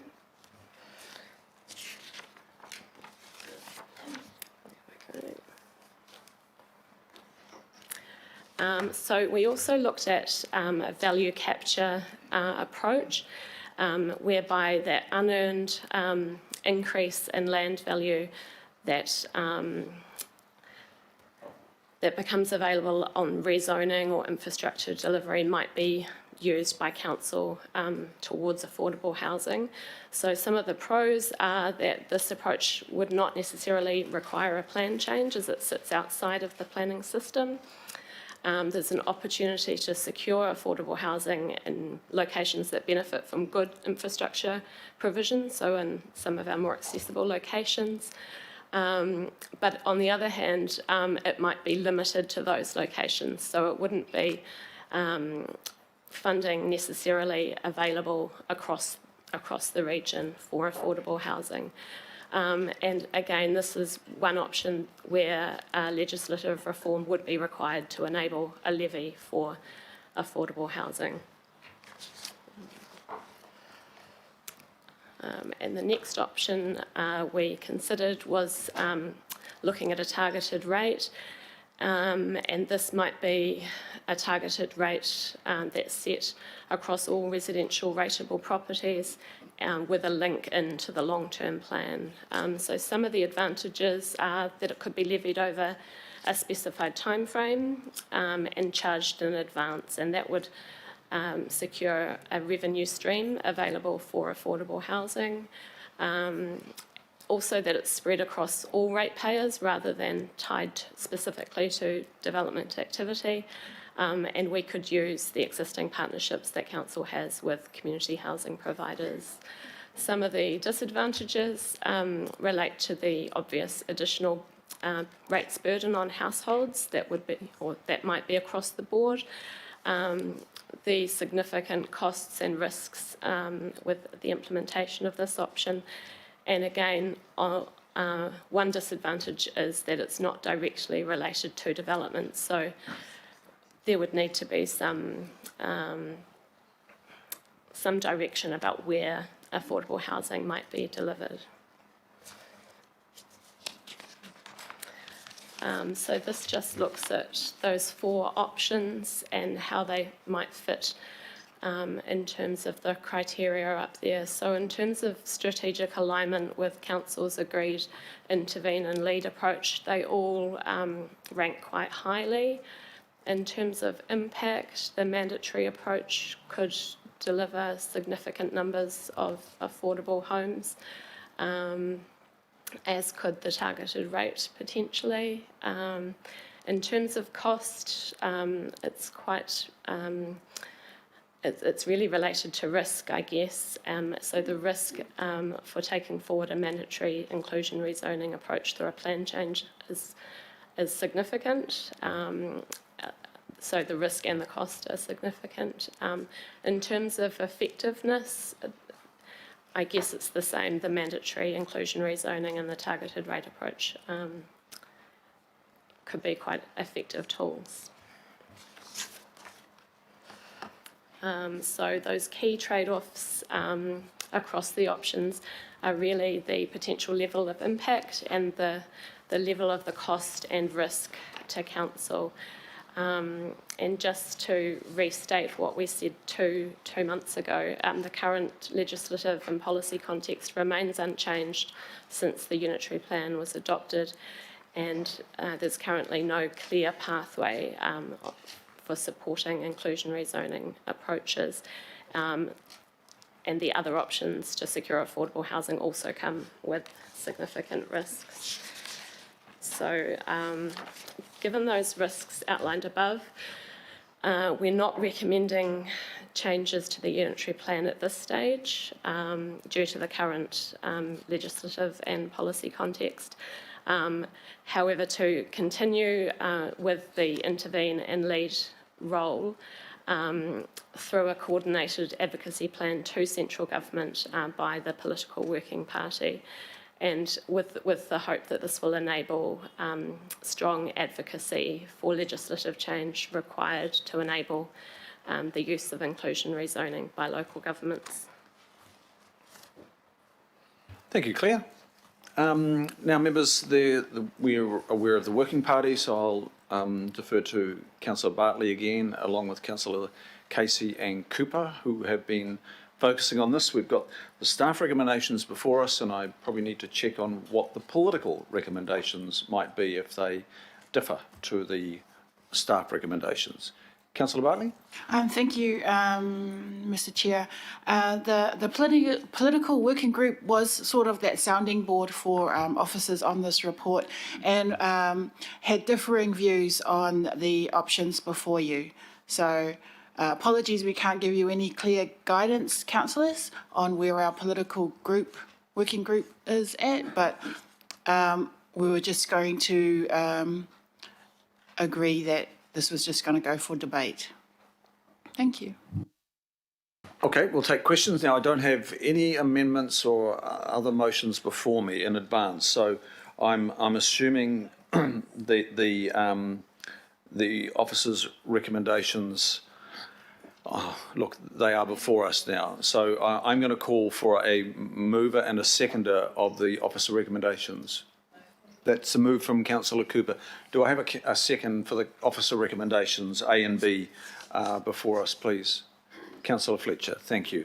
They're on the table, but we'll take questions first. And if we can keep the questions separate from comments. And Councillor Casey, please.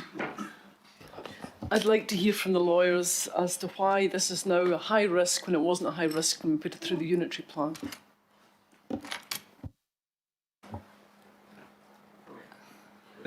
Thank you. Through the chair.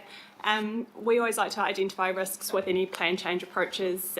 We obviously put forward the mandatory inclusionary provisions in the unitary plan as notified in 2013, and that was the subject of a lot of challenge through submissions that the council's approach was ultra vires, that it was unlawful, and that was the way the IHP went with their recommendations, and they recommended to the council that the provisions be deleted.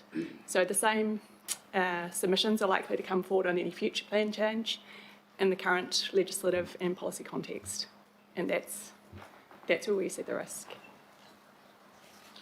Phil, can I ask you why the planners supported it going through the unitary plan and now they don't? Through the chair, I think at the time there was probably still a legal settling of understanding about what mandatory inclusionary zoning was within the scope of the Act. So Queenstown Lakes District Council was going through the courts at that point.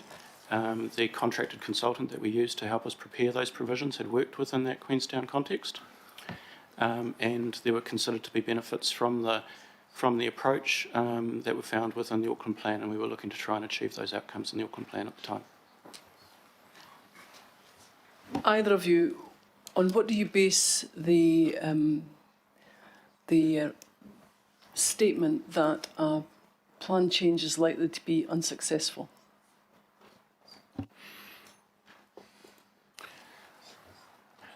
It's quite likely that the same protagonists that were involved in that process through 2014 and 2015 would re-enter into submitting on such a plan change again if it was to seek a mandatory inclusionary zoning.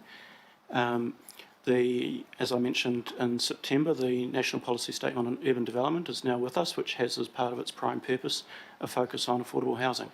Yet within it, it still focuses on the element of supply and not looking at implementing through a tool such as inclusionary zoning.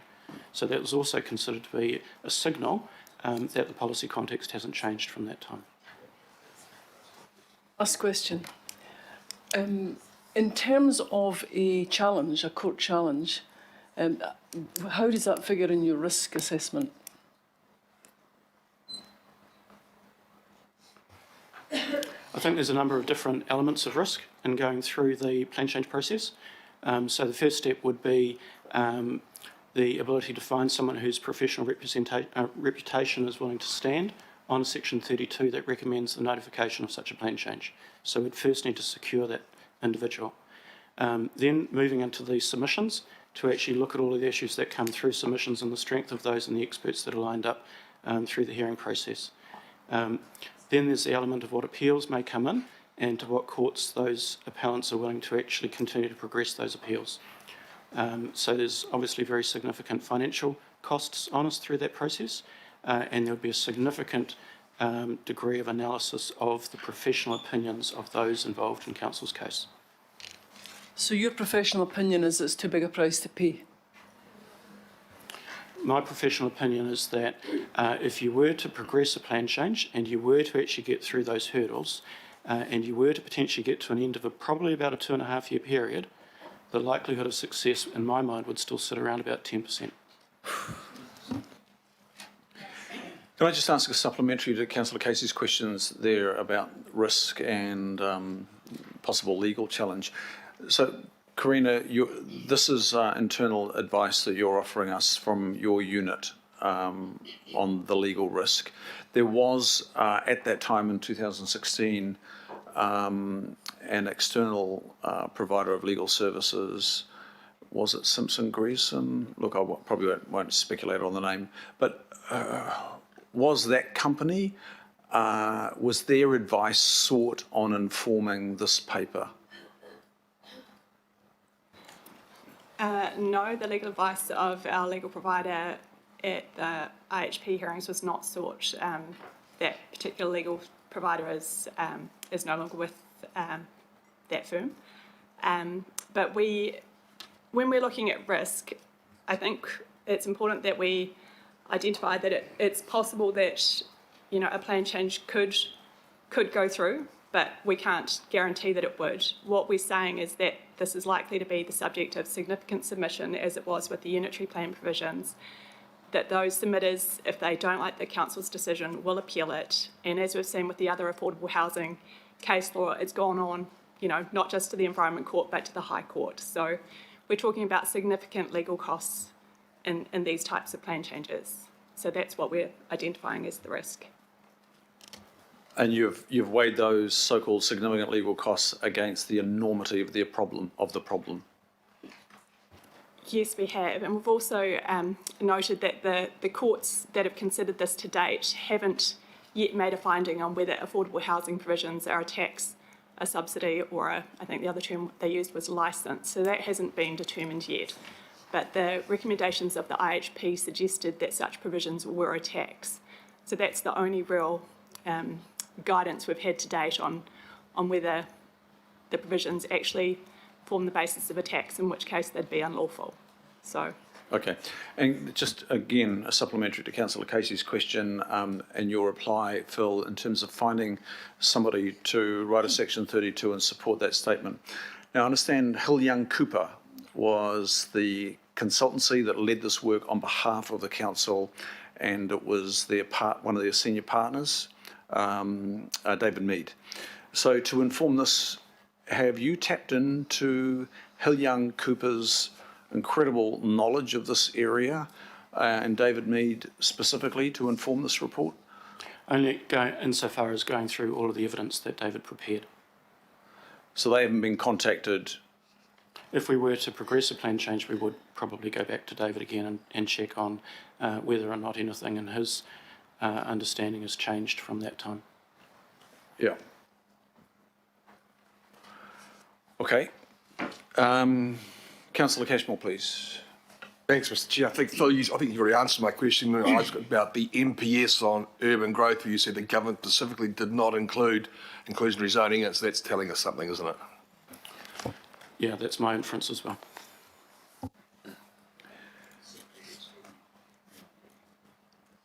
Councillor Coombe, please.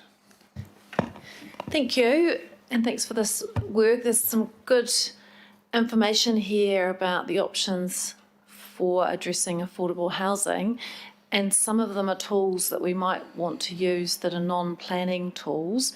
And I just wanted to clarify that that work is going to continue through a different work stream, so particularly around the value uplift and using rates to address other issues, not just affordability, that this isn't going to stop that work that I understand the finance team are still looking at as part of the LTP process?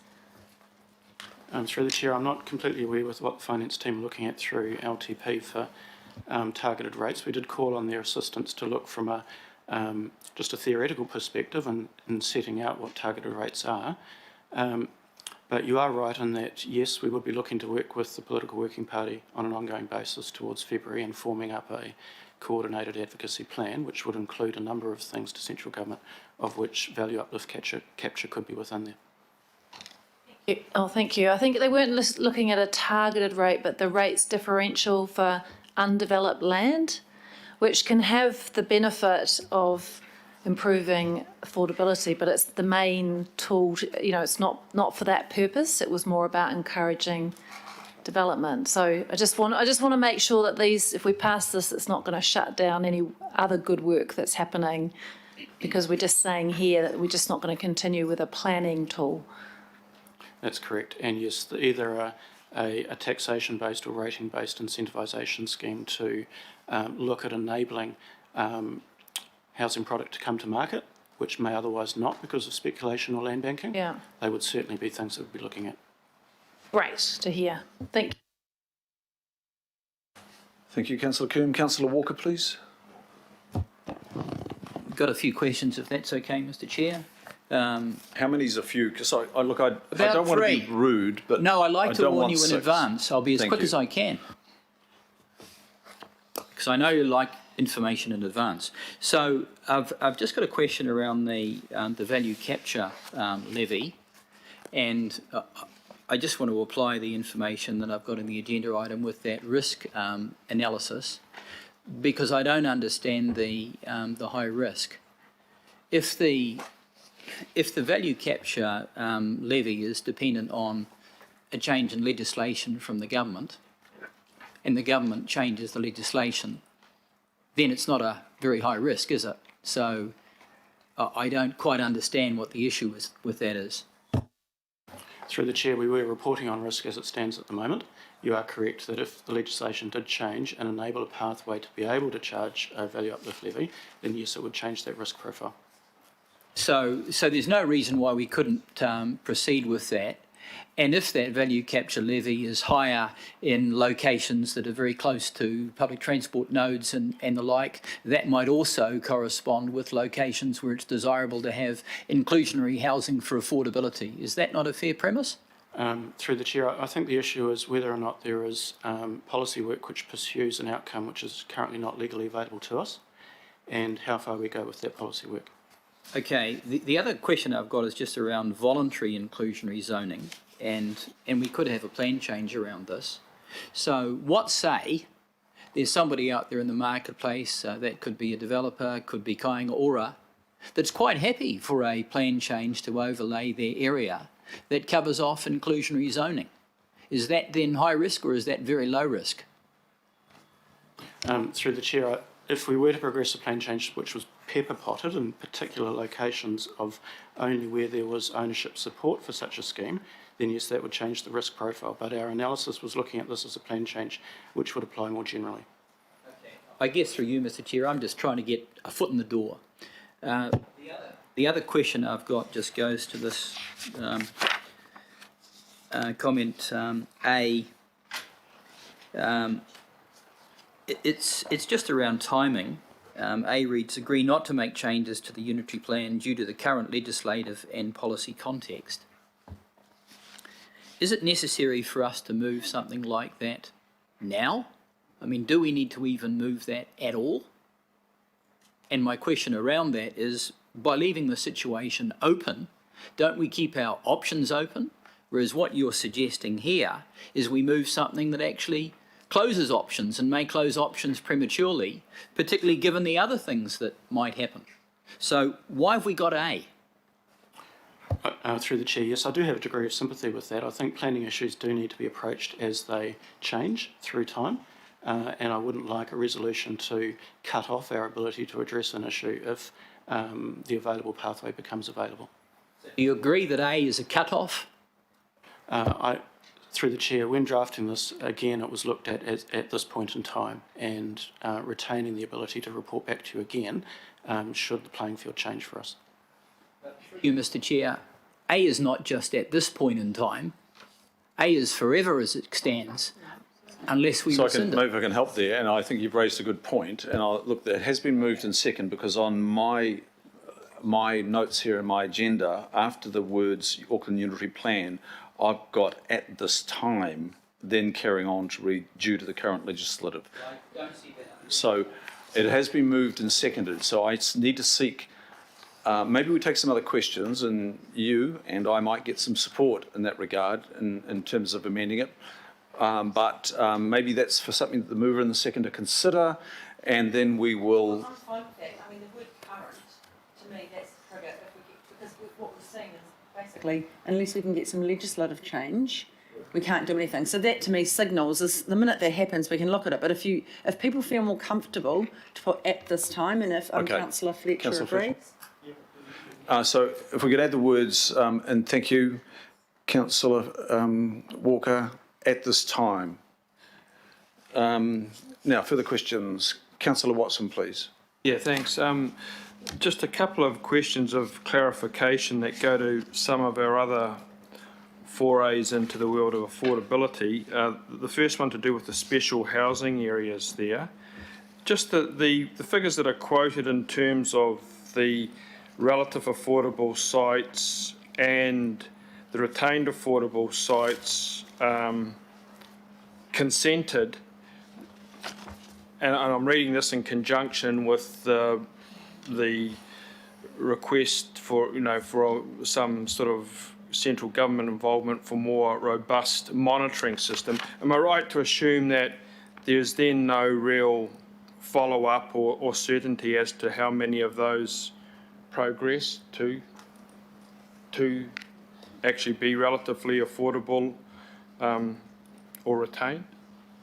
So just through the chair, so these figures came from two reports in 2017 in August and October, and I think there's been a decision to focus on improving Council's approach to monitoring going forward, and I'm not aware of any further follow-up on these numbers.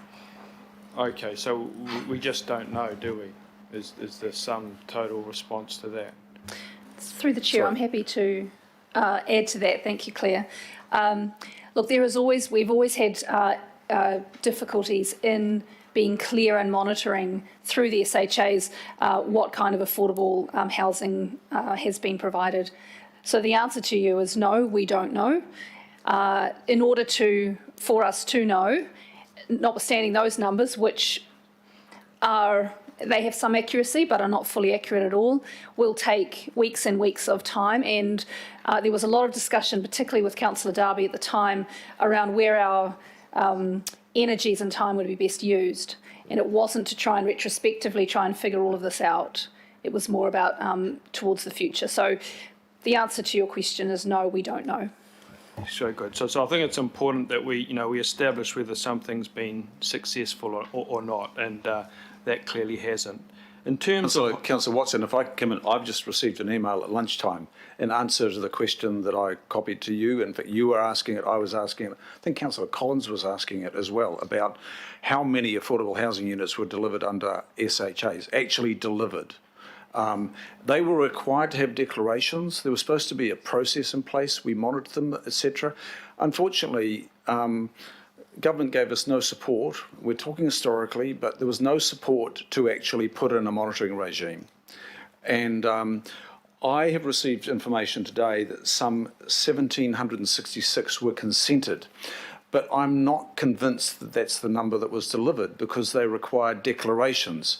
I know of a number of SHAs where people came before you and I and others making those applications with the great promises, where there was no affordable product delivered, none whatsoever. They walked entirely away from it. So I think it is a fair question to go hunting on.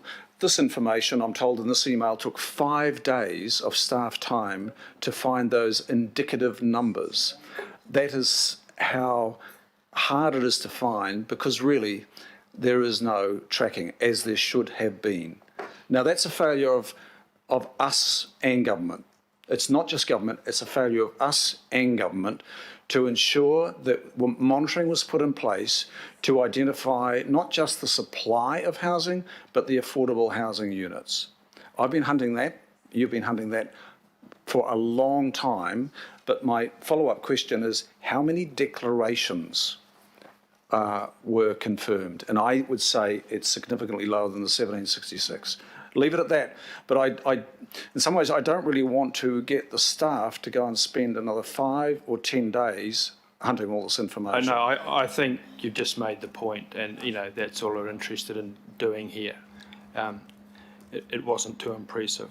In terms of Hobsonville, and it goes to, in some respects, to one of our presenters this morning.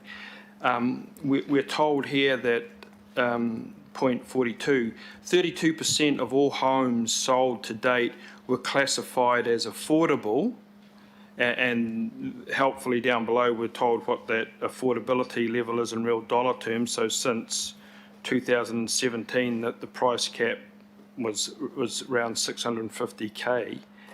So 32% of all homes in Hobsonville were classified as affordable.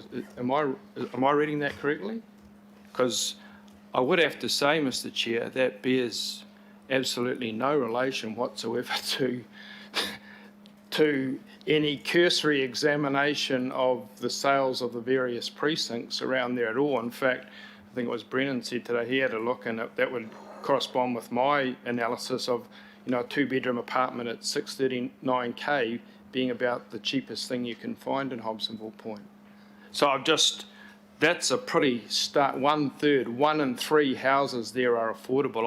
I would question that.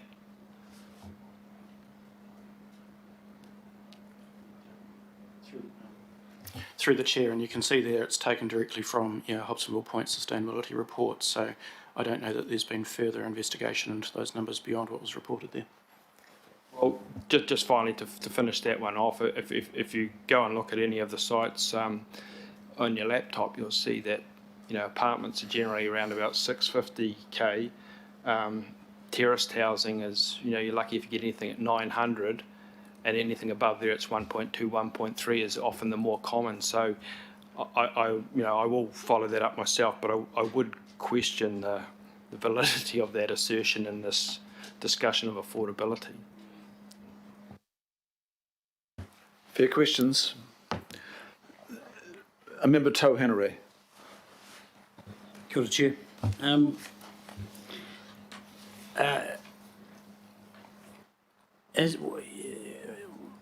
Did you have an analysis or by kāinga ora on the mandatory inclusion of the mandatory inclusionary zones?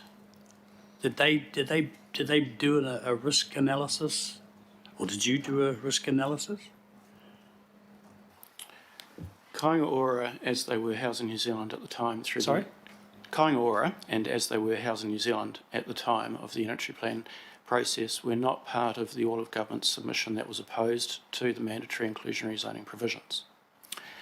The other observation would be that the model that is used by Kāinga ora is different from the private market model in terms of their generally third approach to what they provide. The analysis that we've done has been looking at the private market focused. So, with regards to the recommendation, is the recommendation asking the council to lobby government to do a job so that it becomes easier for the council to come up with the mandatory part? Is that what that says? Through the chair, I think you do touch on a good point. So the advocacy to central government could be with 2 angles. One angle would be within the legislative and policy sense in terms of what are the tools which are made available to local government to seek through its unitary plan a plan change that supports inclusionary zoning. But there could be another angle to central government, which is in relation to its housing provision through Kaingaora and what it chooses and the way in which it provides that. So if the government makes a provision for mandatory inclusionary zones, does that make it easier for council or not? Through the chair, there's probably a little bit of clarification needed there. So Kaingaora in its own operating model would not impose upon itself a mandatory inclusionary zoning model. Mandatory inclusionary zoning should be looked at as a regulatory tool that sits under the RMA itself. So Kaingaora would continue to make its own decisions about the product that it brings to market, and we will be advocating on that decision. Last one, if we were to have a provision for mandatory inclusionary zones, how would that impact on the work of not only sort of private developers but also the providers like Kaingaora? If we were to have a scheme similar to what we had in 2013, which was if you provide more than 15 dwellings within your proposal, then you have a choice to either have 10% relative affordability or 5% retained affordability. If that was applied to Kaingaora, it may well change the way in which they bring their resource consent proposals through to council. And can I just point out to you that in point 80 in the Māori impact statement, the Kāinga Strategic Action Plan, is that the IMSB's Kāinga Strategic Action Plan? And if so, can we change that to including responses to the IMSB's Kāinga? Just a bit of thing about them. Okay, kia ora, thank you. Thank you, and going forward we will make a note of that. Thank you. Councillor Cooper? Question? Just a question around, you talk about groups that would challenge this. I mean, in the unitary plan process, Kaingaora, or Housing New Zealand as it was then, made some significant challenges to our plan. Is that right? Through the chair, yes, they did. And do you think they would do that again, given the government hasn't actually put inclusionary zoning in the government policy statement about urban development? Good enough. So do you think that's still an option? That is a possibility that would end up, or is that kind of weird given they're social housing providers, but then they're also in the market and affordable?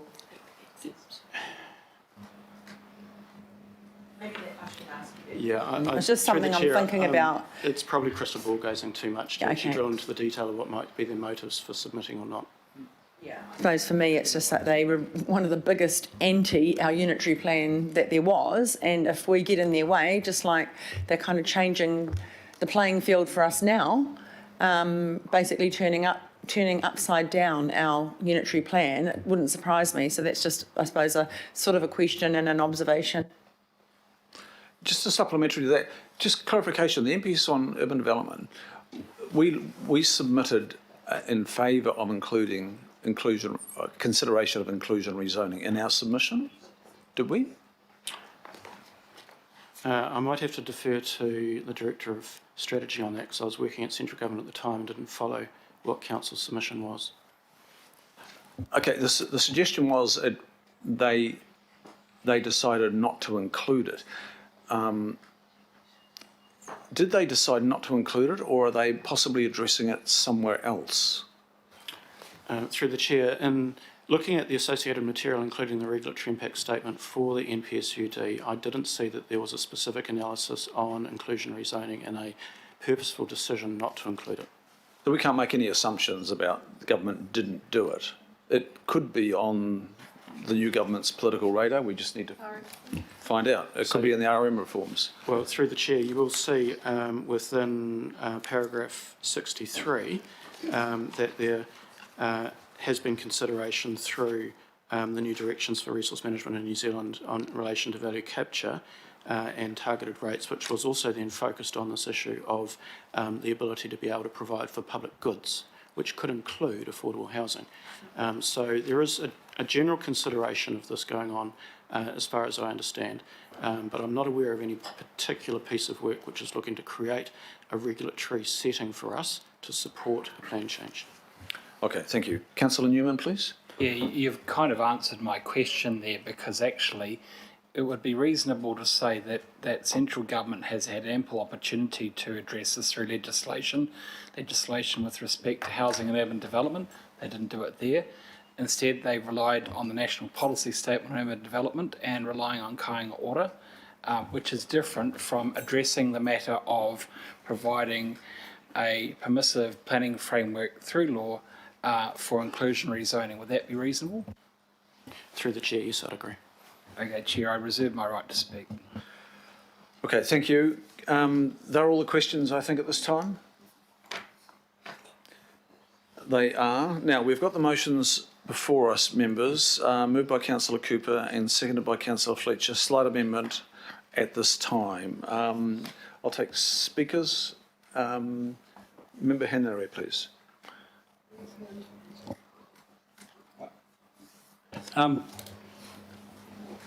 If you read the Māori impact statement, 78, 79 and 80, if you read 78 and 79, you get the feeling that you should have mandatory inclusionary zones because of what it says in 78 and 79. And then you read 80, and then it says what we should be doing is knocking on the door of government to ask them to take a lead. And that's cool. But what it doesn't say is that if the government takes the lead, we will then change our thinking. What it says is that, yeah, they'll change their system, they'll change legislation, but that actually doesn't mean we'll do anything. It doesn't say we will do something to respond to that change. All it says in B is agree to a coordinated advocacy plan to central government.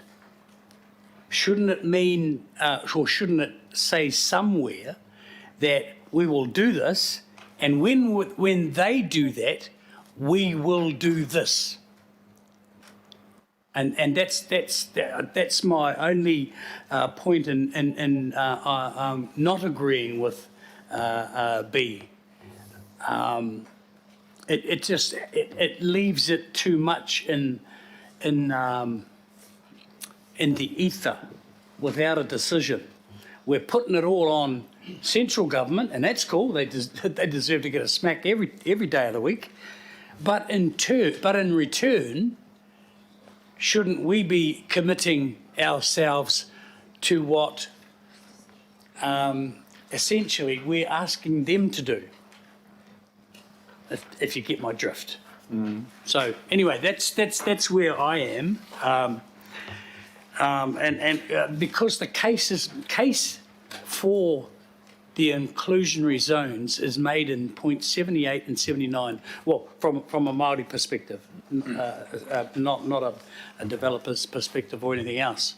But if you want to change the way Māori get on the ladder in terms of home ownership and affordable housing, then this is all good.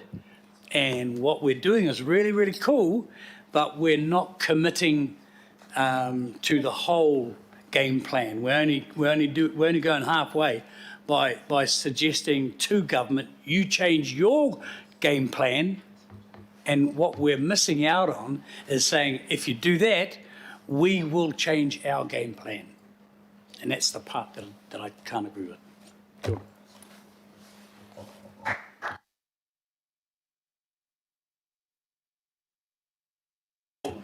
Councillor Newman, please.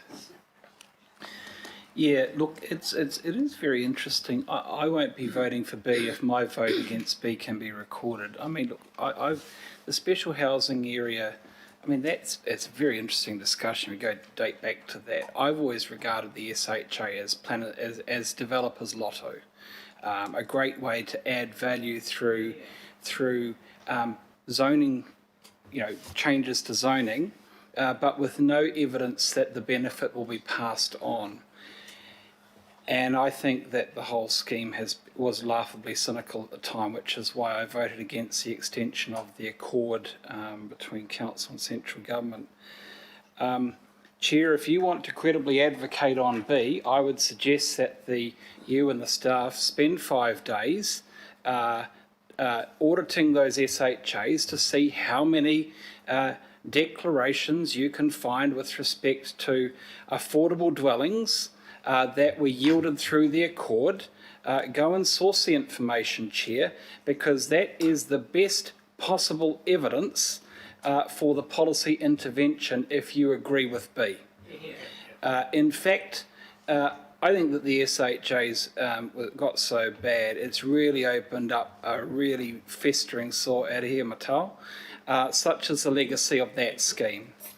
I think it's noteworthy, and it's addressed in the report, starting at paragraph 59, that inclusionary zoning has not been an item for legislation. It would be fair to say, I think, that the government's had a good go on this. It's had every opportunity when legislation was passed for housing and urban development. No inclusionary zoning. We've got a national policy statement for urban development. We've got kāinga ora. Do we have inclusionary zoning in the Resource Management Act? No, we don't, thank goodness. In my view, for council, what I think we try and do is we try and address the issue of affordability, because we sort of feel that we have to do something for the community, and we do have to do something for the community. Right now, when it comes to affordability, what this council needs to do, Chair, through its planning and asset development and budget, is address the deficit of water, wastewater, stormwater, parks and reserves, community facilities, all of which are the demand is exacerbated through zoning, whether it be inclusionary or whatever, and yet we don't seem to have been able to address that. We talk about it, but we haven't been able to do it. No, but we're not going to do it here. We're just going to talk about inclusionary zoning because we feel it's a nice thing to do. Well, I would like us to address the affordability of planning and zoning in the context of the things that we actually are supposed to be doing, which is about addressing the transmission infrastructure to accommodate all of the growth, whether it be in brownfields or greenfields, and leave this stuff alone, because actually government doesn't require it of us, and for good reason. It doesn't require it of itself. Its contribution will be through kāinga ora, and I don't believe that kāinga ora is going to pay up. So, Chair, I understand the sentiment that some people have around the need to have coordinated advocacy plans for engagement with central government to advocate for some. I don't think some people know the consequences of what they're asking for here. I'm voting against B, and if my vote can be recorded against B, I'd be very grateful. Thank you. Councillor Casey, please. It's another one of these speeches. Closing the door to inclusionary zoning is closing the door to one of the few tools that this council has to make our city more affordable and let poor people live in nice areas. If you do a search on Trade Me property at the moment for properties under 500 Ks, you'll find there's about 800. I didn't do it myself, I've stolen somebody else's research. Of those, there's about 406 apartments, 27 townhouses, 93 units and 293 houses.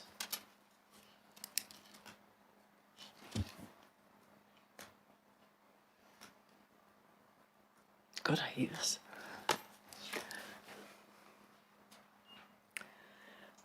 I'm not going to do the speech I was going to do. Shepherded this through the unitary plan, sent it off to the commissioners, it got sent back to us. They're telling us, no, it can't be done. You're telling us again, it can't be done. And it can't be done. But what we've got is a city that's becoming gentrified, not becoming gentrified, is gentrified and is becoming much worse. All the build right now through the unitary plan in my area, and John, you're right about Hobsonville. You're right about every street in my ward that's being up. What do you call it? Intensified. The people who are buying those houses are people who can afford to buy them. And to live in this city and buy a house, what I was going to give you all the stats, that's 500 or less, you have to go, Linda, way out west, or way down south. You can't even do it out west, way down south, Pukekohe, or even further. That's what we're building. And that's why it grieves me so much that this tool that makes people do what we want to do. That's the city I want. I want them to do that. They're not going to do it by themselves. Of course they're not, Daniel. There's no incentive. Of course not. I got that. But it was one of the few tools that we could make them build the city we want. We're the governors of the city. And it can't happen. And so this is the second dead rat today, because I'm going to vote for this. Because we can't put ratepayers' money at risk on a plan that's bound to fail. Well, we won't even get a planner that's going to put their name to it, right, Phil? Yep. So, oh God, I hate this job. Sorry, Joe, about the last one, but I hate this job sometimes. That's it. No, so that wasn't the speech. Oh, and I'm really glad with B, because I'm going to be part of that. So is Joe, so is Linda. We're going to thump the table and tell them what we need in this city to create the city where everybody gets a go at living in the leafy suburbs. Everybody gets a go at that. Don't know how we're going to do that, but we're going to look at every nook and cranny where these tools might be hiding. Thank you, Councillor. Mayor Goff. Thank you, Mr. Chair. Look, I support in principle both inclusionary zoning and value uplift. In principle, first of all, inclusionary zoning, because I like to think that the sort of suburbs I grew up in Three Kings and Papatoetoe, and the schools I went to represented a whole cross-section of people of different socio-economic levels. And you grew up thinking of yourself not as rich or poor, but as part of the wider community that makes up our city and our country. It was probably a bit easier in the 50s and the 60s because people still remember the war when people made equal sacrifice, and therefore we had a more egalitarian society. You know, we're all regarded as New Zealanders. People put their lives on the line for their country, and we weren't going to turn our backs on them when they returned having done that. But we've lost a lot of that. And I'd like to see us gain some of that back. And I hope I'm not just being idealistic about that. It is the sort of society that I believe in. Having schools where you mix with people from across the board and you're all part of that community. Didn't we put in our Auckland plan that we were going to be an inclusive city? Well, that's what the word inclusionary actually means.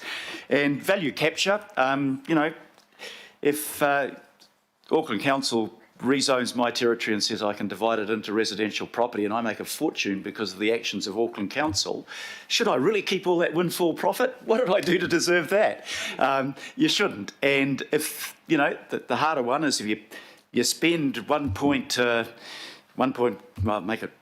make it 5 or 6 billion on, say, a light rail system, and suddenly the value of your property goes up. Maybe we've got to investigate whether some of that comes back to the people that added the value to your property.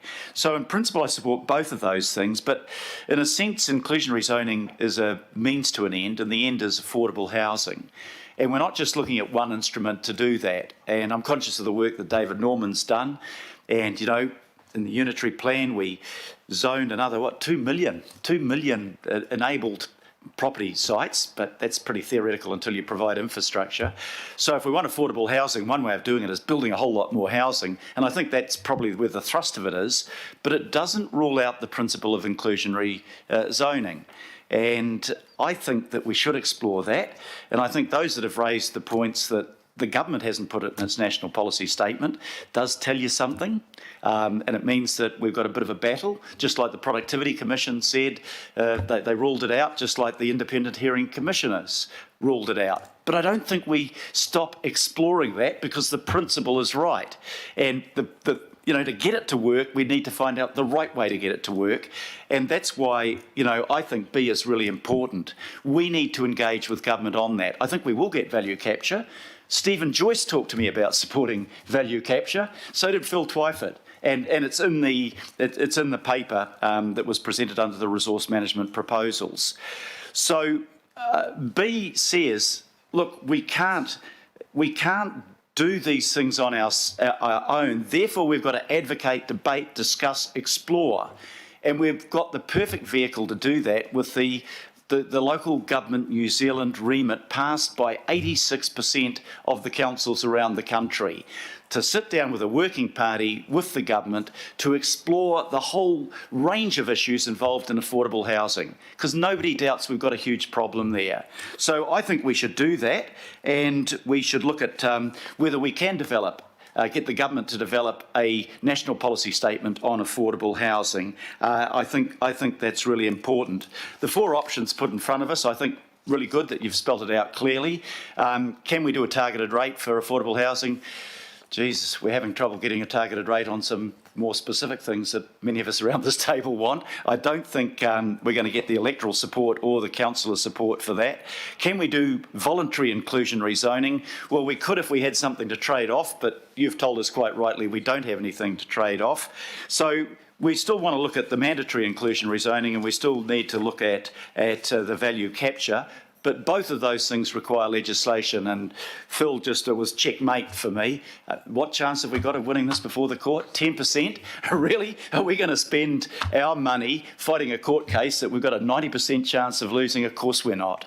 So I think the recommendations are right. We should do this. We should do that allied to the other local government New Zealand advocates of this policy, and we should be sitting around the table with the new government to talk about what are your proposals now. Forget Kiwi Build, that's the past. What are your proposals now to get affordable housing? And that's the discussion we need to have, and those are the people we need to have it with. So I support recommendations A and B. Thank you, Mr. Chair.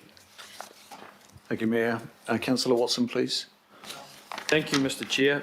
Well, I guess I would say at the outset that there certainly has been a lot of talk around this issue for many years, and that's why I asked my questions at the outset, Mr. Chair, in terms of what's happened on the ground, because some of us in here have trod down this well-worn path for a number of years now, and forgive my cynicism, but we don't seem to be too much further along that path in any practical sense. I was one of, I think, 7 councillors who voted for the inclusionary zoning when it came before the unitary plan decision making back in 2016. So even at that stage, it was a relatively small percentage of the councillors before some of the impediments that the officers have pointed out to us that have subsequently appeared on the scene.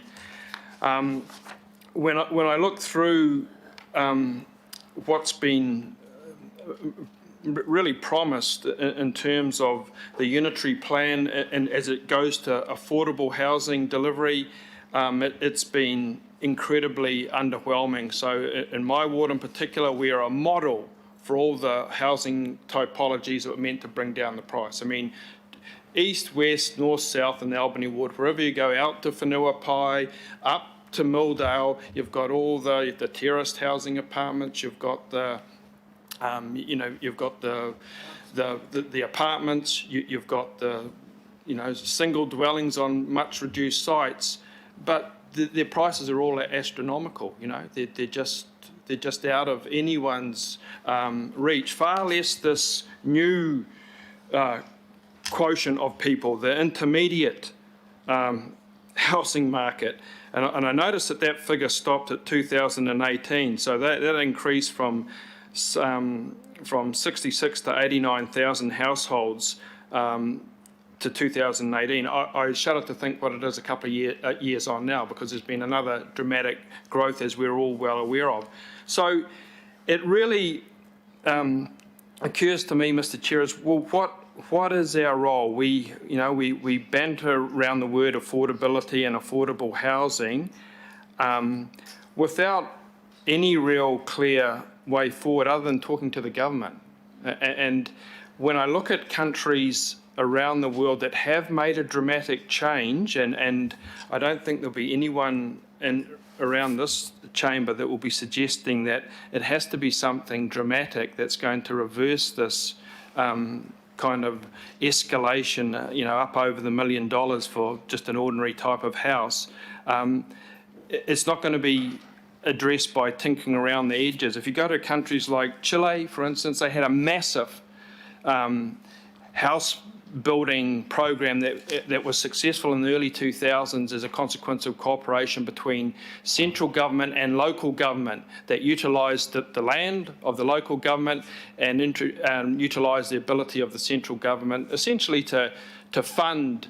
This was the poorer part of people in Chile, not entirely dissimilar to the old State Advances corporation that used to exist in New Zealand, which enabled people in the 60s and 70s, no matter what background really, to largely walk into a new house in one of the new subdivisions, whether they were in Birkdale, Henderson, Manariwa, Papakura. It was very easy for people to access that. Now, we haven't in our discussions heard any suggestion of something that's really a bit of a change, a real step change. And the Mayor quite rightly talked about it being a new government. We need to go and see them, because really it's going to come for them. I guess what I object to a little bit, like Councillor Casey, is that it comes back and we kind of play pretend a little bit that we are going to have some sort of meaningful impact here where we're not, and we haven't. So that might be a good starting point in our conversations, to say, well, look, guys, what are we going to do? We represent Auckland. This is beyond the pale, and the notion that somehow we're going to pull the rabbit out of the hat without something really groundbreaking is just not a fair one to be giving out to people. There's young people, young professionals sitting there waiting for the rabbit. Well, it's not coming. In fact, the rabbit's getting burrowed further and further down into the hat. It's harder to pull out. So I think, for what it's worth, that we need to be incredibly honest and open in our discussions with the government when we have it, and to state things as they are, and perhaps to be a little bit more public about that, rather than playing the kind of game, despite the best efforts of our officers, that something is going to occur out of all this that is going to make a difference, because it's not. And in our heart of hearts, we all know that. Thank you, Councillor. Councillor Henderson, please. Thanks, Chair. Look, I'm much like Councillor Casey and Councillor Watson, who made fantastic points. I'm planning to vote for it, but I can't say I support A. In fact, I feel pretty sick about voting for it. However, I'm very glad that B is there. I support B very much, and more strength to the arm of the people that are taking up that fight. I really hope you win. Because inclusionary zoning is great. I mean, internationally and nationally, evidence is showing that it's working. It's actually doing the job that we need it to do. And we, frankly, need to do something about affordable housing. We needed to do it 15 years ago. And we can't just try the same things and expect a different result. That's the definition of madness. People are being priced out of their neighbourhoods and their communities that they identify with. I mean, goodness me, you wouldn't believe this. My mother-in-law grew up in Ponsonby, back when you didn't need to be a millionaire to live there. And that is one of many suburbs in the city that are transformed into a gentrified place. And it's not just socioeconomically. We don't just need to provide homes for people and the opportunities that come with that, but it's also socially. We need people to mix with people that are different to them. We need to build our city not just economically but socially in that way. And so I'm a big fan of the aims of inclusionary zoning, and I really hope that we can convince the government to that change. Thank you. Thank you, Councillor Henderson. And Councillor Walker? Cool. So, just for the record, I'm going to be voting against A. because I think this addition of "at this time" just doesn't cut it.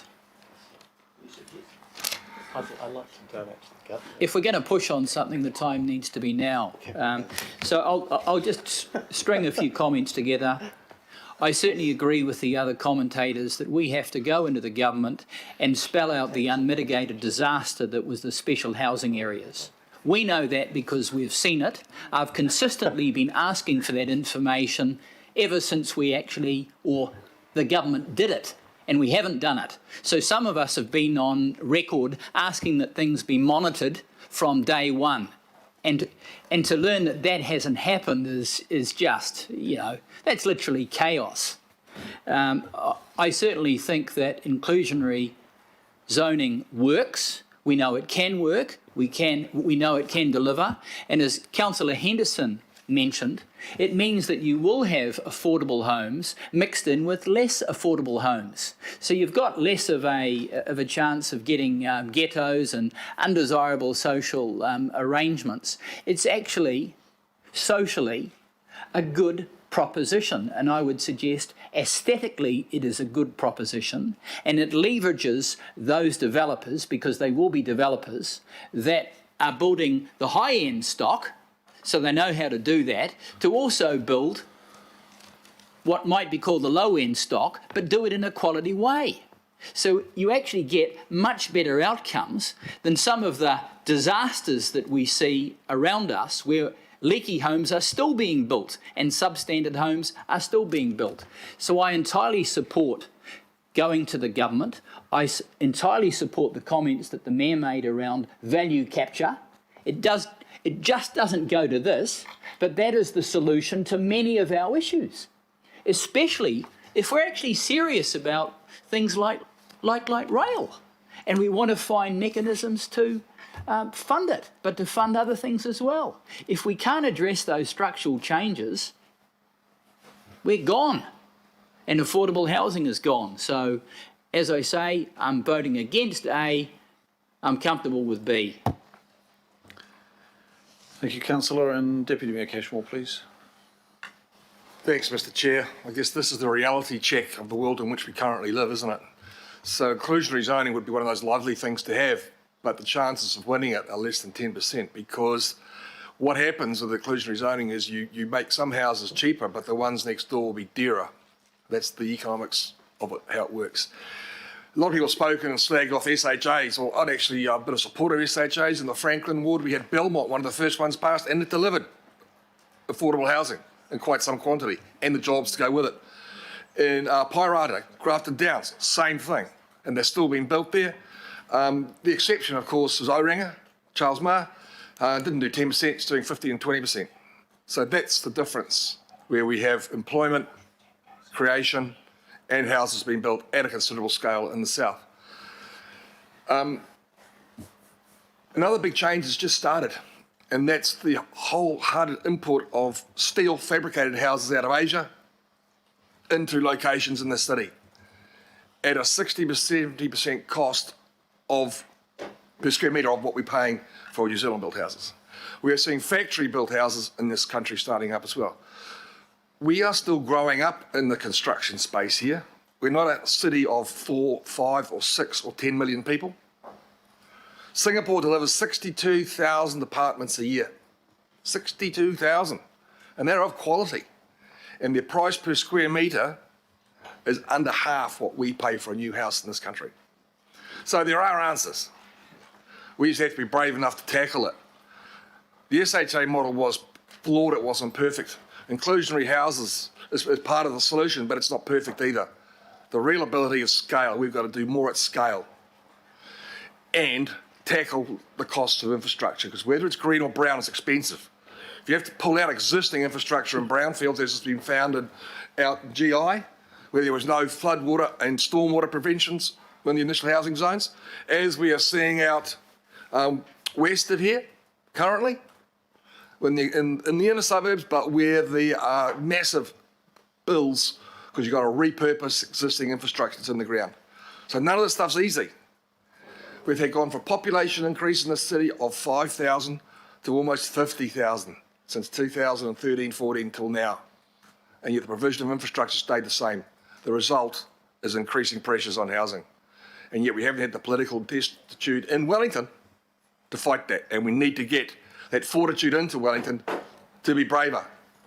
But think about the other side of that coin. You bring down the price of houses, there is a price that's paid by those who currently own them. Won't worry me, because I'm quite happy for the value of my properties to fall. But a lot of people it would be really concerning. That's the other side of the coin. I'm supporting both of the recommendations. Thank you, Deputy Mayor. Well, look, members, Councillor Bartley, would you like to speak to this? Okay, but Councillor Bartley and then myself and then Councillor Cooper to close it. Thank you, Mr. Chair. I'm just thinking of some developments in my neck of the woods where we have public money going in to provide infrastructure for housing development where there is no social housing. So we are pretty much funding an area that is for anybody that can afford to buy a house, 800 grand and up. And to me, that doesn't even value the Auckland plan about belonging and participation. I have another area where there is no social housing because there are water views. So it's only private market rentals, no social housing at all in Waitaki Bay, which means people on, high incomes get that water view and poor people don't deserve that water view. If there was some kind of inclusionary zoning, that wouldn't be the case. That would make it kind of equal for everybody to have, to be in a home that gets a nice view of the water, to be in a home in a flash area, and that's not happening. So, we're not even paying any words or action to our own Auckland plan by not doing as much as we can to achieve some kind of balance with these developments. Thank you. Thanks, Councillor Bartley. Members, I have memory of 2016. Councillor Watson was reminding us of an opportunity. We could have gone with it, and I thought it was a slimmer vote margin, but foggy memory from then. But we did have an opportunity, and we walked away. And then, at that time, it was a desperate situation on affordability. We knew it. It was desperate on affordability. It was desperate on supply. The whole focus was on supply. The SHAs were all about supply and affordability, but there was no weight to affordability. And we're seeing that in the fact that there's just been no monitoring, and we don't even have the records. And the delivery on affordability was quite pathetic. On supply, SHAs, I think the jury's out on whether they delivered on supply, actually. But in terms of the unitary plan over the last few years, the evidence is solid that the supply solution expected through the unitary plan changes is delivering. And so we've had some recent numbers, but the question of affordability has gone from, desperate to dangerous. It's at dangerous levels. And this is a chronic illness in our housing equation at the moment. We've got supply at some of the highest levels, and Chief Economist reminded us in an email just this week where we're doing the biggest numbers in the last year from any year since the mid-1990s, I think, David. Yeah, ever recorded. So on the supply side, we're doing well. On the affordability side, we are still got the handbrake on. It's so stuck that it needs a different way of getting it moved. And for me, I look at the A and look, there's a slight, softening of it there with the at this time, but I can't bring myself to support the A. I feel like I'm walking away from the problem by backing the A, and I can't walk away from this problem, and I hope that none of us walk away from this problem. It is an enormous problem. Our young people and many others do not see a future in the city they're born into. They just don't see a future here.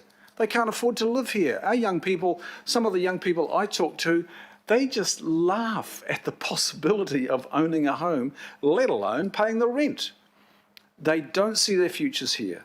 So that is going to empty out the city of the talent, the young people, all the skills that are going to allow, you know, those generations that are slightly older to retire well and be supported by an earning population, a population that's contributing to the city GDP and nation's GDP. Affordability has failed through SHAs, it's failed through the unitary plan. I don't think it's failed at the government level as yet. You've heard Phil tell us that it really wasn't in the sort of the parameters of that National Policy Statement for Urban Development. It wasn't addressed there. Look, we've got a government that's been re-elected. They've identified housing and as a key challenge. You know, we've heard a Prime Minister talk about being a compassionate government, a government that is on the lookout for all New Zealanders. Well, I think we can work something out with the government here. And this B is really important. I think that B, we need to see how that works up. I'm not expecting a full-blown report to come back in February, but it would be good to see what that advocacy plan was, have a real well-constructed plan, work with local government and the community housing providers and others. I would like us Phil, to go and have a chat with David Mead at Hill Young Cooper. I'd like us to go and have a chat with the legal representatives, whoever it was in 2016, who were prepared to take the case and fight for it. This council has to lead out. It can't be a follower. This council represents 1.56 million Aucklanders, and every family, every household knows of this problem of affordability. They expect to see leadership. They expect to see it from this table. So let's demonstrate that. I can't say that A's time is now. Let's find out. Let's concentrate on B. I would prefer that A was taken off the table right now, but it is moved and seconded. So let's go with the B and have a plan and treat with government and make them really clear and sure that this is a dangerous problem for Auckland going on right now, and there's no sign of it abating. We have to tackle this one. So can we put A and B separately, sir? We will. But we've got other speakers. We've got Councillor Sayers and then Councillor Cooper. So I'll leave it there, members, but I'll be supporting the B and supporting the Working Party to talk to others about getting a comprehensive plan of action in place and forming that relationship with government, the key ministers, Megan Woods and others, and particularly our Auckland MPs. We've got a new Auckland Central MP, we've got new Auckland MPs from other parties across Auckland, and we've got re-elected MPs. They are aware of this problem. Let's all team up and attack it. So Councillor Sayers.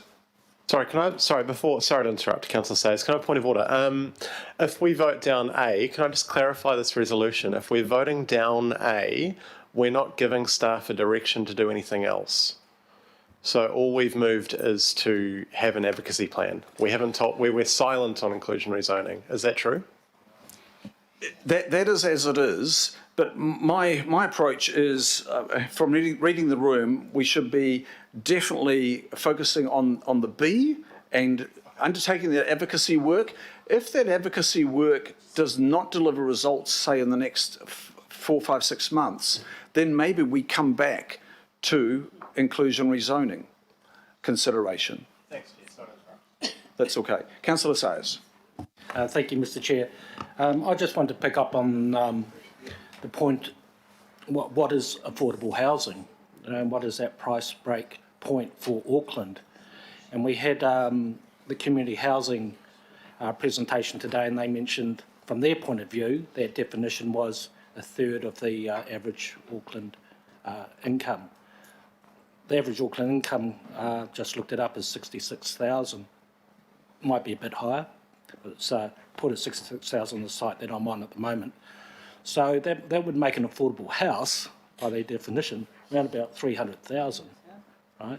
So I mention that just because of the parity difference that we're looking at here. You know, what is an affordable house to somebody? Well, apparently it's around that $300,000 mark. So how do we ever achieve that? Picking on Councillor Watson's point a bit earlier, where's the radical change that would be needed, required to get anywhere heading in that direction, or even close to it? The answer, I suggest, would rest not in the supply, not in the building costs, but the land cost. It's the supply of land, not the supply of materials. So how do you get an affordable land cost in Auckland? I think that's a conversation we have to have around the unitary plan.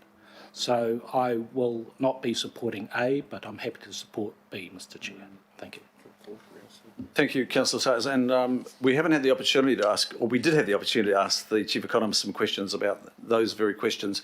And the Chief Economist has written a number of papers on that, which you might like to have a read of. Closing the debate, Councillor Cooper, please. Thank you. There's so many points to put up, and I want to acknowledge my fellow Working Party members, because for them it's a real slap to go, oh my God, this isn't going to work. And I really acknowledge you, Kathy and Josephine, for that, because they've had to kind of go, well, this is a reality, but what else can we do? And what we can do is, because we are Auckland, we have a strong advocacy position, especially with community housing providers, other people that we know will work with us. And I, you know, part of me thinks, why do we want to subsidise, why does, probably most of us as homeowners want to subsidise other people, but I guess we do that anyway in our rates. Well, it is. It's if you are, you're asking developers to subsidise other people, you're asking, it is a cross subsidy or it's a tax, and we can't actually make a tax. We tried that with the bed tax and it doesn't work. I think the thing is, there's a lot of things here. Councillor Watson talked about where are we putting land in? Well, we tried that actually, didn't we? And the local councillors went up in arms when there was parkland given back to iwi and they wanted to build housing. And everyone wanted to keep it as a park. So go find a community that wants to give up their park, especially in increasingly densified communities where I'm every day getting people going, there's 18 houses built next to me. Oh my God. And even last week, don't sell that bit of land we said we were going to sell 3 years ago and have revoked the parkland, because there's going to be 200 houses built there and now we want that for a park. So I think the whole idea for me of giving over our parks for someone else to build on, it's not going to fly whether you wanted it or not, but I couldn't agree with that. We need to keep our open space in increasingly densified suburban areas. Look, I just think we've got to give it a go. I mean, I'm a bit of an advocate for, if you're going to do something, make everybody in the country do it. Make it so that there's options everywhere, not just also basically making it difficult for one area to develop, because it will make it difficult for people to develop. People don't buy land and develop it without wanting to make a profit. That's the reality. And also, lower interest rates are also, even though they're good maybe for a buyer, but they're causing a lot of the housing increases now, because now the investors are going, I can't make any money but leaving my money in the bank, so I'm going to buy some more investment houses. And so you can see the whole balance. It's a really difficult balance. I mean, whether I'm talking about, it's a whole wider picture here we're dealing with, not just one thing. But I think we've got to give it a go. We've got to give it a go. I don't want to see us just doing something that nobody else does, because then you might have developers saying, well, we're not going to build anything here. We'll go somewhere else. And then, even though we are getting supply, we've got the UPS forcing us to get even more supply. So I think that this is a compromise, and politics is the art of compromise. And some people can afford to always oppose, and that's fine. But I want to come through the middle where we can get a compromise. And also, we can't leave this silent So if you vote against A, it's left flowing in the wind and it comes back, you know, we need our staff, our planning staff to know where they're going with their work plan. Not who knows if this is going to come up any time. I just think we need to put the direction there. And as I think you said, Councillor Darby, if we don't get anywhere with it, we can go back to it if we've got this on the table. Because it says, if the legislation changes or anything, and we've said at this time.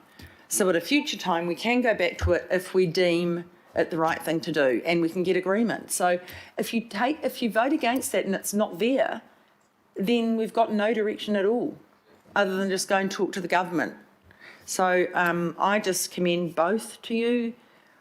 Let's do as much as we can within the financial constraints we have, but use the powers we do have of influence. Point of order, Mr. Chair. Point of order. It arises out of the comments just made by Councillor Cooper. We are the governing body. We give instructions to our officers what we want them to do or not want them to do. So if we decide to vote down A, look, if we had, for God's sake, have the courage of our convictions. If we think they should proceed with the changes of the Auckland Unitary Plan, tell them to do it. If we don't think they should do it at this time, tell them not to do it. But we're reneging on our responsibility to give them an instruction. It's a second speaking turn, Mr. Mayor. Oh, no, I want to know, the point of order is this, Mr. Chairman. I want to know what the implications are of not voting for resolution A. Look, I can't actually. Oh no, we can. A question at any time. The standing orders. So, Phil, can you reply to the question from the Mayor, please? Through the Chair, we do not have an active piece of work going on in preparing a plan change to the unitary plan at this point in time. We would actively work on B. We're going to go to the vote, and I think there was a call for a division on both, was there? I heard it for a call, was it Councillor Walker called a division on both, so I'll hand to the governance advisors. Thank you, members. You're voting on item 9A. Councillor Darby. Against. Councillor Bartley. For. Councillor Casey. Yes. Councillor Cashmore. Aye. Councillor Collins. Against. Councillor Coombe. Aye. Councillor Cooper. Aye. Councillor Dalton. Aye. Councillor Fletcher. Yes. Mayor Goff. Yes. Member Henare. No. Councillor Henderson. For. Councillor Hills. No. Councillor Mulholland. For. Councillor Newman. For. Member Namone. No. Councillor Sayers. I've changed my mind there. I'm going to be for. I think something has happened to that. Councillor Simpson. Councillor Stewart. Sorry, she's not here. Councillor Walker. I've changed my mind. I'll vote no. Councillor Watson. I haven't changed my mind. I'm voting no. Councillor Young. That was in yes. There's a woman's prerogative. Oh, no. So that motion A is carried, 14 votes to 7. We'll now go for B. Was there a division call on B? Or I'm happy to. okay, no, I think we'll just go. Yep. Sorry, there was a division called by Councillor Henderson on B. Go to the vote. Item 9B. Councillor Darby. For. Councillor Bartley. For. Councillor Casey. Yes. Councillor Cashmore. Aye. Councillor Collins. Councillor Coombe. Aye. Councillor Cooper. Aye. Councillor Dalton. Against. Councillor Fletcher. Yes. Mayor Goff. Yes. Member Henare. Yep. Councillor Henderson. For. Councillor Hills. Aye. Councillor Mulholland. For. Councillor Newman. I'm against, and if it passes, send me the photos. Member Namone. For. Councillor Sayers. For. Councillor Simpson. Councillor Walker. Yes. Councillor Watson. Councillor Young.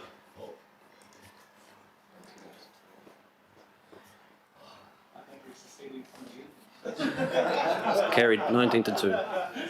It's carried 19 votes to 2. Thanks, members. We'll now go to item 10.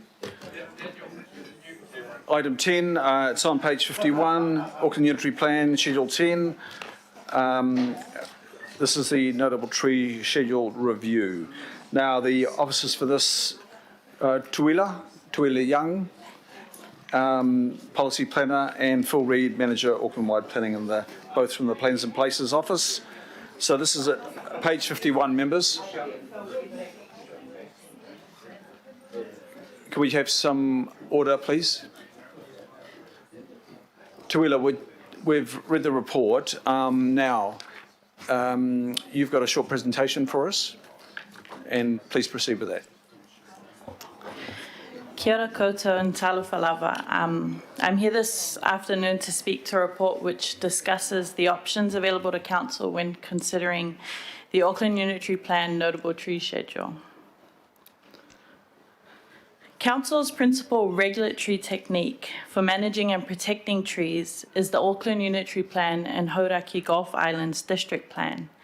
These are supported by a suite of non-regulatory council and private initiatives under Auckland's urban ngahere strategy that contribute to the management and protection of trees. Tree schedules are highly dynamic in nature, meaning they change over time and are not as easily maintained as other schedules which are static. Subdivision, development, consents for removal and alteration, as well as emergency works affect the listings in the schedules. This means the listings fall out of date over time. A long-term approach is required to ensure the integrity and reliability of these schedules and the continued protection and management of Auckland's notable trees. This report identifies options available to Council which will assist in responding to concerns raised by the community about the loss of trees or groups of trees in the region and the lack of protection for identified significant trees. I will now discuss some additional matters to provide context and background. General tree protection rules meant that property owners had to apply for a resource consent to remove large native and exotic trees in most parts of Auckland. In 2012, an amendment was made to the RMA which removed this protection in urban areas. This limited Council's ability to protect trees in urban areas, other than those specifically identified on a schedule. There are other mechanisms available to Council through the RMA, which enable Council's protection of significant ecological areas and other groups of trees. However, these are on a regional basis and can only be applied if they are based on regional functions, such as natural hazard management or the maintenance of Indigenous biodiversity. At a district plan level, tree protection in urban areas can only occur through notable tree scheduling.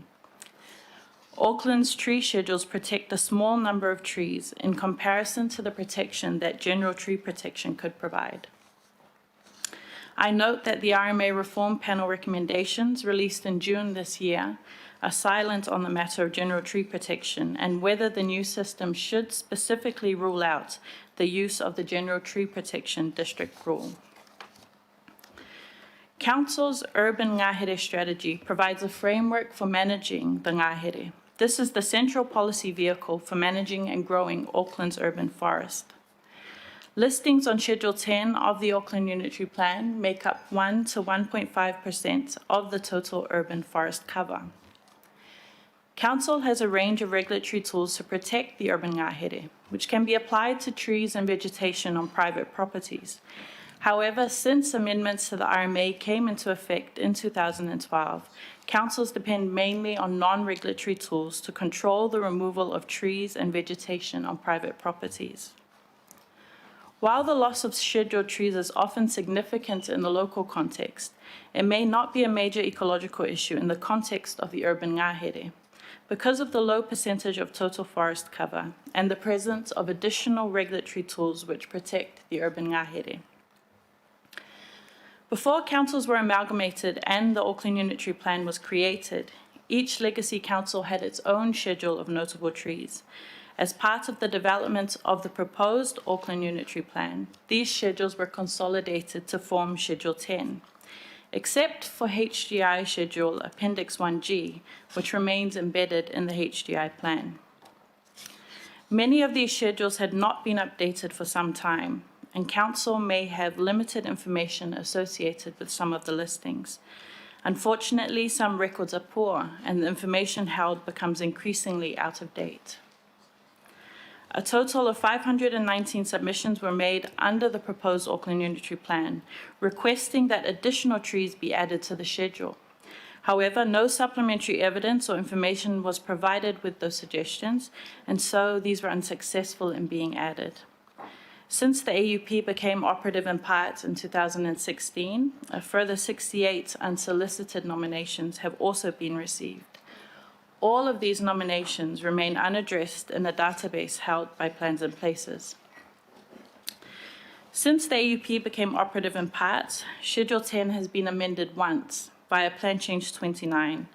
This was an administrative plan change which amended errors and inconsistencies in the schedule text and maps with the intention of providing clarity for plan users and property owners about the location, number, and species of scheduled trees on the property.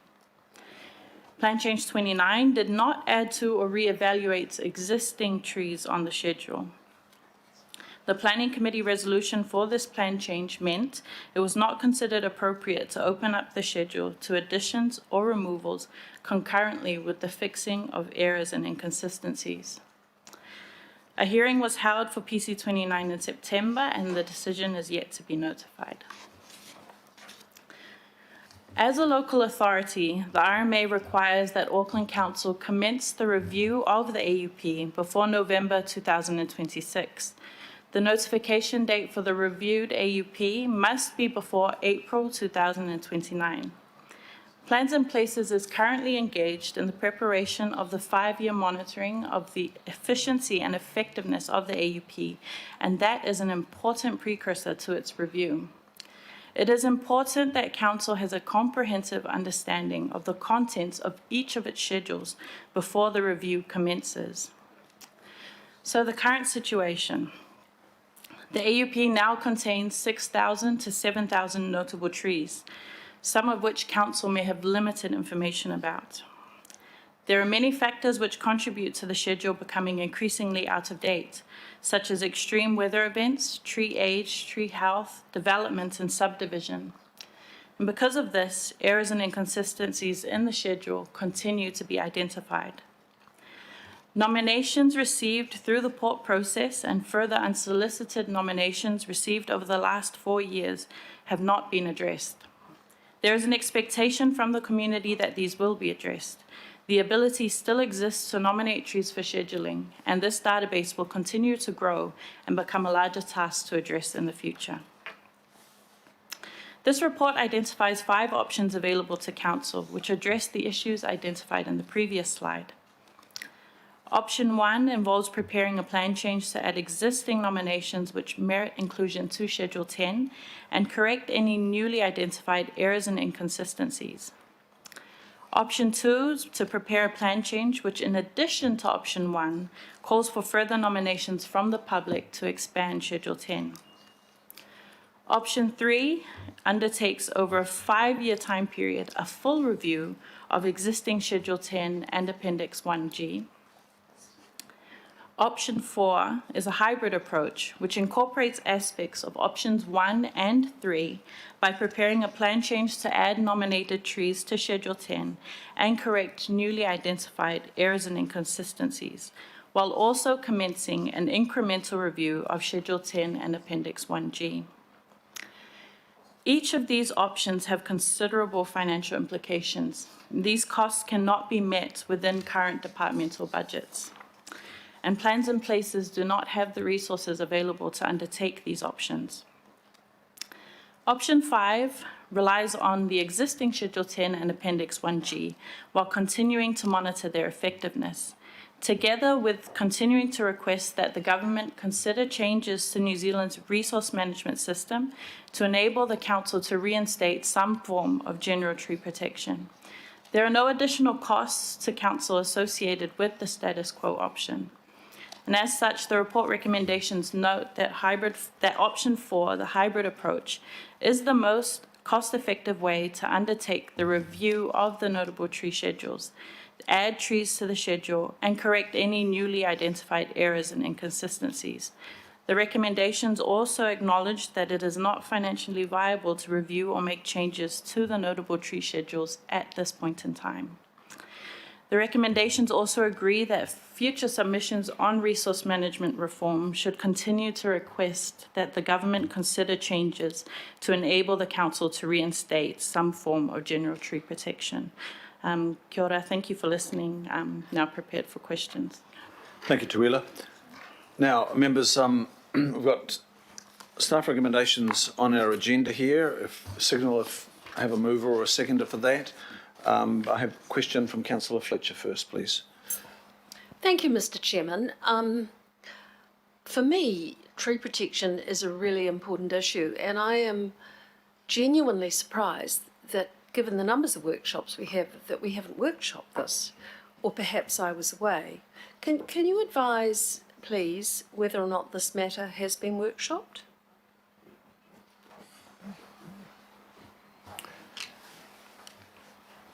Not by plan, not through the chair, not by plans and places, but I'm not entirely sure in relation to the urban Ngāhere strategy whether or not notable tree protection was actually part of discussions for that. I can confirm. Mr. Chairman, I have real difficulty with voting on this option today as somebody who has followed tree protection for a considerable period of time. And frankly, whether there is funding or not within the staff that would have to conduct this work is actually, it's important, but it's irrelevant for us in terms of the policy parameters, as we've discussed in earlier items today. I would like to know what there is urgency because trees are going down across Auckland, I understand. But in terms of getting the right policy parameters for this, why has there not been some preliminary work done amongst ourselves so that everybody can understand the consequences of what the decisions that we might take today might be? I'll get the Chief of Strategy to clarify, because there was some discussion at Environment and Climate Change some time ago. There is some crossovers here between the jurisdictions, but I'll get the Director of Strategy to clarify on that query. Thank you, Mr. Chair. Yes, so there is some, this has gone through Environment and Climate Change Committee as well, and probably even in the previous term, a little bit through the Urban Ngāhere.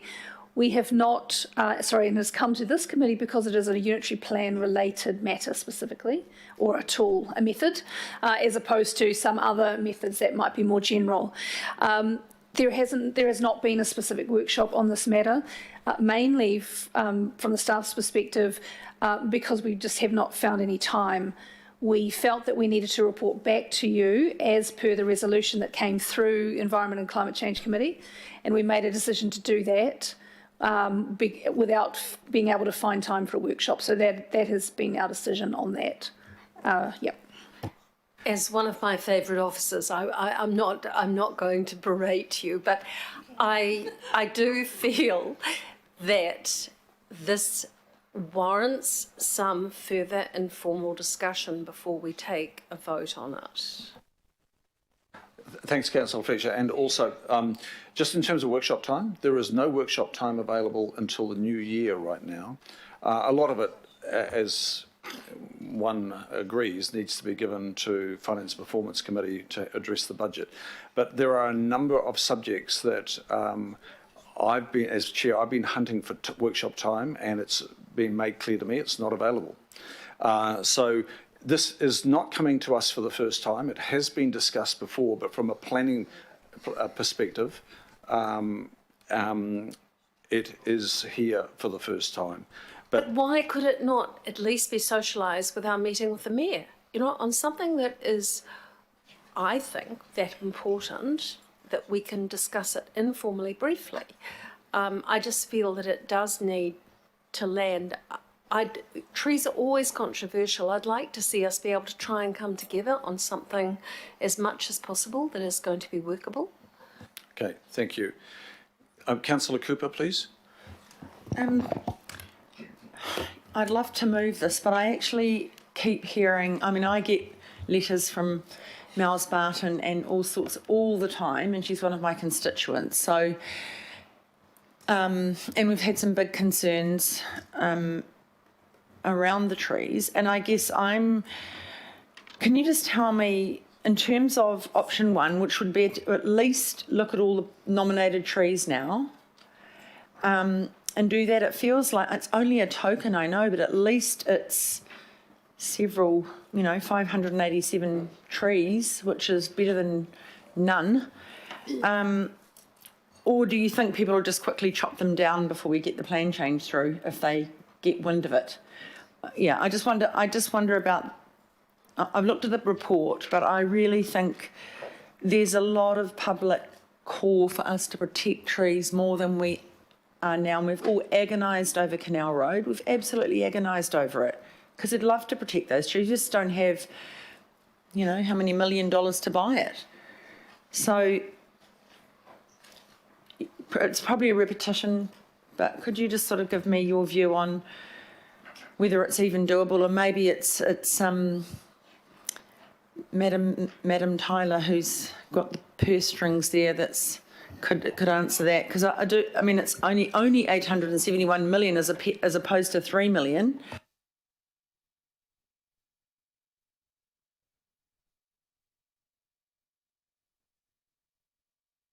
Chief of Strategy. Through the chair, look, to Councillor Fletcher's point and yours, Councillor Cooper, I completely understand and know the scope of this issue and how difficult it can be. We are trying to be real and honest with you around both costs and time, and this really is something that both for us but for you, it's part of your prioritisation conversation, really. So yes, of course, you can see in the options we've given you a sense of the different costs. Of course, we could review just the nominations we have in there, and it would cost, just under $1 million. Yeah.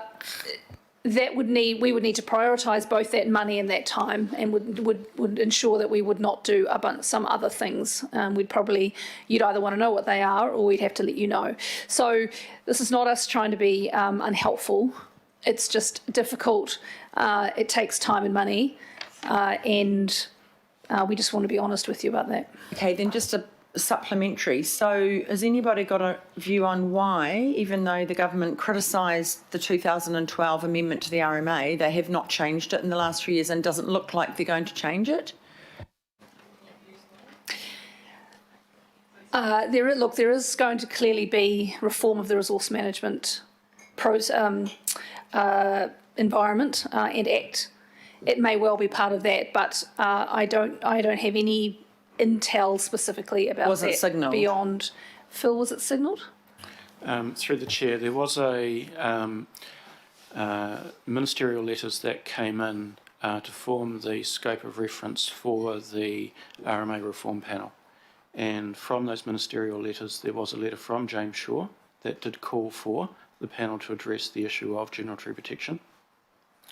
But the report was silent on that.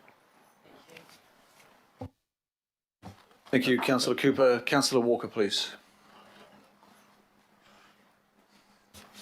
I just want to agree here with Councillor Fletcher. I'm really disturbed that we've got an agenda item before us that, I really don't want to be too critical, but it is somewhat lacking.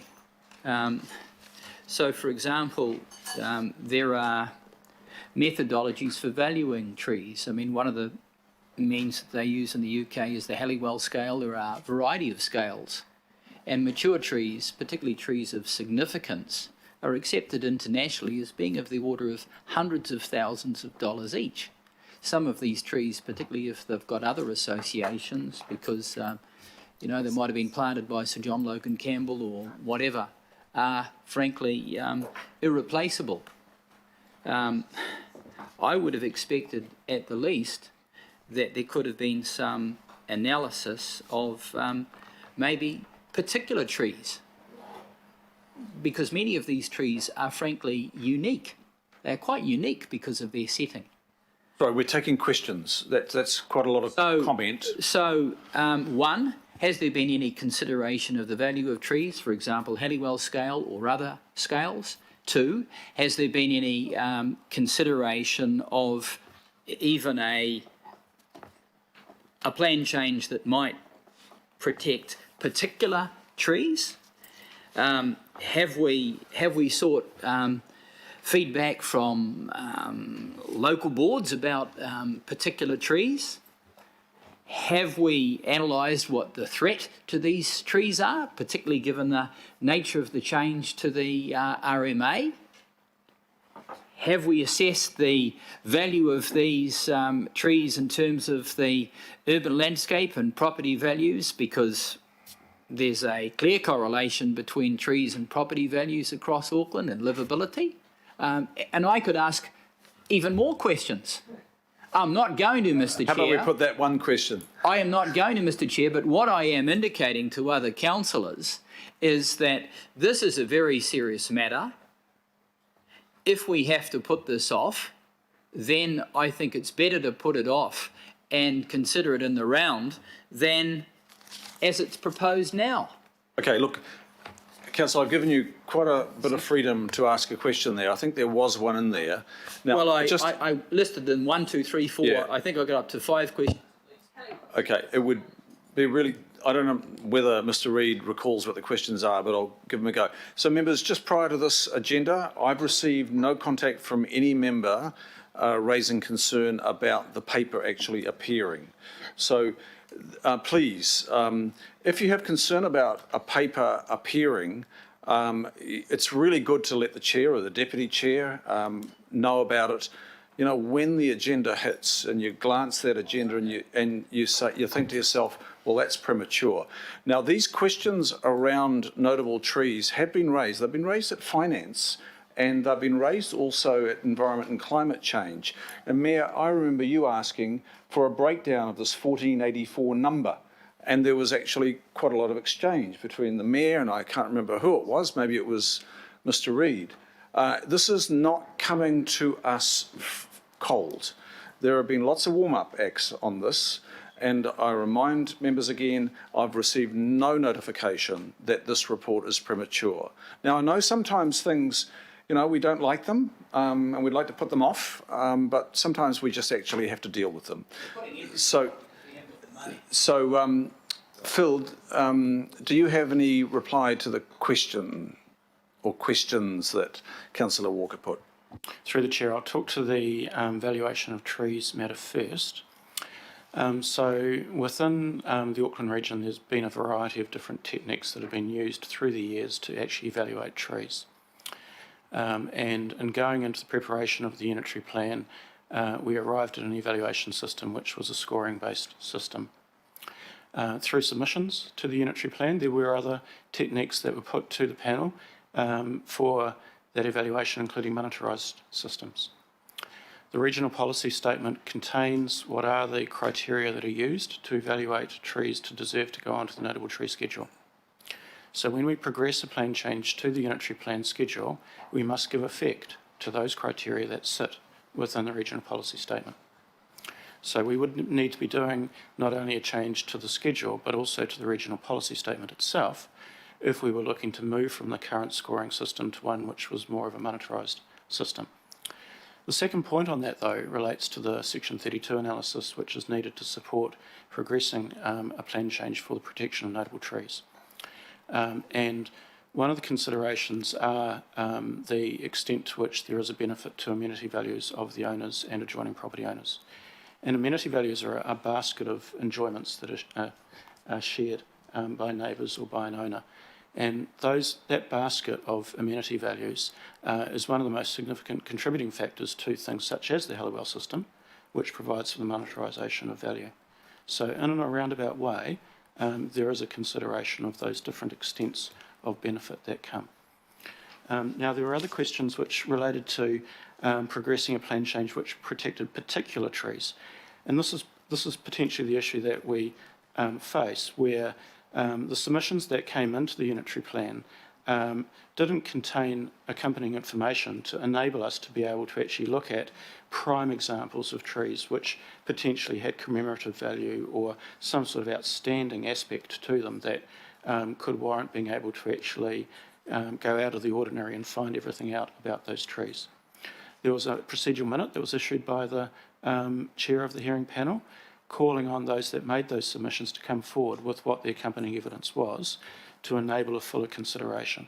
Unfortunately, there were very few people that did actually come forward with that information to enable additional trees to go onto the schedule at that time. So most of those submissions became parked and have been parked since that time. Potentially within there are examples of what you speak about, of outstanding examples of trees. But we would have to go through those, which is part of the consideration of this report, in order to be able to pick out those gems that are in there. The next point you raised, I think, was in relation to local board feedback. There's probably two angles to this. One is the work which the Research, Investigation and Monitoring Unit have been doing in relation to looking through the urban Ngāhere strategy at the urban vegetative cover.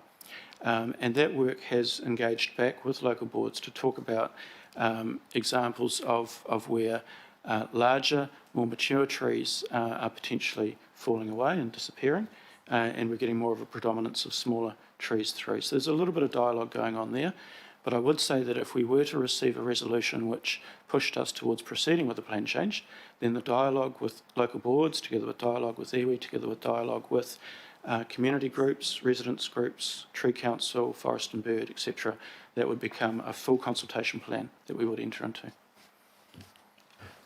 Thank you, Phil. Councillor Simpson, please. Thank you, Mr. Chair. Look, my question is to Megan, and how did this paper get through finance? Because the financial implications are part of this paper says the status quo option for managing, protecting Auckland's notable trees can be managed within existing council budgets. The 4 additional options would require additional funds, and the option suggested requires additional funds. Now, if you think I'm the bad cop today, wait till you hear what's coming next week, team, all right? And I actually support Councillor Fletcher and Councillor Walker. I'll apologise to you. I've been a bit busy doing my own stuff, let alone looking at yours. But I'm telling you to put a report through now that asks for more money when you have no idea of the challenges and everything else that we have to face is potentially unwise financially. Now, I'm just putting it out there, and if we could delay it might be helpful when we have a look at it in the context. Through the chair, if I could just confirm, you're absolutely right, Councillor Simpson. If this report was asking for money, well, it wouldn't have gone up for a start. So this is not. What it is saying is we're reflecting that while option 4 might be the most cost-effective way to deal with it, we are saying we can't afford it and therefore status quo remains, and we're not asking for any more money. So it's okay. So, and we did run that past finance. We wanted to make it clear what our apologies, a way to do it, but the financial implications. Apologies, I read point 47 and saw the cost. Yeah, it's maybe a little bit difficult to read, but if you read the B, it sort of overrides the A, and there are no financial implications that you'll have to deal with. Councillor Watson. Thanks, Mr. Chair, and first of all, I'd congratulate the officer on her delivery of this paper. It's actually very clear and very logical, quite noticeably so in a number of reports that are delivered to us in our time sitting at these tables, so thank you for that. My question just really goes to reinforce the notion that, you know, the song and a prayer motion, and that was the the approach to the government. So what I heard there from Megan was there's actually nothing other than Mr. Shaw's a letter that he may have written to really show that there's any undertakings or possibilities there. I mean, we're starting fresh there, so that's a bit hopeful to say the least, isn't it? C. Well, the question is that, hey, there's not as if we've got some undertaking or there's something in train that would give us some hope there. We just have to go and approach them and see what happens. Like we're starting on snakes and ladder. We're on number one. Well, through the chair, I think the difference that will happen this term is that there will be reform of the resource management system. This government has said it will happen. So there is an opportunity. Now, whether that is the government front foots that and puts something up for submissions, or whether it might be this council submission in the absence of anything specifically about trees to say there needs to be something about trees. So I believe that in this government term, and therefore most of this term, there will be an opportunity to speak directly to government about this. So my follow question is, and it's a little unfortunate, I think, that the kind of progression here. So we have a statement that option 4 is the most cost-effective way to undertake a review, which to most lay people, members of the public reading that, is thinking, well, okay, so they're balancing up money and effectiveness, and you'd expect an appropriate decision, but we go back to, well no, sorry, it's not financially viable, so forget about cost effectiveness. So my question, Mr. Chair, and it's an important one from me, is my general perception of things is that there's loss of trees occurring, that it's a kind of Nero and his fiddle kind of scenario where Auckland Council's sitting, bemoaning the changes in 2012, but there's nothing actually happening on the ground to address that in a meaningful way. So is that a reasonable reading of the situation, notwithstanding what we've heard today? So that's a public perception. What I guess I'm asking is what comes out of any of these, out of the resolution today, if passed, that goes to addressing that? And I'm sorry, I'm not quite getting a clear picture of what that is. Okay, just clarify, your question there is the rate of decline? Yes, well, we're having specific incidents coming up of trees, and quite notable trees in their own way, that are going by the wayside. Yeah. There's a notion since 2012 we've had an assault on, trees across Auckland. Our recommendation is a status quo. So I guess what I'm looking for is something in amongst that shows that there's something more happening than just sitting on the status quo. Now, Tuila, I just can't put my finger on it, but you do, I've read in your report, the rate of decline and the percentage of canopy loss. I think you referenced it there somewhere, didn't you? Oh, through the chair, the report does highlight that Schedule 10 contributes 1 to 1.5% of total urban canopy cover. I don't think I specifically mentioned That's what I was the referring rate to. of decline. That's what I was thinking about, yeah. But as part of Plan Change 29, there was a lot of desktop analysis that happened where we were able to go through and find out how many trees had been lost, but that information had not been ground truth, so we can't definitively say what the decline has been. Okay, so the current notable tree scheduled is about 1 to 1.5% of the Auckland canopy cover. And Yes, if we took on the extra 587 minimum, that would take it to what? Through the chair, sorry. Be a small percentage, would it? Yeah, it would be just quite a small fraction because there's currently 3,000 line items, so about 7,000 trees. So if we were to take on 500 more, it would be quite a small increase. Yeah. Okay. Councillor Coombe, please. Thank you, Mr. Chair. Kia ora. Thanks for the report. Just in terms, I've got two questions. So just in terms of the website, and I see it has been updated to say that we're not progressing with any trees that are nominated. I just wonder if we've taken any advice on whether there are any obligations to do anything with those nominations that we've presumably been getting for the last 5 years? Through the chair, no, we haven't sought legal advice on that, but I'm quite comfortable that we are not in a situation where we are legally liable for not progressing those nominations. Thank you. And then just in terms of the recommendation, I do see in paragraph 65 that the next steps is to undertake a review when resources permit. And I presume that's basically option 4. Is that fair to say that that is what option 4 is? To the review of Schedule 10? Just through the chair, an incremental review of Schedule 10 is option 3. And so that wasn't for the consideration of this report, the financing side of it.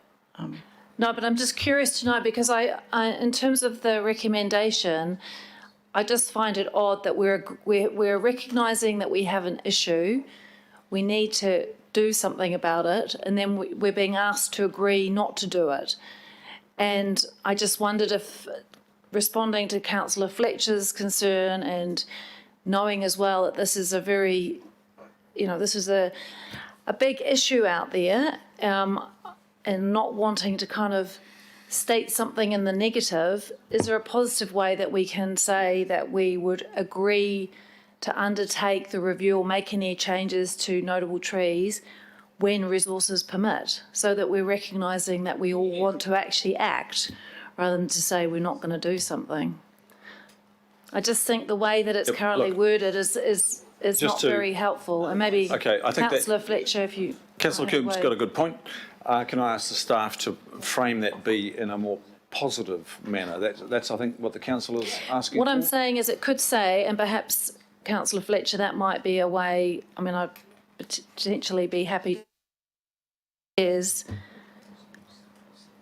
agree to review or make changes to the notable tree schedules in the Auckland Unitary Plan and the Auckland District Plan when resources permit, which is essentially what the report says is next steps. Never a good idea to try and work up a motion in a discussion. So I'm going to ask Councillor Coombe to work with the Chief of Strategy to frame those words up and then come back to us in a minute. Okay, well, just to add to the question, because I'm just asking this as a question in terms of what the next steps potentially are, because I would have also thought, taken on into consideration what Councillor Simpson has reminded us about our financial position, is that this would be a discussion through the LTP, that we do actually want to do something when we can. So, and we might, find local boards might find ways to progress this. I just feel uncomfortable that we're asking the community on one hand to go into that, plug into that process, and then we're saying, sorry, we're just not going to do anything about it. Can you work with the Chief of Strategy? Well, I've given my sorry, you need to sit down, and because I'm sorry, Councillor Coombe, but it does not. I know your intention, but I'm inviting you to just. I've done it. Thank you, Chair. Working on it now. Thank you. Okay, I don't have anything in front of me right now. Meg off. Question? Just a point of information, because people have been asking what the reply was from when we sent the letter to David Parker. So I've just attached it. So I thought you might. Is it appropriate for me to raise it here? I'm a bit nervous about taking it out of context. Yes, now, you were totally out of order. I've been reprimanded once. He said basically, this is the relevant paragraph. In receiving the report, Cabinet noted that further work will be required on urban tree protection, which will need to be considered by the next government. It will also take time to work through and understand the impact of the panel's proposals on local government. Therefore, I support the Ministry for the Environment's officials starting early engagement with councils on the matter of urban tree protection and the panel's proposals more generally. So it's quite a positive response, but still doesn't absolutely give us a time frame. But hopefully that is in order, Mr. Chairman. Well, it confirms it's on the agenda, so that's good. Thank you. Well, that's a good update. Thank you. Councillor Hills. Thank you, Chair. Just to comment and some questions. So just saying that it never came to a workshop, I assume, because it can't, but it would be a lot easier if we had that opportunity. But I guess because it's a bit of a fait accompli, I guess that's why it's here.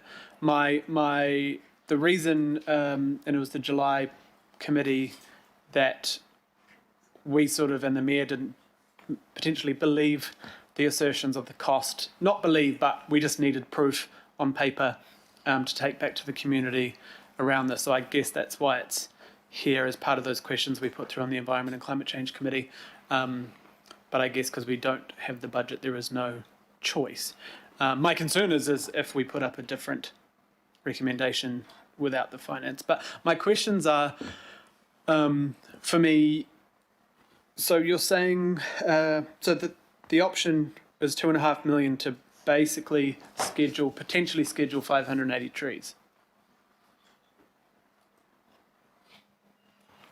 Yes, that's correct. Okay. And so that's 1,400 per tree. The other thing is,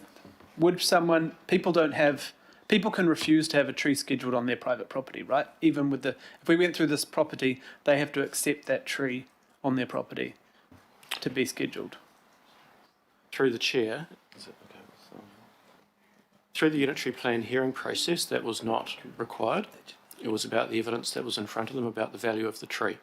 Okay. And whether or not against the regional policy statement criteria it scored sufficiently highly enough. So the consideration of the property owner, if they were opposed to it, could have come forward through a further submission in opposition. But there was no right of veto that was granted to the owner to dispatch the ability to decide on whether it would become scheduled. Okay.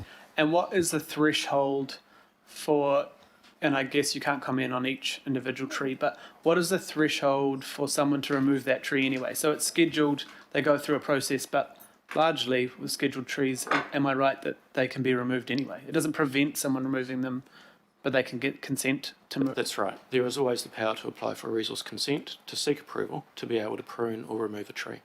Okay, so yeah, so I guess I'll give a quick, brief comment. I won't speak again. Not yet, because it's not moved. So let's put just before, if you can just hold there, and if we can put the B up, or put the new B up with the old B.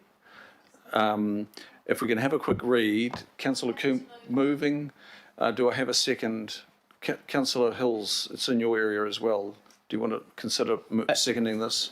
I can't second that. I will give my comment. Okay. Okay. People want to speak to it. Do I have a second, please? Okay, I'll second. Sorry, just got there before you, Councillor Walker. And a question about the motion. Yeah, so by removing B, you're actually saying what the direction is. You're saying, no, we're not going to do it now. We're going to leave it as it is. So at the moment, you're just going noting and agree to review, make changes another time. You're not, at the moment, we're not putting a definitive. So what you're saying is you're removing the definitive that we're not doing anything now.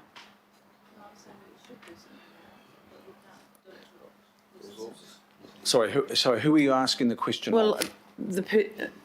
Councillor Coombe. Am I allowed to respond? I mean, I'm just picking up what's actually in the report, that the report is saying is the next steps, that there will be action taken when the resources permit. Taking out the reasons for why we're not. Yeah. Okay. It's just. I think it's more airy fairy. That's all. But I thought it was trying to make it more action orientated. So this is saying, we know the way forward. This is what we want to do. So we can respond and say, yep, we are going to do something. We're going to notify the trees when we can find the resources. Because if we pass the recommended B, it is just putting a stop to everything.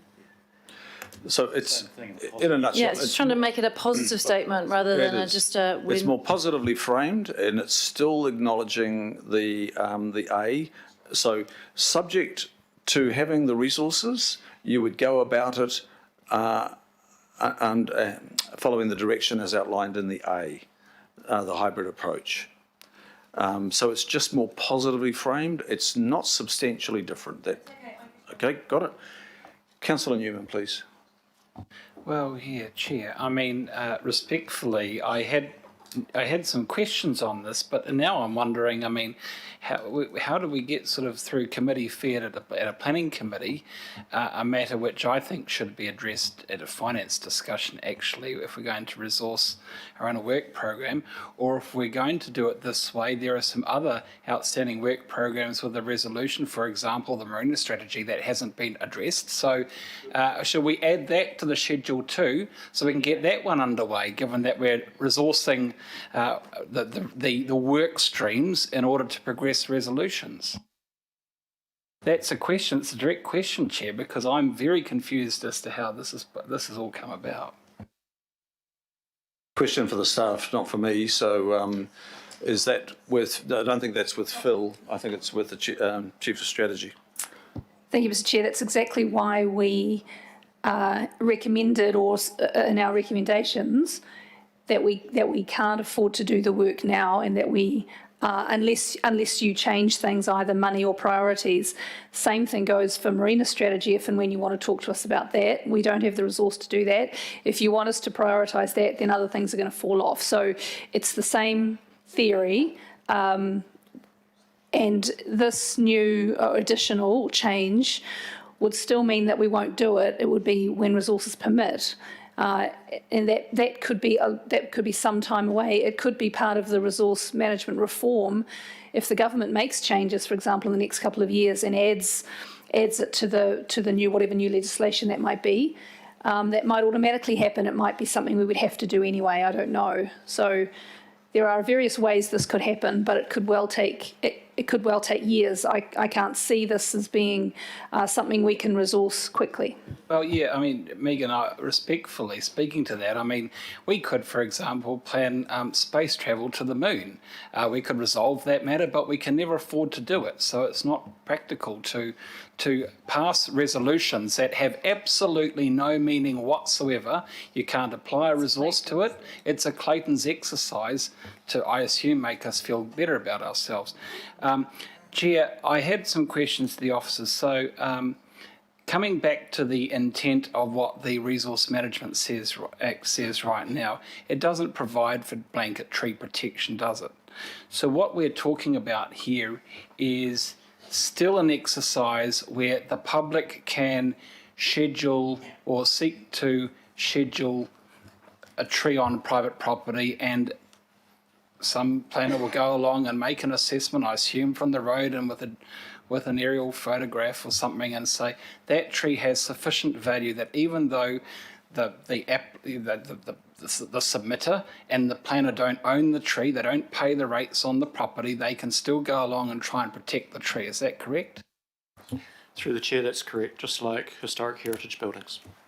Yeah, but the point being that the Resource Management Act actually doesn't provide for general tree protection. Maybe that we should, I mean, I've always been in favour of not having general tree protection, but given the amount of urbanisation that's taking place, maybe I need to change my view and we should go to general tree protections now. But it seems to me the default position actually is that the property owner's rights ought to usurp the aspiration of the submitter who doesn't own the property. Would that be reasonable? Through the Chair, no, I disagree. So the regional policy statement sets out what are the values associated with the tree. And while there is a consideration of the extent to which the tree may be creating a burden upon the property owner, it doesn't provide for that right of veto for the property owner to be able to exercise their ownership of the tree and then stop the regulation occurring. And that's in accordance with the regional policy statement of the Auckland Unitary Plan, which is enabled by the RMA, but not the RMA itself, is it? So declarations were sought through the Environment Court on what we were able to do within Auckland in relation to the protection of urban trees, and clarification was given that notable tree scheduling remained a mechanism which was available to councils. Clarification gave us the result that the general tree protection in the form which was native or exotic over a certain height, we're no longer able to be protected, but also general tree protection in the form of protection of trees associated with particular zones was identified as being a form of general tree protection and no longer allowed. So that process concluded, I think, in 2010 and has followed through as part of the preparation of the unitary plan notable tree schedule. Thank you, Councillor Newman. Now, look, there's no other questions. There's been quite some comment already. It's moved and seconded. You want to make a comment on this, Councillor Walker?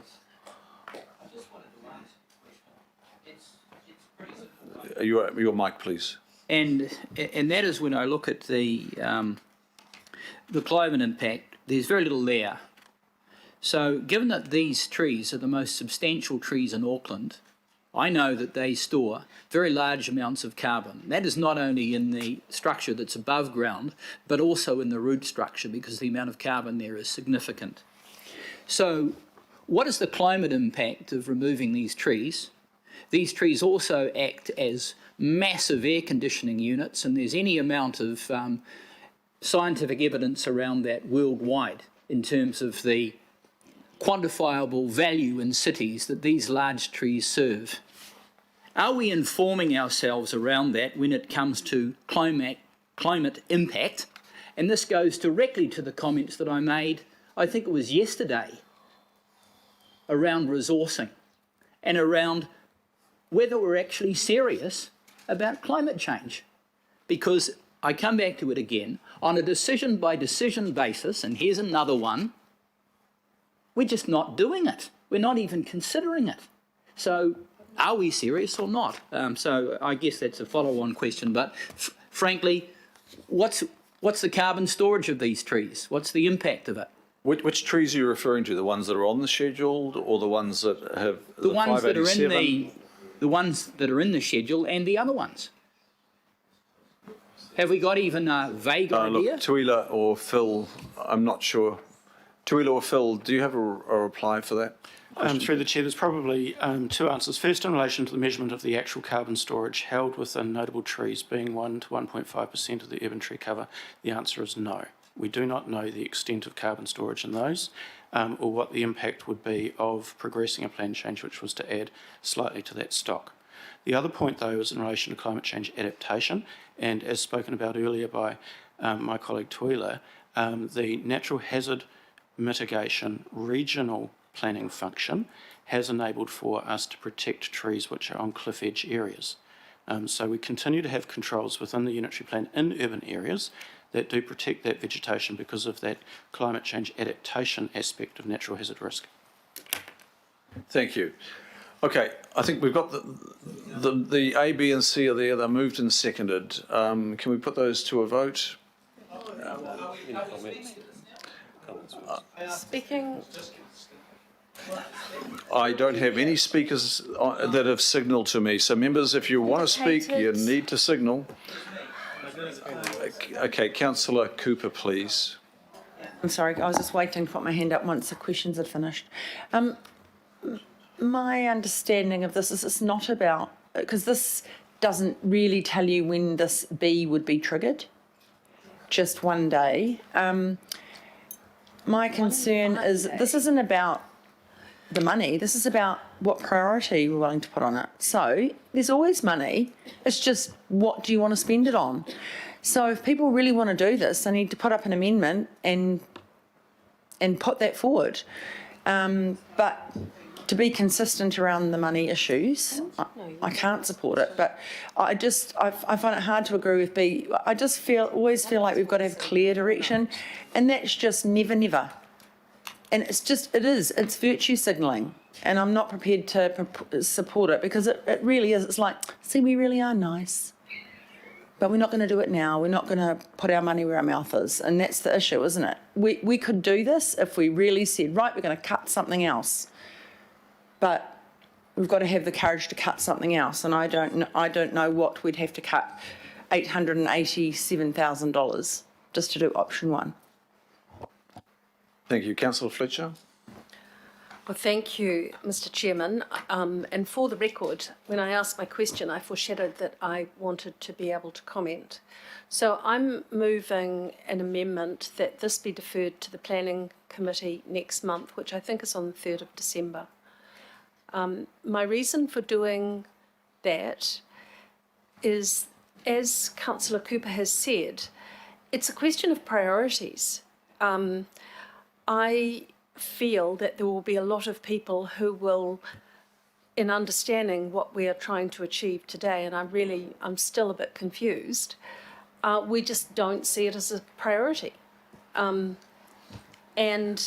I feel really uncomfortable with that. If you look at those issues that have proven to be highly controversial on an ongoing basis, much of that has had to do with trees, much of it's had to do with the lack of protection or otherwise, and ambiguity about different things.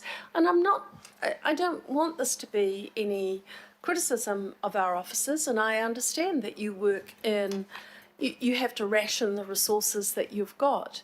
But we are here as elected members to state what our priorities are. And I'm saying today, I've actually got insufficient information today to make an informed decision on this. And I've followed tree issues for a very long time. So that's my reasoning. It will give, you might not be able to have time for a workshop, but I need to get a second. Do I have a second for that, please? It's seconded by Councillor Walker.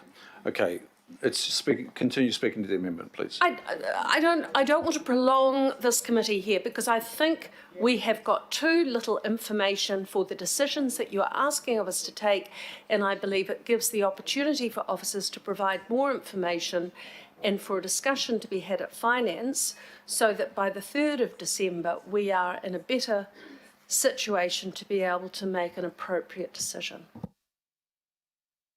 Okay, thank you. I don't want to have voters' remorse on it. We've now got an amendment before us. Speakers to the amendment only, please. Councillor Walker.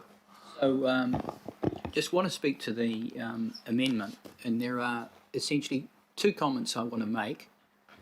If I look at what we're proposing to do here, this is all about cost effective, and then later it says when resources permit.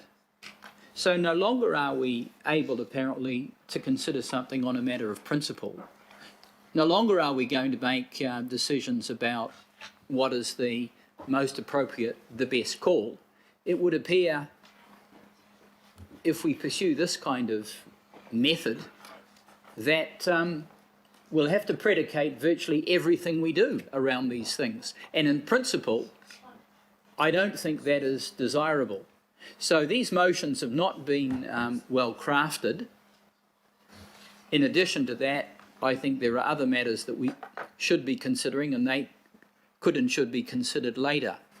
So what it amounts to is that I think there is very good grounds for deferring this matter, so that the officers can give a little bit more thought to some of the issues raised today, so that if we do move something, it's being moved on a better basis, because this is a very bad message to put out to Aucklanders.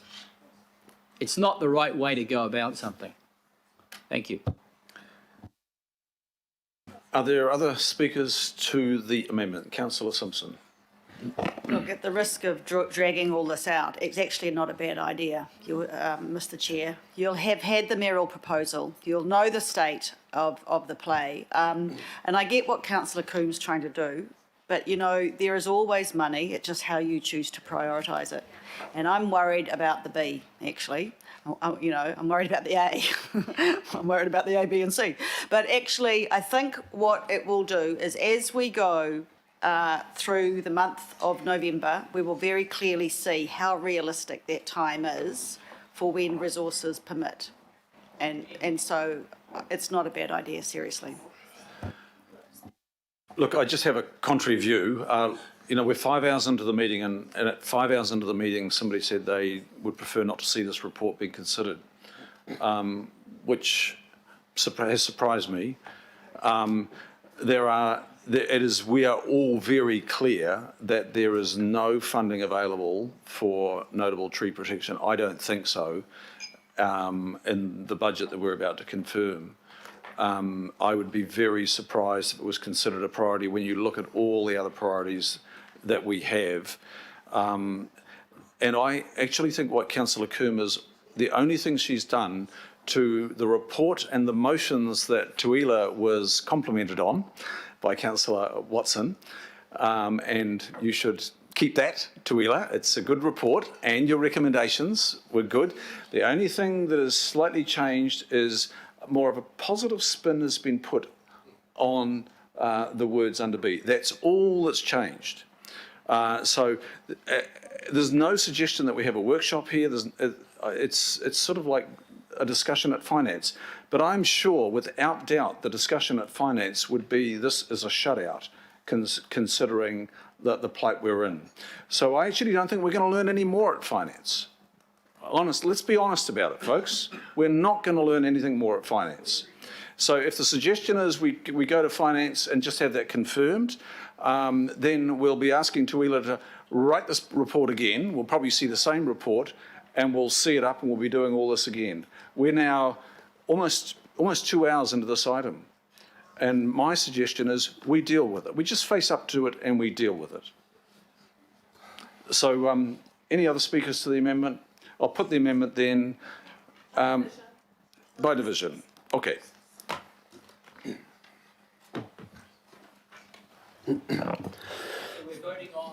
The amendment.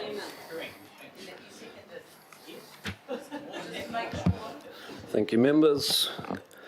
Voting on the amendment. Councillor Darby. Against. Councillor Bartley. For. Councillor Casey. Yes. Councillor Cashmore.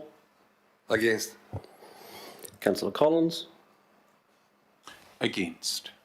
Councillor Coon. Against. Councillor Cooper. Against. Councillor Dalton. Against. Councillor Fletcher. For. Mayor Goff. Against. Councillor Henderson. Against. Councillor Hills. I don't even know at this point. I will go Wait and find again.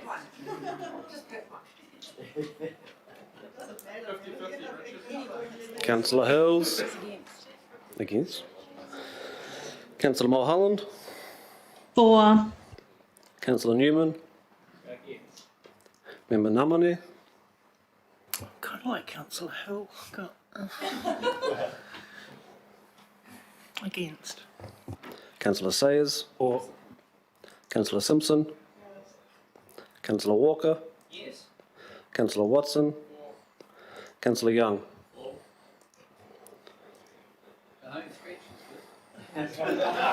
Last 9 votes to 11.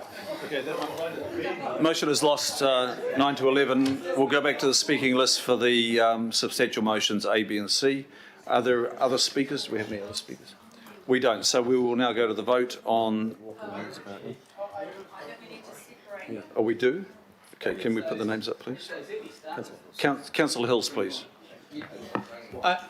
This may become to a huge surprise, but if Councillor Simpson supports me as a second, I would prefer to amend and put the original B back. I don't know if... And I'll give my quick speaking turn on that. My main reason is because I would not prioritise that 2.5 million. It is 2.5 years of the Urban Ngāhere plan to save 500 trees that would not be saved. And we're already being told that the planning team is down about 2.5 million. Can I just hold you there? So you're actually proposing an amendment. You haven't spoken, so you have the right to propose an amendment. Now, I would like to see us work this out. Councillor Coombe, you are the mover, I am the seconder. I'd like to resolve this. Is there a willingness, Councillor Coombe, to reconsider your change, which is the primary motion, to the original motion? Just to clarify, the numbers that Councillor Hills is mentioning, they're not quite right, aren't they? I mean, I thought it was 800,000 for the... 871. 871 is what's required to work through the 500. It's not the two. The other money is just to review the current trees on the schedule, isn't that correct? Sorry, I need to get to the nub of this, so there's really not a lot of time to sort of to and fro on. Yeah, I know, but also just to clarify, I mean, the report tells us what the B I've proposed is what the report says is the next steps. So I'm just positively stating what's in the report. that we've been advised is going to happen. Okay, Is that not the case? My question to you was, is there a willingness as the mover to consider the original motion? And look, I just need a yes or a no. I'll remove my amendment. I can't be bothered anymore. Okay, I'm cutting that conversation. Then we'll go to Councillor Walker, who's absent. So we will now go to the vote. Members, this is the committee of Auckland Council, and I really think we should take this a bit more seriously.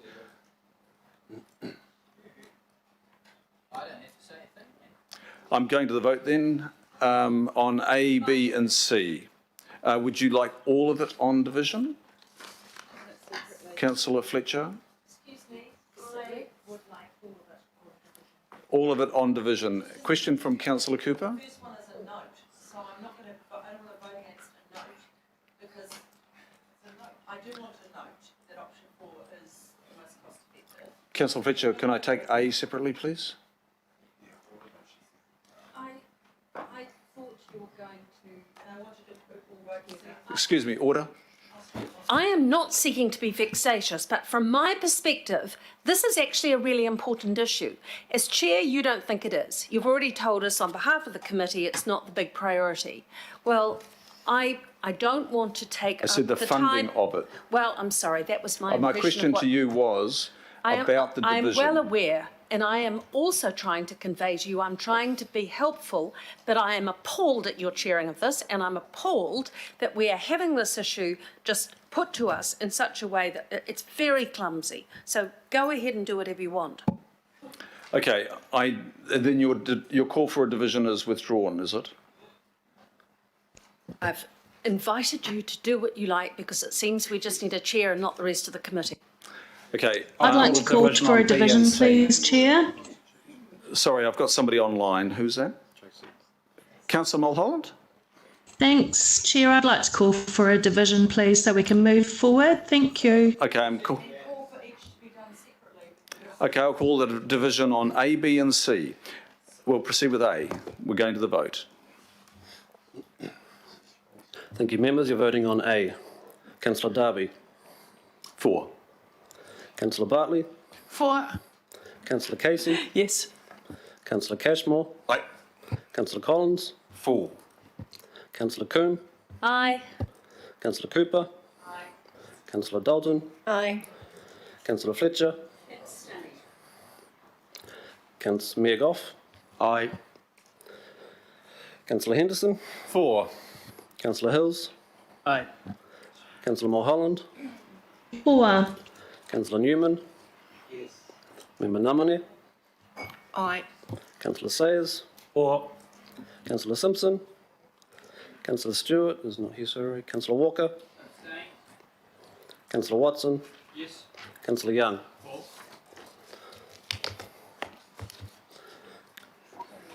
That's carried the A, 18 votes to nil, and we will now go to the B, take the division. On B, Councillor Darby. For. Councillor Bartley.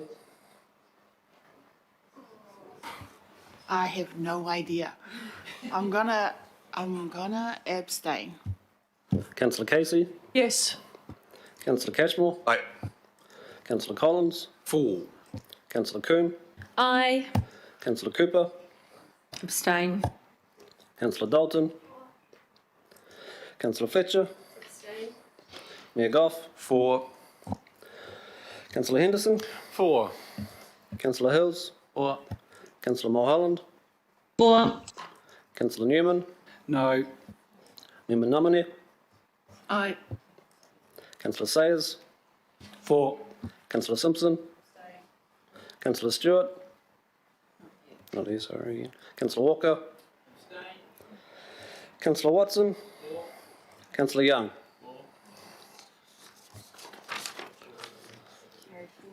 Carried 14 votes to 1. 5 abstentions. Thank you. We'll go to the C. C. Go to the C now, please. You're voting on C. Councillor Division. Darby. For. You're right.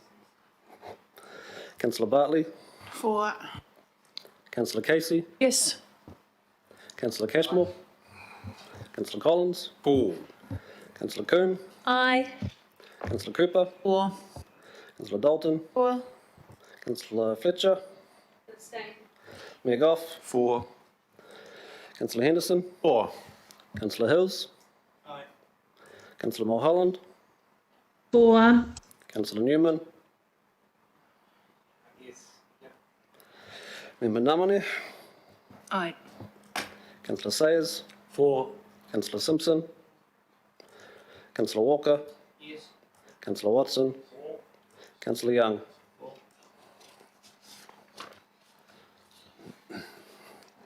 It's carried 19 votes to 0. Thank you. One abstention. Thanks, members. That concludes that item. I'll move an extension of time. Do I have a second, please? I'll second. Yes. Councillor Dalton, thank you. And all those in favour say aye. Aye. Contrary, no. Declare that carried. We're going to take a 5-minute break, I think. Councillor Cashmore? Sorry, I have to leave, Mr Okay. Chairman, for Infrastructure New Zealand. Oh, Critical that's Partners good. thing, I'm sorry. Okay, on business. Thank you. We'll take a 5-minute break and then we'll come back and we'll deal with the Waiheke. Could you just please note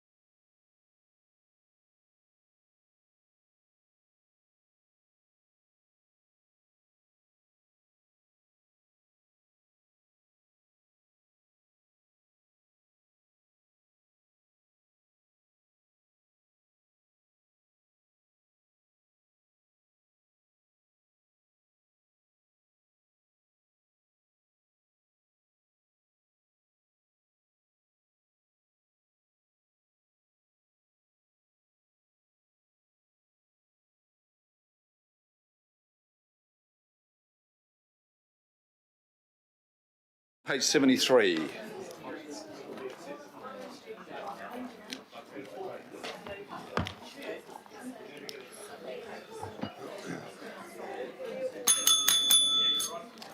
Thanks, members. If we can take our seats.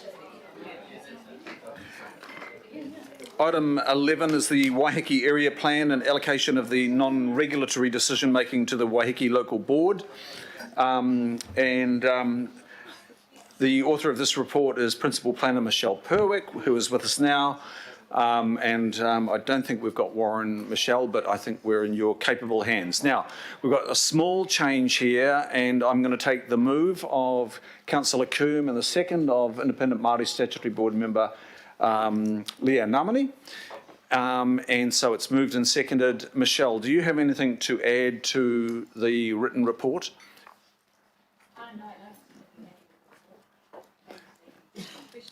Any questions, members, of Michelle? Councillor Cooper and then Councillor Walker. So I just want to know how much resource from the planning department is put into these local area plans. My understanding is the local boards don't pay for them. They just ask for them and then we've done it, even though it doesn't have a statutory power. John, you might be better placed putting Michelle on the spot there, just in terms of the resource available for area plans. Thank you, John. Yeah, through the chair.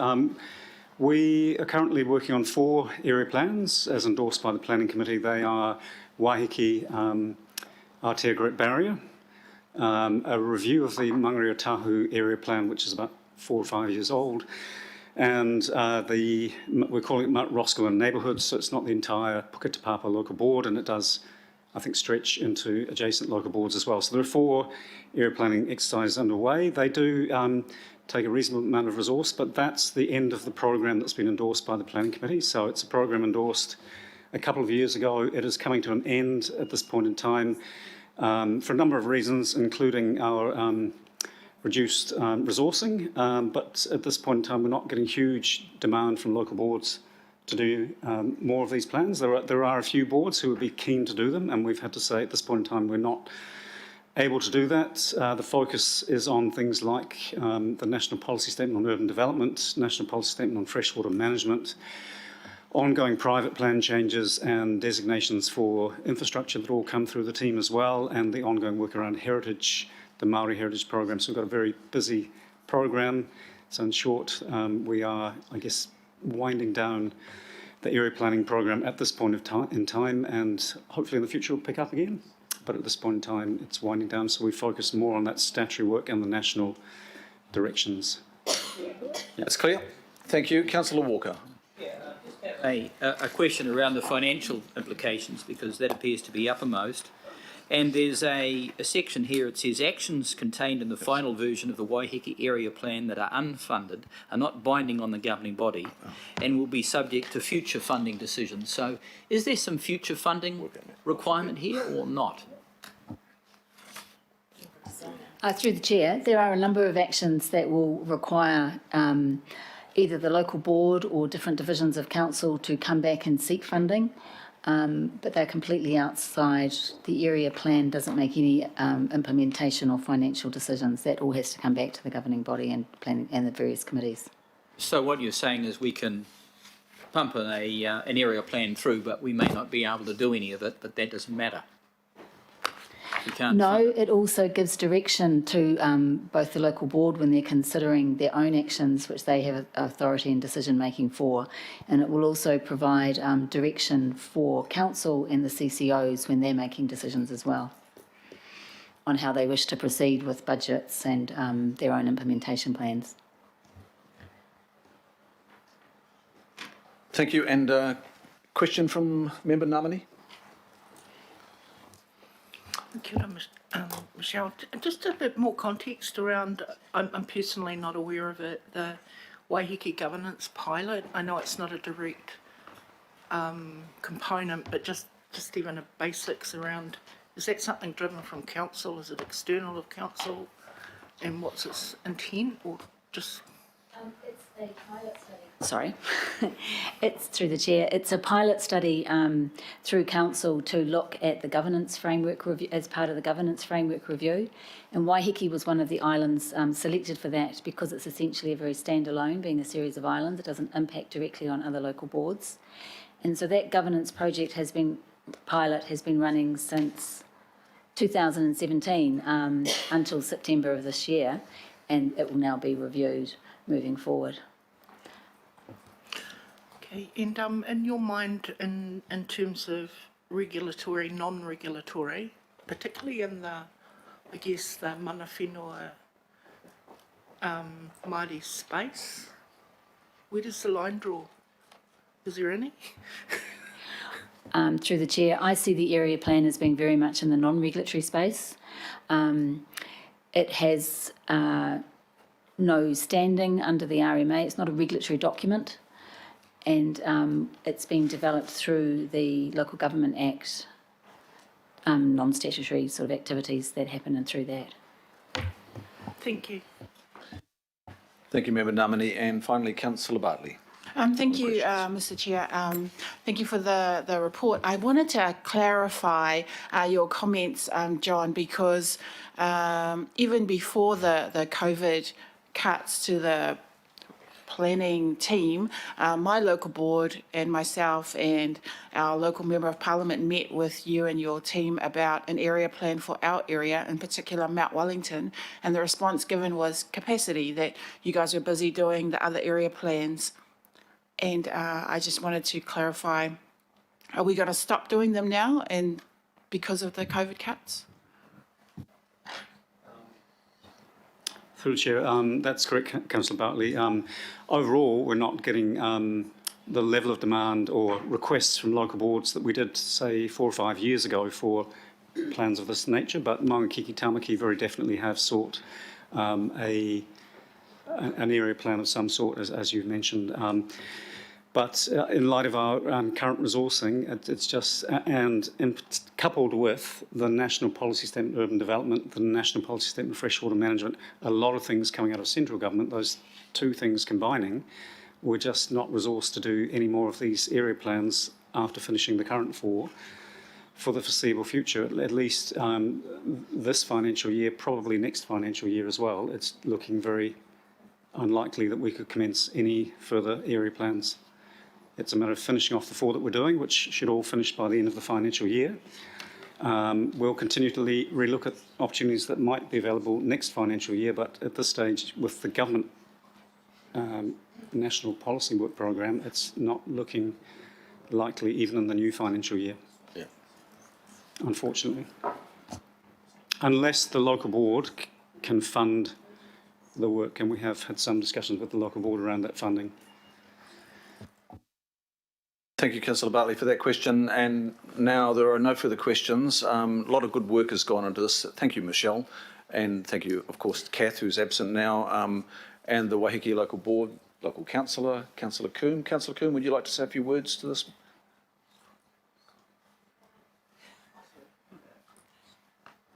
I'm just very happy to support this process. I know it's not the usual process for an area plan, but I think in the context of Waiheke, the local board there would very much like to be able to adopt the plan. And I'm, apologies to Chair Kath that I wasn't here for her input, but thank you for incorporating the involvement of the IMSB. I think that's a good step forward, and I think that's what came out of that discussion earlier. So I am on the working group for the area plan, and will continue to be part of the process as well. So thank you, Mr. Chair. Thank you, Councillor. And lastly, Member Namadi. Kia ora.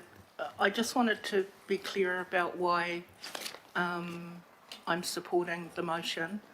Of course, the board undertook to participate in this process with an understanding that at the end of it, we would be a decision maker around this table. So what's essentially occurring now is that role on our part is being removed from us. in relation to this motion that will then be taken to the governing board. So I was attempting to work constructively to just find a solution to that. Originally, it was a stronger motion, but I understand there's some potential legal issues around that. So to be clear, my understanding is that between now and the governing board meeting, that there will be a discussion around clarifying that point, and if potentially stronger provisions can go in that do retain our role as a decision maker in the process, that would be potentially accommodated in a resolution that may go to the governing body. So on that basis, we're happy to support it. Thanks. Acknowledge that, thank you. So I'll put this to the vote. It's been moved by Councillor Coombe and seconded by Member Namani. All those in favour say aye. Aye. To the contrary, no. Declare that carried. Thank you, members. That takes us now to the item under agenda item 12, and that's the additional harbour connections business case. Now, we've got Alistair Cribbins, David Hawkey, Chris Morgan. So Alistair Cribbins and David Hawkey are from Auckland Council. Chris Morgan is Group Manager Strategic Projects at Auckland Transport. And also the third partner is Waka Kotahi, and representing Waka Kotahi is the Design Portfolio Manager, Target Rapid Growth. I like that, Paul. Paul Glacina. Welcome, Paul. Look, I'll move this. Councillor Hills, would you like to second? Paul, at the outset, I think we've never really had the opportunity to acknowledge the Waka Kotahi for how it dealt with the bridge crash in such a quick manner. I got a sense, and Mayor has as well, of just how quickly and constructive you were in the response. I think 2 hours after that incident, I happened to be on an emergency call with Chair Adrian Young-Cooper, and I got a sense of your crisis management team. All so calm, all knew exactly what to do, because I've trained for it for many, many years. I would just want to, I think on behalf of all of us, acknowledge Waka Kotahi for the way you went about that, and quite swiftly. You met all the deadlines. You didn't overpromise, but you sure did deliver quick, smart. So please take that back from here at Auckland Council back to the team. We really do think you were top notch. And all the workers and engineers and others who... Everybody involved. Now, I think Mayor Goff has already conveyed that and conveyed it formally, I believe, but it's just sort of a reiteration that we would like to let you know of. Okay, Alistair, you've got a presentation. There's about 10 slides. The report's before us, and we're making progress. Kia ora koutou. Thank you, Chair, and good afternoon, committee members. Yes, I've just got a short presentation. I'm conscious of how you've all been sitting here, so I'll try and keep it short, but I think it's useful because it will probably, I'm sure most of these points would come up in questions anyway, so hopefully they help to address some of those in advance. So I'm here to present we are here to present the key findings and recommendations of the additional Waitemata Harbour Connections business case. It's due to be released tomorrow by Waka Kotahi, unless there's unforeseen delays, but hopefully not. This is a joint project with Auckland Council, Auckland Transport and Waka Kotahi. It was initiated primarily when the then Minister of Transport asked Waka Kotahi to provide advice on the need, timing, form and function of any new cross-harbour connections. So this was initiated to provide some quite detailed information. It was anticipated when we start this work we would be looking to land particular alignments, modes and the like. For reasons we'll touch on or get to, we haven't been able to get that far. There are too many uncertainties. We've uncovered too many interdependencies and difficulties with landing particular things at this time, but we think we've made some real progress on tying down and really delving into what we do and don't know and progressing sort of what we do know in this area. It has been focused across the harbour primarily, but looks at is primarily the corridor is State Highway 1 and the Northern Busway, but we recognise that it has a wider, it's part of a wider transport network, so the study area covered an area from Silverdale all the way down to this central motorway junction. The problems that were identified through the business case project were around growth, productivity and resilience. The growth, essentially, population growth is occurring in Auckland and in the North Shore. This is leading to an increased demand for travel, which in turn is leading to increased congestion and will continue in the future, which will in time start to reduce the level of people's accessibility and travel choice.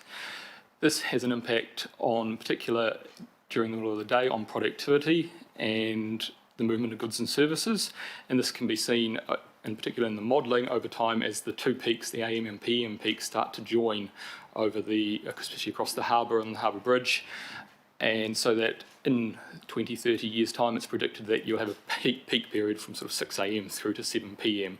It won't really drop off in the middle of the day. The resilience factor has probably been front of mind for many people over the past month or two, and this comes down to the fact that there's one single main corridor across the harbour.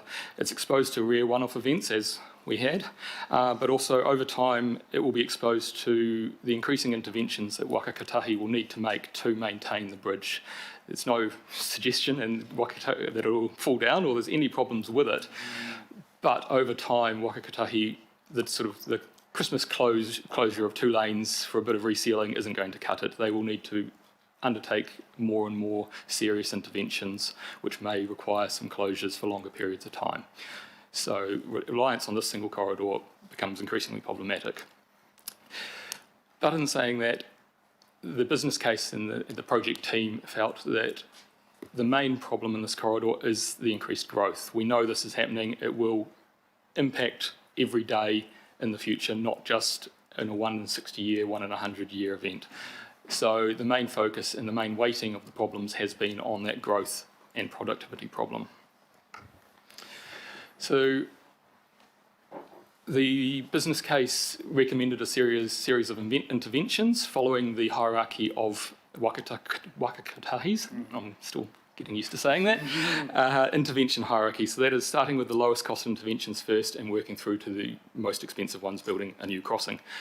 So this starts with, in this case, recommending investigating land use planning and demand management interventions that may reduce the need or delay the need for us to upgrade the existing infrastructure or build new infrastructure. Secondly, and I'll touch on these in a bit more detail in the next few slides, upgrade the busway. This work is underway and we've got 2 people from AT here who can talk to that in more detail if there are any questions on that. Develop an additional rapid transit connection, and then finally, following all of that, improve the roading connectivity across and the corridor and in particular across the harbour. Quickly going into a little more detail, trying not to go into too much, there's an important link that the business case discovered, probably unsurprisingly, between the growth on the North Shore, which is largely focused north of Albany in the Greenfields area, and the need for investment. Also found that growth in and around centres and employment growth on the North Shore, which will help internalise some of the trips, would reduce demand and help delay the need for additional capacity across the harbour. In relation to road pricing, it doesn't resolve issues on its own, and that, to be honest, also goes for land use. Neither of these 2 interventions will solve this problem, but they will both help likely delay the need for investment. But while road pricing will delay the need for a road crossing, it is also likely to bring forward the need for a rapid transit crossing. So it sort of gives the one hand, takes with another around the timing of things. In relation to the busway, the business case found there was an urgent need to add capacity to the busway to meet ongoing growth in cross-harbour travel demand and support mode shift. Now, this was pre-COVID that most of this work was done. It's probably been a slight delay. It's probably not quite so urgent now, but at the moment, I believe we're still working, assuming that things will return to normal in the next few years. And so there is still, we think, an urgent need to progress this work, at least the investigation. And so this was felt it was so urgent that AT has already got this detailed business case underway and started with this work. But even then, if we undertake all these enhancements, it's still likely that the busway will reach capacity around the mid to late 2030s. And at this point, we're likely to need to have a larger intervention. which the business case found that a rapid transit connection across the harbour was the best option to address the issues and objectives, those issues that we covered before, and therefore should be the priority investment. The work looked at a wide range of modes and routes. The preferred approach that the business case landed on was an additional rail-based cross-harbour connection serving the lower North Shore with stations at Takapuna and Smales Farm, likely extending further north, potentially following the existing busway corridor, but potentially not. Further work needs to be done on that. Further work also needs to be done on the particular mode, whether it's light rail, light metro, heavy rail. And a lot of this relies on integration with other work that's underway. City centre to Mangere, supporting growth north of Albany, northwest rapid transit, integration of all of these, and there's a lot of interdependencies with that work. What is it connecting to and what's happening there? Even with that in place, there are some residual issues, or it doesn't fully address all the issues that were identified and problems that were identified in the business case. There is still increasing inter-peak congestion, which will continue to impact on productivity. And there is obviously the resilience issue. While that is partially solved by the rapid transit connection and that more people can use this alternative route, if one is impacted, then many people can use the alternative route, being it by bus or car on the bridge, or road connection, or rapid transit if there's an issue with the road crossing. Obviously, goods and services and some other personal travel can't happen that way and will need to happen by car. So there are still issues with that. So the business case recommended that continual work is undertaken on this to identify the the alignment of this and to protect that in the future. In relation to a tunnel versus a bridge, the business case did not land on an answer to this. There's a clear preference for a tunnel for both the road and rapid transit and road.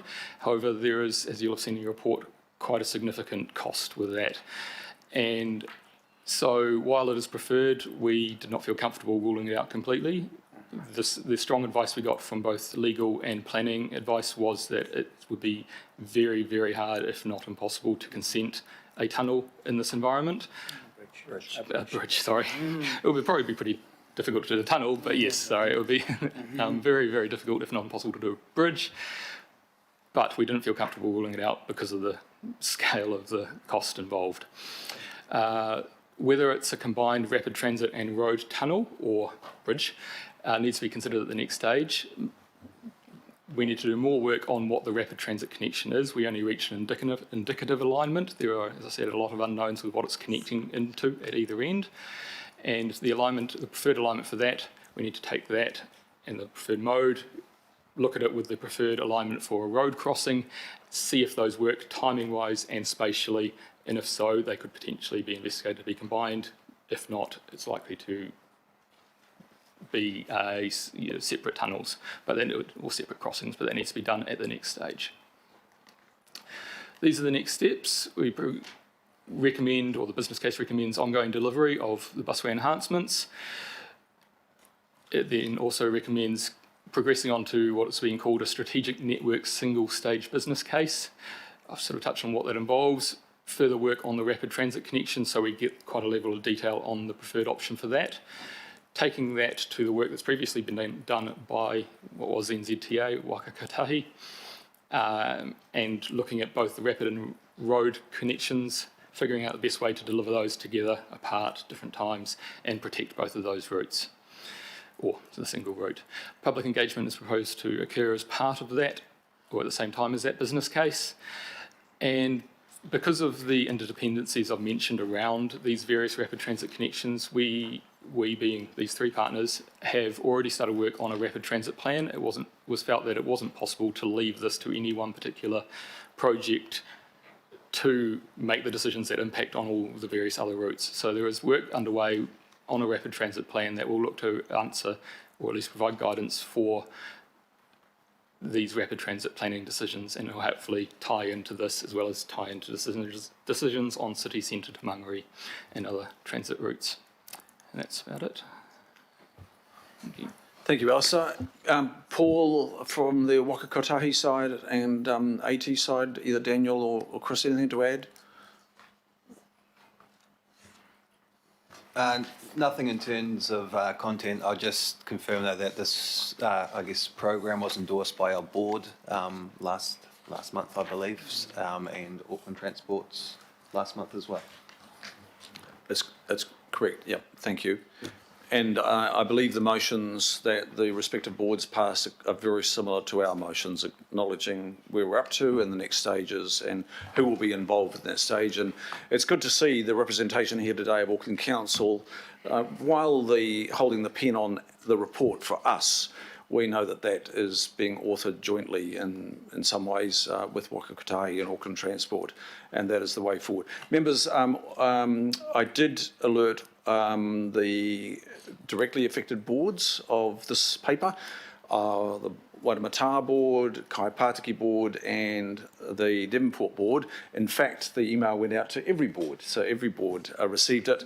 I did extend an invitation to those board chairs, the three directly affected, to attend the meeting today, but look, I haven't got any feedback to date. But on that note, Alistair, you will be, on behalf of Auckland Council, you'll be bringing the affected boards, or the directly affected boards, up to pace on it, in the new year or December? We're hoping to touch base pretty much in the next few days, this week, next week, to try and arrange a time, hopefully before Christmas, to meet with those local boards. Well done. Okay. Questions? Councillor Hills, please. Thank you very much, and it's great to see this finally taking shape. So thank you very much for that. My questions, I guess, and it's always come up through the last couple of years when we've discussed this, is that Takapuna spur, and I'm glad the thinking is now that it won't replace the busway on the busway. I couldn't imagine 5 years without the busway, or 10 years, however long it is taken to make. But are you ruling out, or have you ruled in other scenarios? Like, apart from Takapuna being a metro, the actual population growth and the current much larger population is actually on the western side of the motorway, and the carriageways, say for I'm not trying to pick or choose, but say an on-street, you've got Glenfield Road, Wairoa Road, Tahurodo, you've got Lake Road, Northcote Road, all with very wide carriageways that potentially could take other routes. And when you look at Northcote especially, if it's just abutting Smales Farm Station, there's a massive golf course on one side, which doesn't give you So I guess for my, talking about the rapid transit, is there thinking of being a bit creative of where the population growth actually is? Without precluding maybe going to Takapuna too, but I'm just wondering, is that all being thought of? That is definitely not off the table. We are conscious of the need to integrate the land use planning and the response to this. And at this stage, the business case recommends going via Takapuna to try and link that in and help support and internalise that business growth on the North Shore, and link Takapuna into a lot of that residential growth, especially north of Albany. And so they actually have a direct link in there, helping support that, and also obviously providing that link from Takapuna into the city and connecting it in there. But that is not, we haven't ruled anything else off the table, and it will need to be looked at the next stage. It definitely has come up, the width of those roads on the western side compared to most of Auckland, let alone the eastern side of the motorway.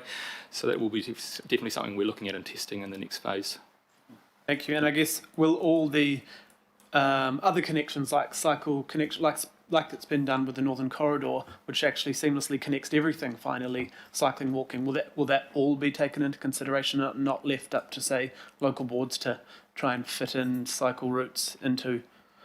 I guess I'm just thinking of Northern Corridor as a good model where you have actually linked everything up. Oh yeah, it's probably getting a bit too detailed at the moment. I think I expect we would take the same approach that we have for Northern Corridor and NZTA have taken, Waka Kotahi, have taken with other corridors such as down south and the Southern Motorway and the like as well. I guess my experience has been it's harder to put stuff in after it's not there. Like, I'd love it to sort of be there. The other question was around road and future road, and I guess it obviously makes sense to have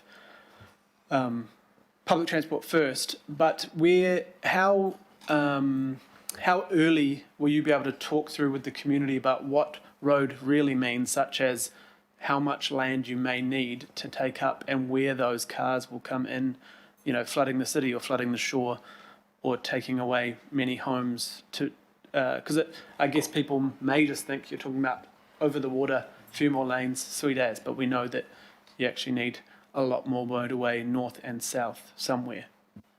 And local roads as well, probably. There's no point just widening the motorway because the local road connections are congested. I don't know if anybody else has anything to add, but I definitely see that happening at the next stage. That is the type of detail we're looking at getting into the next stage, and as I think it says in the report, that's anticipated to happen over the next year or so. I guess my concern is if you're not a little bit, I guess if you count everything in again, then it gives people more of an understand. I just want to be sure that people understand at a high level what it could mean, you know, to have several new lanes of road within our communities. First up, because, you know, you might pick or choose your assumptions without knowing actually, oh, that reserve's gone, much like we saw with the Northern Corridor, unfortunately, or those homes are gone, much like Mill Road and others. So, thank you. Plus the emissions enabled by that. Councillor Walker, please. Yeah, just got a couple of questions. I appreciate the work you're doing on enhancing the busway. Does that mean that you're also looking at the potential of enhancing the feeder network that feeds into the busway? Because the busway by itself, unless you've got much expanded park and rides, is only one part of the network. The other question I've got is is around whether you're also looking at enhancing the ferry service, and quite obviously that is hugely resilient in terms of sea level rise, for example, and I don't doubt that's something that you're factoring in, and also walking and cycling, but more particularly as far as cycling is concerned, the massive growth of e-bikes as they go to shifting people over distances. Who would like to take those three questions? Sorry, I was taking notes. So the busway enhancements will include the buses that come onto the busway, a lot of station improvements. It's wherever the problems and the constraints are. So if that's running along the busway, if it's at stations, or if it's getting to the busway itself, all of those are on the table. It's not just the State Highway 1 part, it's all parts of the busway network. Ferries, there is separate parallel work going on to develop the ferry service into the future. It's not part of this work, but it's being done at the same time.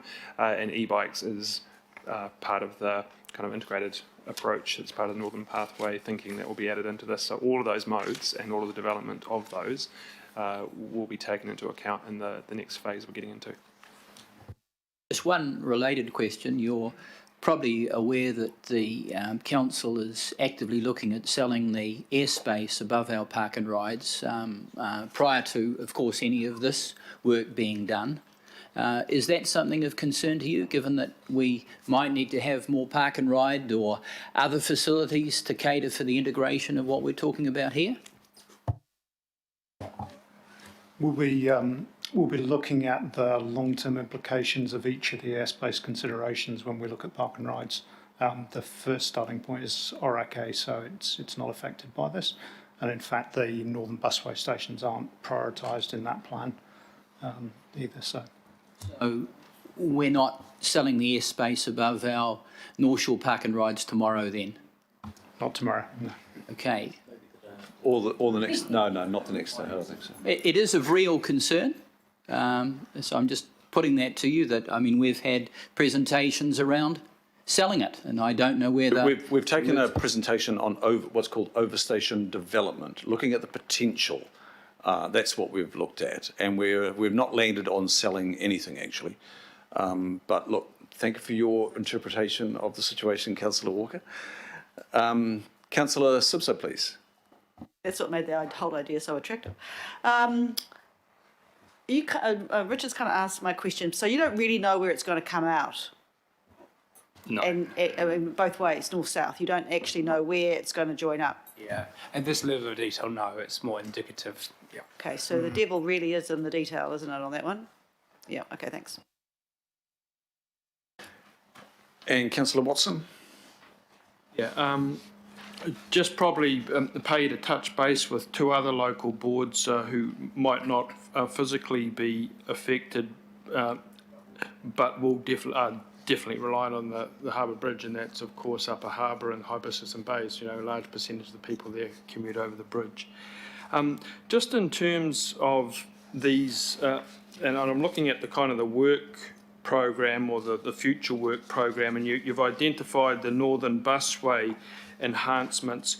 What I'm really interested in trying to get some sense of what are the enhancements beyond what's currently occurring. So we've got the Northern Motorway Improvements Projects, which is extending the busway, adding a station at Rosedale, and then we have the possibility of going up to Orewa, penciled in. So specifically beyond that program, what are the other significant works you're anticipating? Sure. So those are likely to include station improvements, lengthening the platforms and get more buses to arrive and serve customers all at the same time. You might gate the stations much like you gate a train station so that people can tag on as they arrive at the station and just hop straight on a bus, so there's no delay tagging onto a bus, so they can go through quicker. Filling in the connections along the busway. There are some gaps there that they're running in the motorway traffic or along the shoulder. On the city centre end, we can improve Fanshawe Street in the way that they come to downtown or up to midtown, and then as you mentioned, you can go up beyond Albany, up towards Silverdale. So there's parts of the network you can operate faster and better and get more through, and that will be staged over time. It isn't a one-off. There'll be bits that will improve over years. Okay, all right, thank you. And just in terms of that, you know, that sort of planning or integrated planning and across the board, with the ferry strategy as it stands at the moment, and I'm just looking at the overall timeline that's involved here and the lead-in times and this kind of notion of sort of making do in the interim before we actually get some sort of crossing decision. So with the ferries, there seems to be a little bit of a kind of a hole there in terms of really getting some of these services going in a way that would, significantly affect the number of people that are using them. So, and I think particularly at places like Gulf Harbour, conceivably some of the other stops on the shore. I don't know what it's like at Birkenhead, for instance. There's no ferry service at Northcote at the moment. So what's the degree of immediacy there? Because we've been talking about this for quite some time, but there doesn't sort of seem to be too much in the way of a step change that this kind of future work program alludes to. Chris, in replying to that, can you, or Daniel, but possibly Chris, reflect on where you're up to on the ferry procurement strategy? Because that is probably the gap that Councillor Watson's referring to. Yeah, so we are working on a piece of work specifically aimed at ferry. And it'll look at the whole strategy, the ownership model, the operation. If we think about ferry in the context of what this is trying to do, the rapid transit network really carries a lot of people, and ferry really isn't that kind of high capacity mode. So while it serves some demand, it doesn't go anywhere near serving the demand that we're talking about here. Yes, important nonetheless in that interim time period where a small number can have a disproportionate effect on the network. Just the final point to make is really just to reinforce the notion that was alluded to my colleague in terms of the park and rides, that the park and rides have been overwhelmingly successful, as you're no doubt aware, but they are in areas of tremendous growth, and they are in areas where the main access is still by vehicle, and that's not going to change. And I see that some of the areas where we assume that there might have been park and rides, like Milldale, as I understand it, is not now the case. So that's going to put increased strain on those facilities, irrespective of what feeder services might be working elsewhere. So I think that's an important point, because council, as is sometimes the case, is moving into initiatives, if you can call them that conceivably affect some of these plans that you're making. Thank you, Councillor Watson. And Mayor Goff, please. Thank you, Mr. Chair. Just two questions. This project is eye-wateringly expensive, between $6 and $18 billion. I presume that the rapid transit network side of it, as a project of national significance, will be fully funded by central government. I'd just like you to confirm that. Thank you. Yeah. Somebody got a recorder working. Thank you for that, yeah. I'll just confirm that I guess the financial case component is going to be a significant part of the next phase, including trying to shrink that range a bit, so it is all pretty ballpark at the moment, but it's a very, as you've noticed, it's a very big investment, and it'll be quite a step change to fund something like this, which will require us to think quite differently. And the answer to my question was? I think I bypassed it. I'm looking at it seriously. What I'm presuming is that the enhanced busway might involve coming out of ATAP funds, but I'm imagining that just like the Harbour Bridge was built out of national funds and motorway systems are, that this would be within that category. I mean, if it isn't, we're probably all wasting our time, because we don't have those billions of dollars that you'd be looking for. But when would we have some certainty around how that fund, obviously we'd have certainty around what the funding quantum is, and these will be on the low side by the time we get there. But when will you have when will we have some discussion with central government over commitments to pay what? So I guess that's a question we don't have a precise answer to, but the next phase of work is kind of what we need to move to start being able to have an informed conversation. So it is a process of kind of stepping through a few key decisions, and I do, again, I think understanding the quantum, the timing, they are quite significant questions we need to have a bit more detail to start progressing those conversations. So I think in answer to your question, we probably are talking about 1 to 2 years away before we're in that space. Okay, and timing was my second question. We look likely maybe to complete the rapid transit network within about 15 years. Are you confident that existing systems can sustain growth from now until that point, and what gives you that confidence?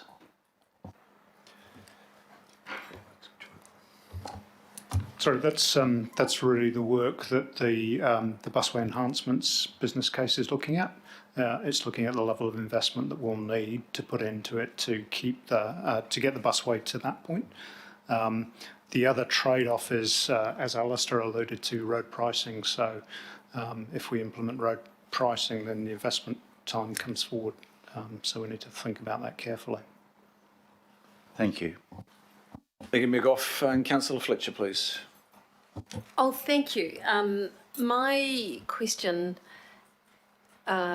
is probably a follow-on from the Mayor's, and it's just I'm trying to understand in a sequential sense how the individual componentry will come together.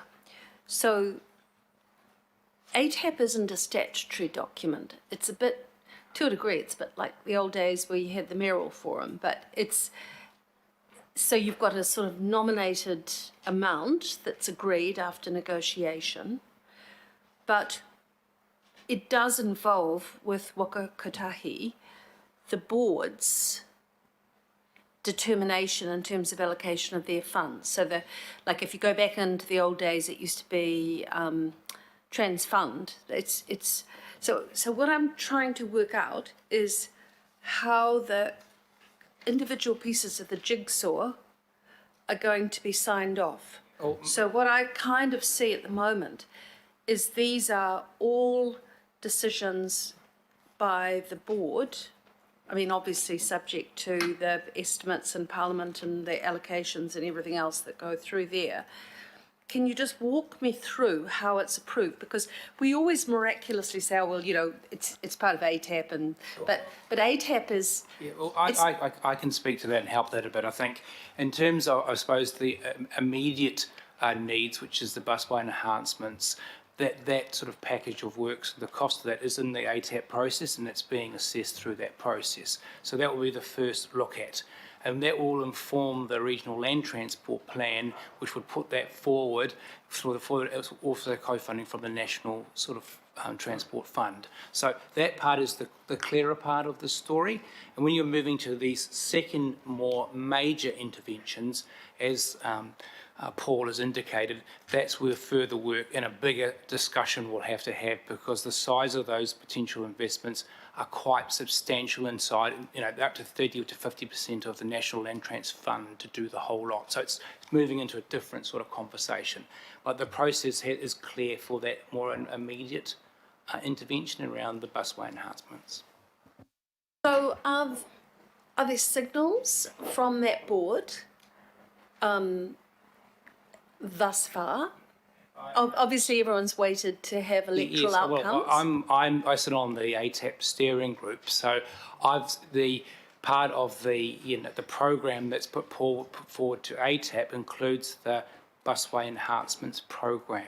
So that around about 500 million is in the envelope of things that could be done, and that's been looking at. So there's determinations on that. So it's been discussed, and then I suppose the second part of that story will be through the regional land transport plan, where AT would indicate its need for that to be put forward for funding and other works. So that's the sort of process for that initial piece of work.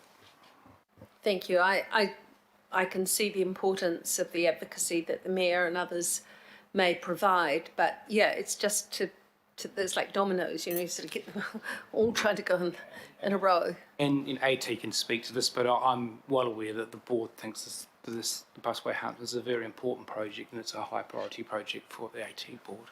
Thank you. Thank you. And Councillor Hills, one more. Yeah, I guess the short term, and people are, you know, impatient, but obviously a large amount of money is, you know, hard to pay for. So I guess in the short term, how do we do more like we're trying to do in the northwest, but on this corridor in the short term? So it was pretty awesome to see that extra busway on the left-hand side past St Mary's Bay, things like that, that could make all the difference if it was permanent. How do you work with AT? I mean, you are AT, but how do we work together to get, you know, more bus access to on-ramps and things like that? Like, it just seems these things sometimes take long, and then every now and then we go bam, like the extra bus shoulder stuff in the North Shore that kind of happened overnight, it felt like. How do we ensure more of that can be done in the short term? That makes a huge difference. It might be that 3 extra minutes at either end of the day, which obviously all adds up, I guess. And then that's the capacity, and we can use more buses because they can get there faster, etc. Are we thinking innovatively for the next 5 or 6 years? So there was a workshop actually this afternoon that I've missed because I've been here on the Fanshawe section about what options we've got to do exactly what you're talking about, more creative ways of using the same space.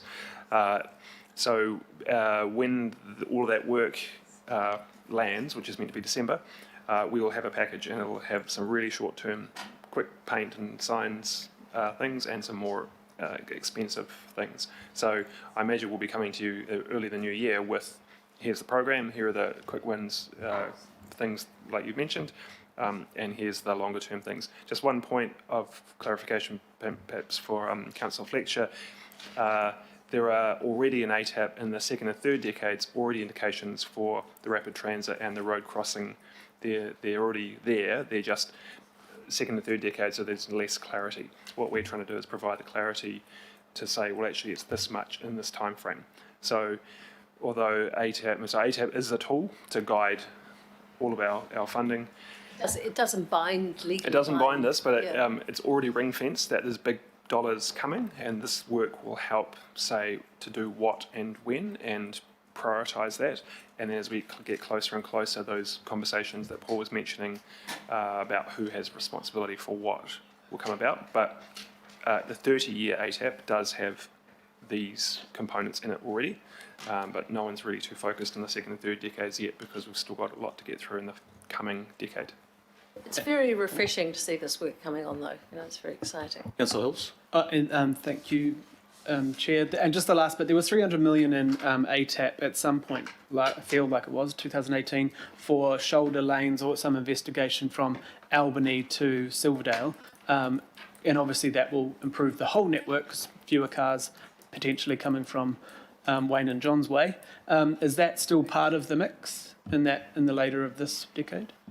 Yes, so that includes, so the busway improvements include the entirety of the busway up to Silverdale by Rewa, I guess. So we are including that bus shoulder running north of Albany as one of the options, and not forgetting that Penlink is in there too. And we'll need to find a station around Penlink for the Whangaparoa community as well. Thank you. Look, just a few questions from me. Another one, Councillor Watson, go for it. And it's just a bit of a left field one, but it's one that I hear in my ward numbers of time, and it goes to that interim period and the ferry. And I know you said that it's not necessarily numerically a large number, but one of the questions we do hear a lot is from people like in Browns Bay and around Takapuna, in fact, that are undergoing quite significant intensification under the unitary plan. So you have a lot of big, relatively high-rise buildings going in there, as to some sort of ferry or something perhaps a little more futuristic that would enable those communities to hook up to a ferry-type service, whatever that might be. Is there any work going on into that at all, or not? So the ferry work we're looking at is about the current network and then developing that, but also what would happen next. So where would the next services be? We often get proposals for a Browns Bay or a St Heliers service. Those have been looked at in the past. I think that's all part of how much effort we want to put into ferries, what type of ferries. Electric ferries is something we want to move towards. How do we get the infrastructure? It's often the land side infrastructure that's the problem. Being able to build wharves and things in the coastal marine area is difficult, and then your relative cost for moving people from Browns Bay on a ferry versus on a bus, because it's very expensive to move people by ferries compared to being on a bus, even if the travel time is different. So the ferry work that Chris mentioned before is going to land all of that. So how we run ferries, where we run them, and how much effort and expense and investment is needed in that. Just would say I think there's no more additional costs on the gradients on the sea, Mr Chair. I'd just say they're pretty much cost competitive with how they were 150 years ago, I think. I used to think that too, but if you talk to Auckland Transport, the operating costs on water are enormous. But maybe with a ferry procurement strategy and an electric fleet, which is what is being considered, those operating costs might come down. But let's see, that procurement strategy is being worked on, and I think we'll see it in the new year sometime, won't we, Chris? Look, just following up on the question of the Mayor tried to get you in writing there, Brett, so, and you avoided putting it in writing. But the free money always comes with consequential expenditure that the city has to bear. And I don't think, we all need to recognise that there is always consequential spend. It's just the level of the consequential spend. So one of the areas of consequential spend that it doesn't seem to be accounted for in the road connections, which is really stage 4. And I'm delighted to see the priority for enhancement, and then rapid transit, and then road connection. But the road connection, looking at around 10 billion if it was a tunnel road connection. My understanding from reading the material is that it doesn't substantially reduce congestion, and it doesn't substantially improve travel times. Is that correct? So I think when we look at this as a program, the way I'd summarise it is the target for moving people quickly has been through rapid transit, and in particular focusing on peak hour trips. That has been through the investment in either the busway upgrade or rapid transit. I think what the program has shown is even with that level of intervention and investment, in particular in the interpeaks and the counter peaks on the roading network, we're continuing to see basically all day congestion. So what that brings with it is a much more fragile network. So if there's an incident, there is no basically ability for the wider strategic transport network to recover. So what the roading investment in particular is looking to try and address is the ability to provide that interpeak, counter-peak mobility. It's not targeting increased peak hour journeys in terms of a focus into either the city or beyond. So that would be the way I'd kind of summarise what that component of the program is looking to address. Yeah, look, and I'm probably coming on the lead of Councillor Hills, his questions about the transparency and just really telling people what they are likely to get and not get, because my reading of the report is, you know, that the road crossing will not substantially alleviate congestion or improve travel times. It's in writing there. And I think we just need to be honest about that. You know, you can spend $10 billion, but you won't get, you know, a 10-minute ride to the city. The other thing about that, you know, consequential spend is that 10 billion for a road crossing, which is admittedly well down the track after the rapid transit connection. My understanding is that 10 billion has not costed the widening of the feeder roads, because it would need widening of feeder roads. You can't just have a widening of the state highway system. Now that state highway system, if it was to be widened, it would have to compromise historic Smith's Bush, for example, because there is no room there. Something would have to give. Councillor Hills talked about housing, but that's heritage bush. So I imagine that would be compromised. I also imagine that the cost, or I can't see the cost in that 10 billion of any so-called widening to the feeder roads like Curran, Spaghetti Junction, let's see, Northcote Road, Esmond Road, Oniwa Road, Constellation, Tristram, etc. All those roads would have to be improved to get the best out of the so-called upgraded road connection. Is that correct? So I think the point is a very clear one for both the roading and rapid transit components. Let's say we've got a clear program and we understand the key moves within it, but for both of those networks we need to do further work around them as networks, and that in particular is, I guess, less defined for the rapid transit component. We have had done more thinking around the strategic roading network as part of previous studies, but both of those networks, I guess, need to come up to a similar level of understanding so we can start to layer them on top of each other and actually understand how they'll operate as a network, and then spatially what the requirements might be. So we haven't got all those answers yet. There is, within those, with all those cost ranges, they are at a very high level, and we have built in some assumptions around wider investment in the network, but none of them at a level that you would be confident in. So there is understandably a risk of, you know, quite considerable consequential spend by the local roading authority, which is Auckland Transport, funded by Auckland Council. But it's good to just be clear about that at the outset. Look, I'm mindful of time. There's one other query that I have. People were very exercised about, you know, the need for the additional harbour crossing when a container toppled off a truck and took the bridge out. But of course, we sort of lost sight of other resilience issues that have been before us for some time now. And I'm referring to, and it's referred to in the report, is the lack of resilience due to flooding and sea level rise on the section between Oniwa and Esmond. And that is right before us right now.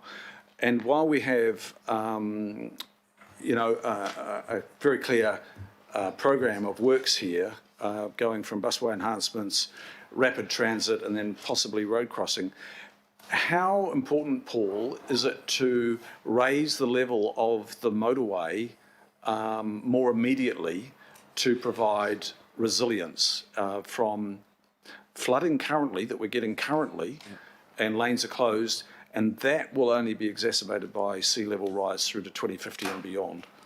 So I think the quick answer would be it's not an imminent issue in terms of priority. So we do have a national program around resilience hotspots. This is a very well identified one.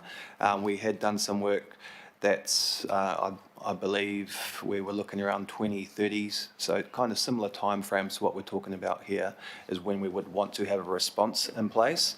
And again, I think there's a number of issues here that are all overlapping in the same area, which is why that thinking will very much be part of this next phase, and it needs to be put on top of the operational issues, as the capacity issues, resilience issues. They all do again need to be layered, but it's not a project we think needs to start now. We do have some thinking around sea level rise and when that might be more imminent. Okay, thank you. Look, lots more questions, but I think I'll leave it with Councillor Simpson to ask the last ones. Thank you. Just very quickly, is the resolution B clear in the fact that you are not, we're going to be involved, but at the moment there's no talk of budget from our end? I'm just saying, we want to be involved, but I just want to make sure that the intent is quite clear.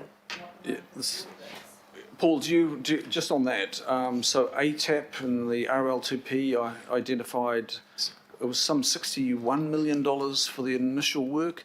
I gather you got balance to that budget? The future ATAP. So in this this current investigation, it's been jointly funded between Auckland Transport and Waka Kotahi. So Auckland Council via Auckland Transport has contributed, but not directly as a party. We are between AT, ourselves and Auckland Council, we still need to confirm the cost shares for the next components, but at this stage we haven't had any Auckland Council direct funding. I get and it's that. not I been just requested suppose now, that, as far as I'm aware. There'll come a point, right? And I just kind of want to know when that point. Yeah. And I think I'll take the absolute last, Councillor Henderson. Sorry, Chair, I was mulling over to whether to ask this or not, and I may as well. Yeah, if we're looking at rapid transit to the North Shore, and obviously an additional harbour crossing has been looked at. Have we looked at using the Upper Harbour Highway that already exists instead and linking it to the busway? That's surely going to be cheaper. So that's an and, not an or. So there are long-term plans for the State Highway 18. So it's basically Henderson to Constellation Rapid Transit Network. Might be busway, might be something else. Who knows? But that's a later one. You got to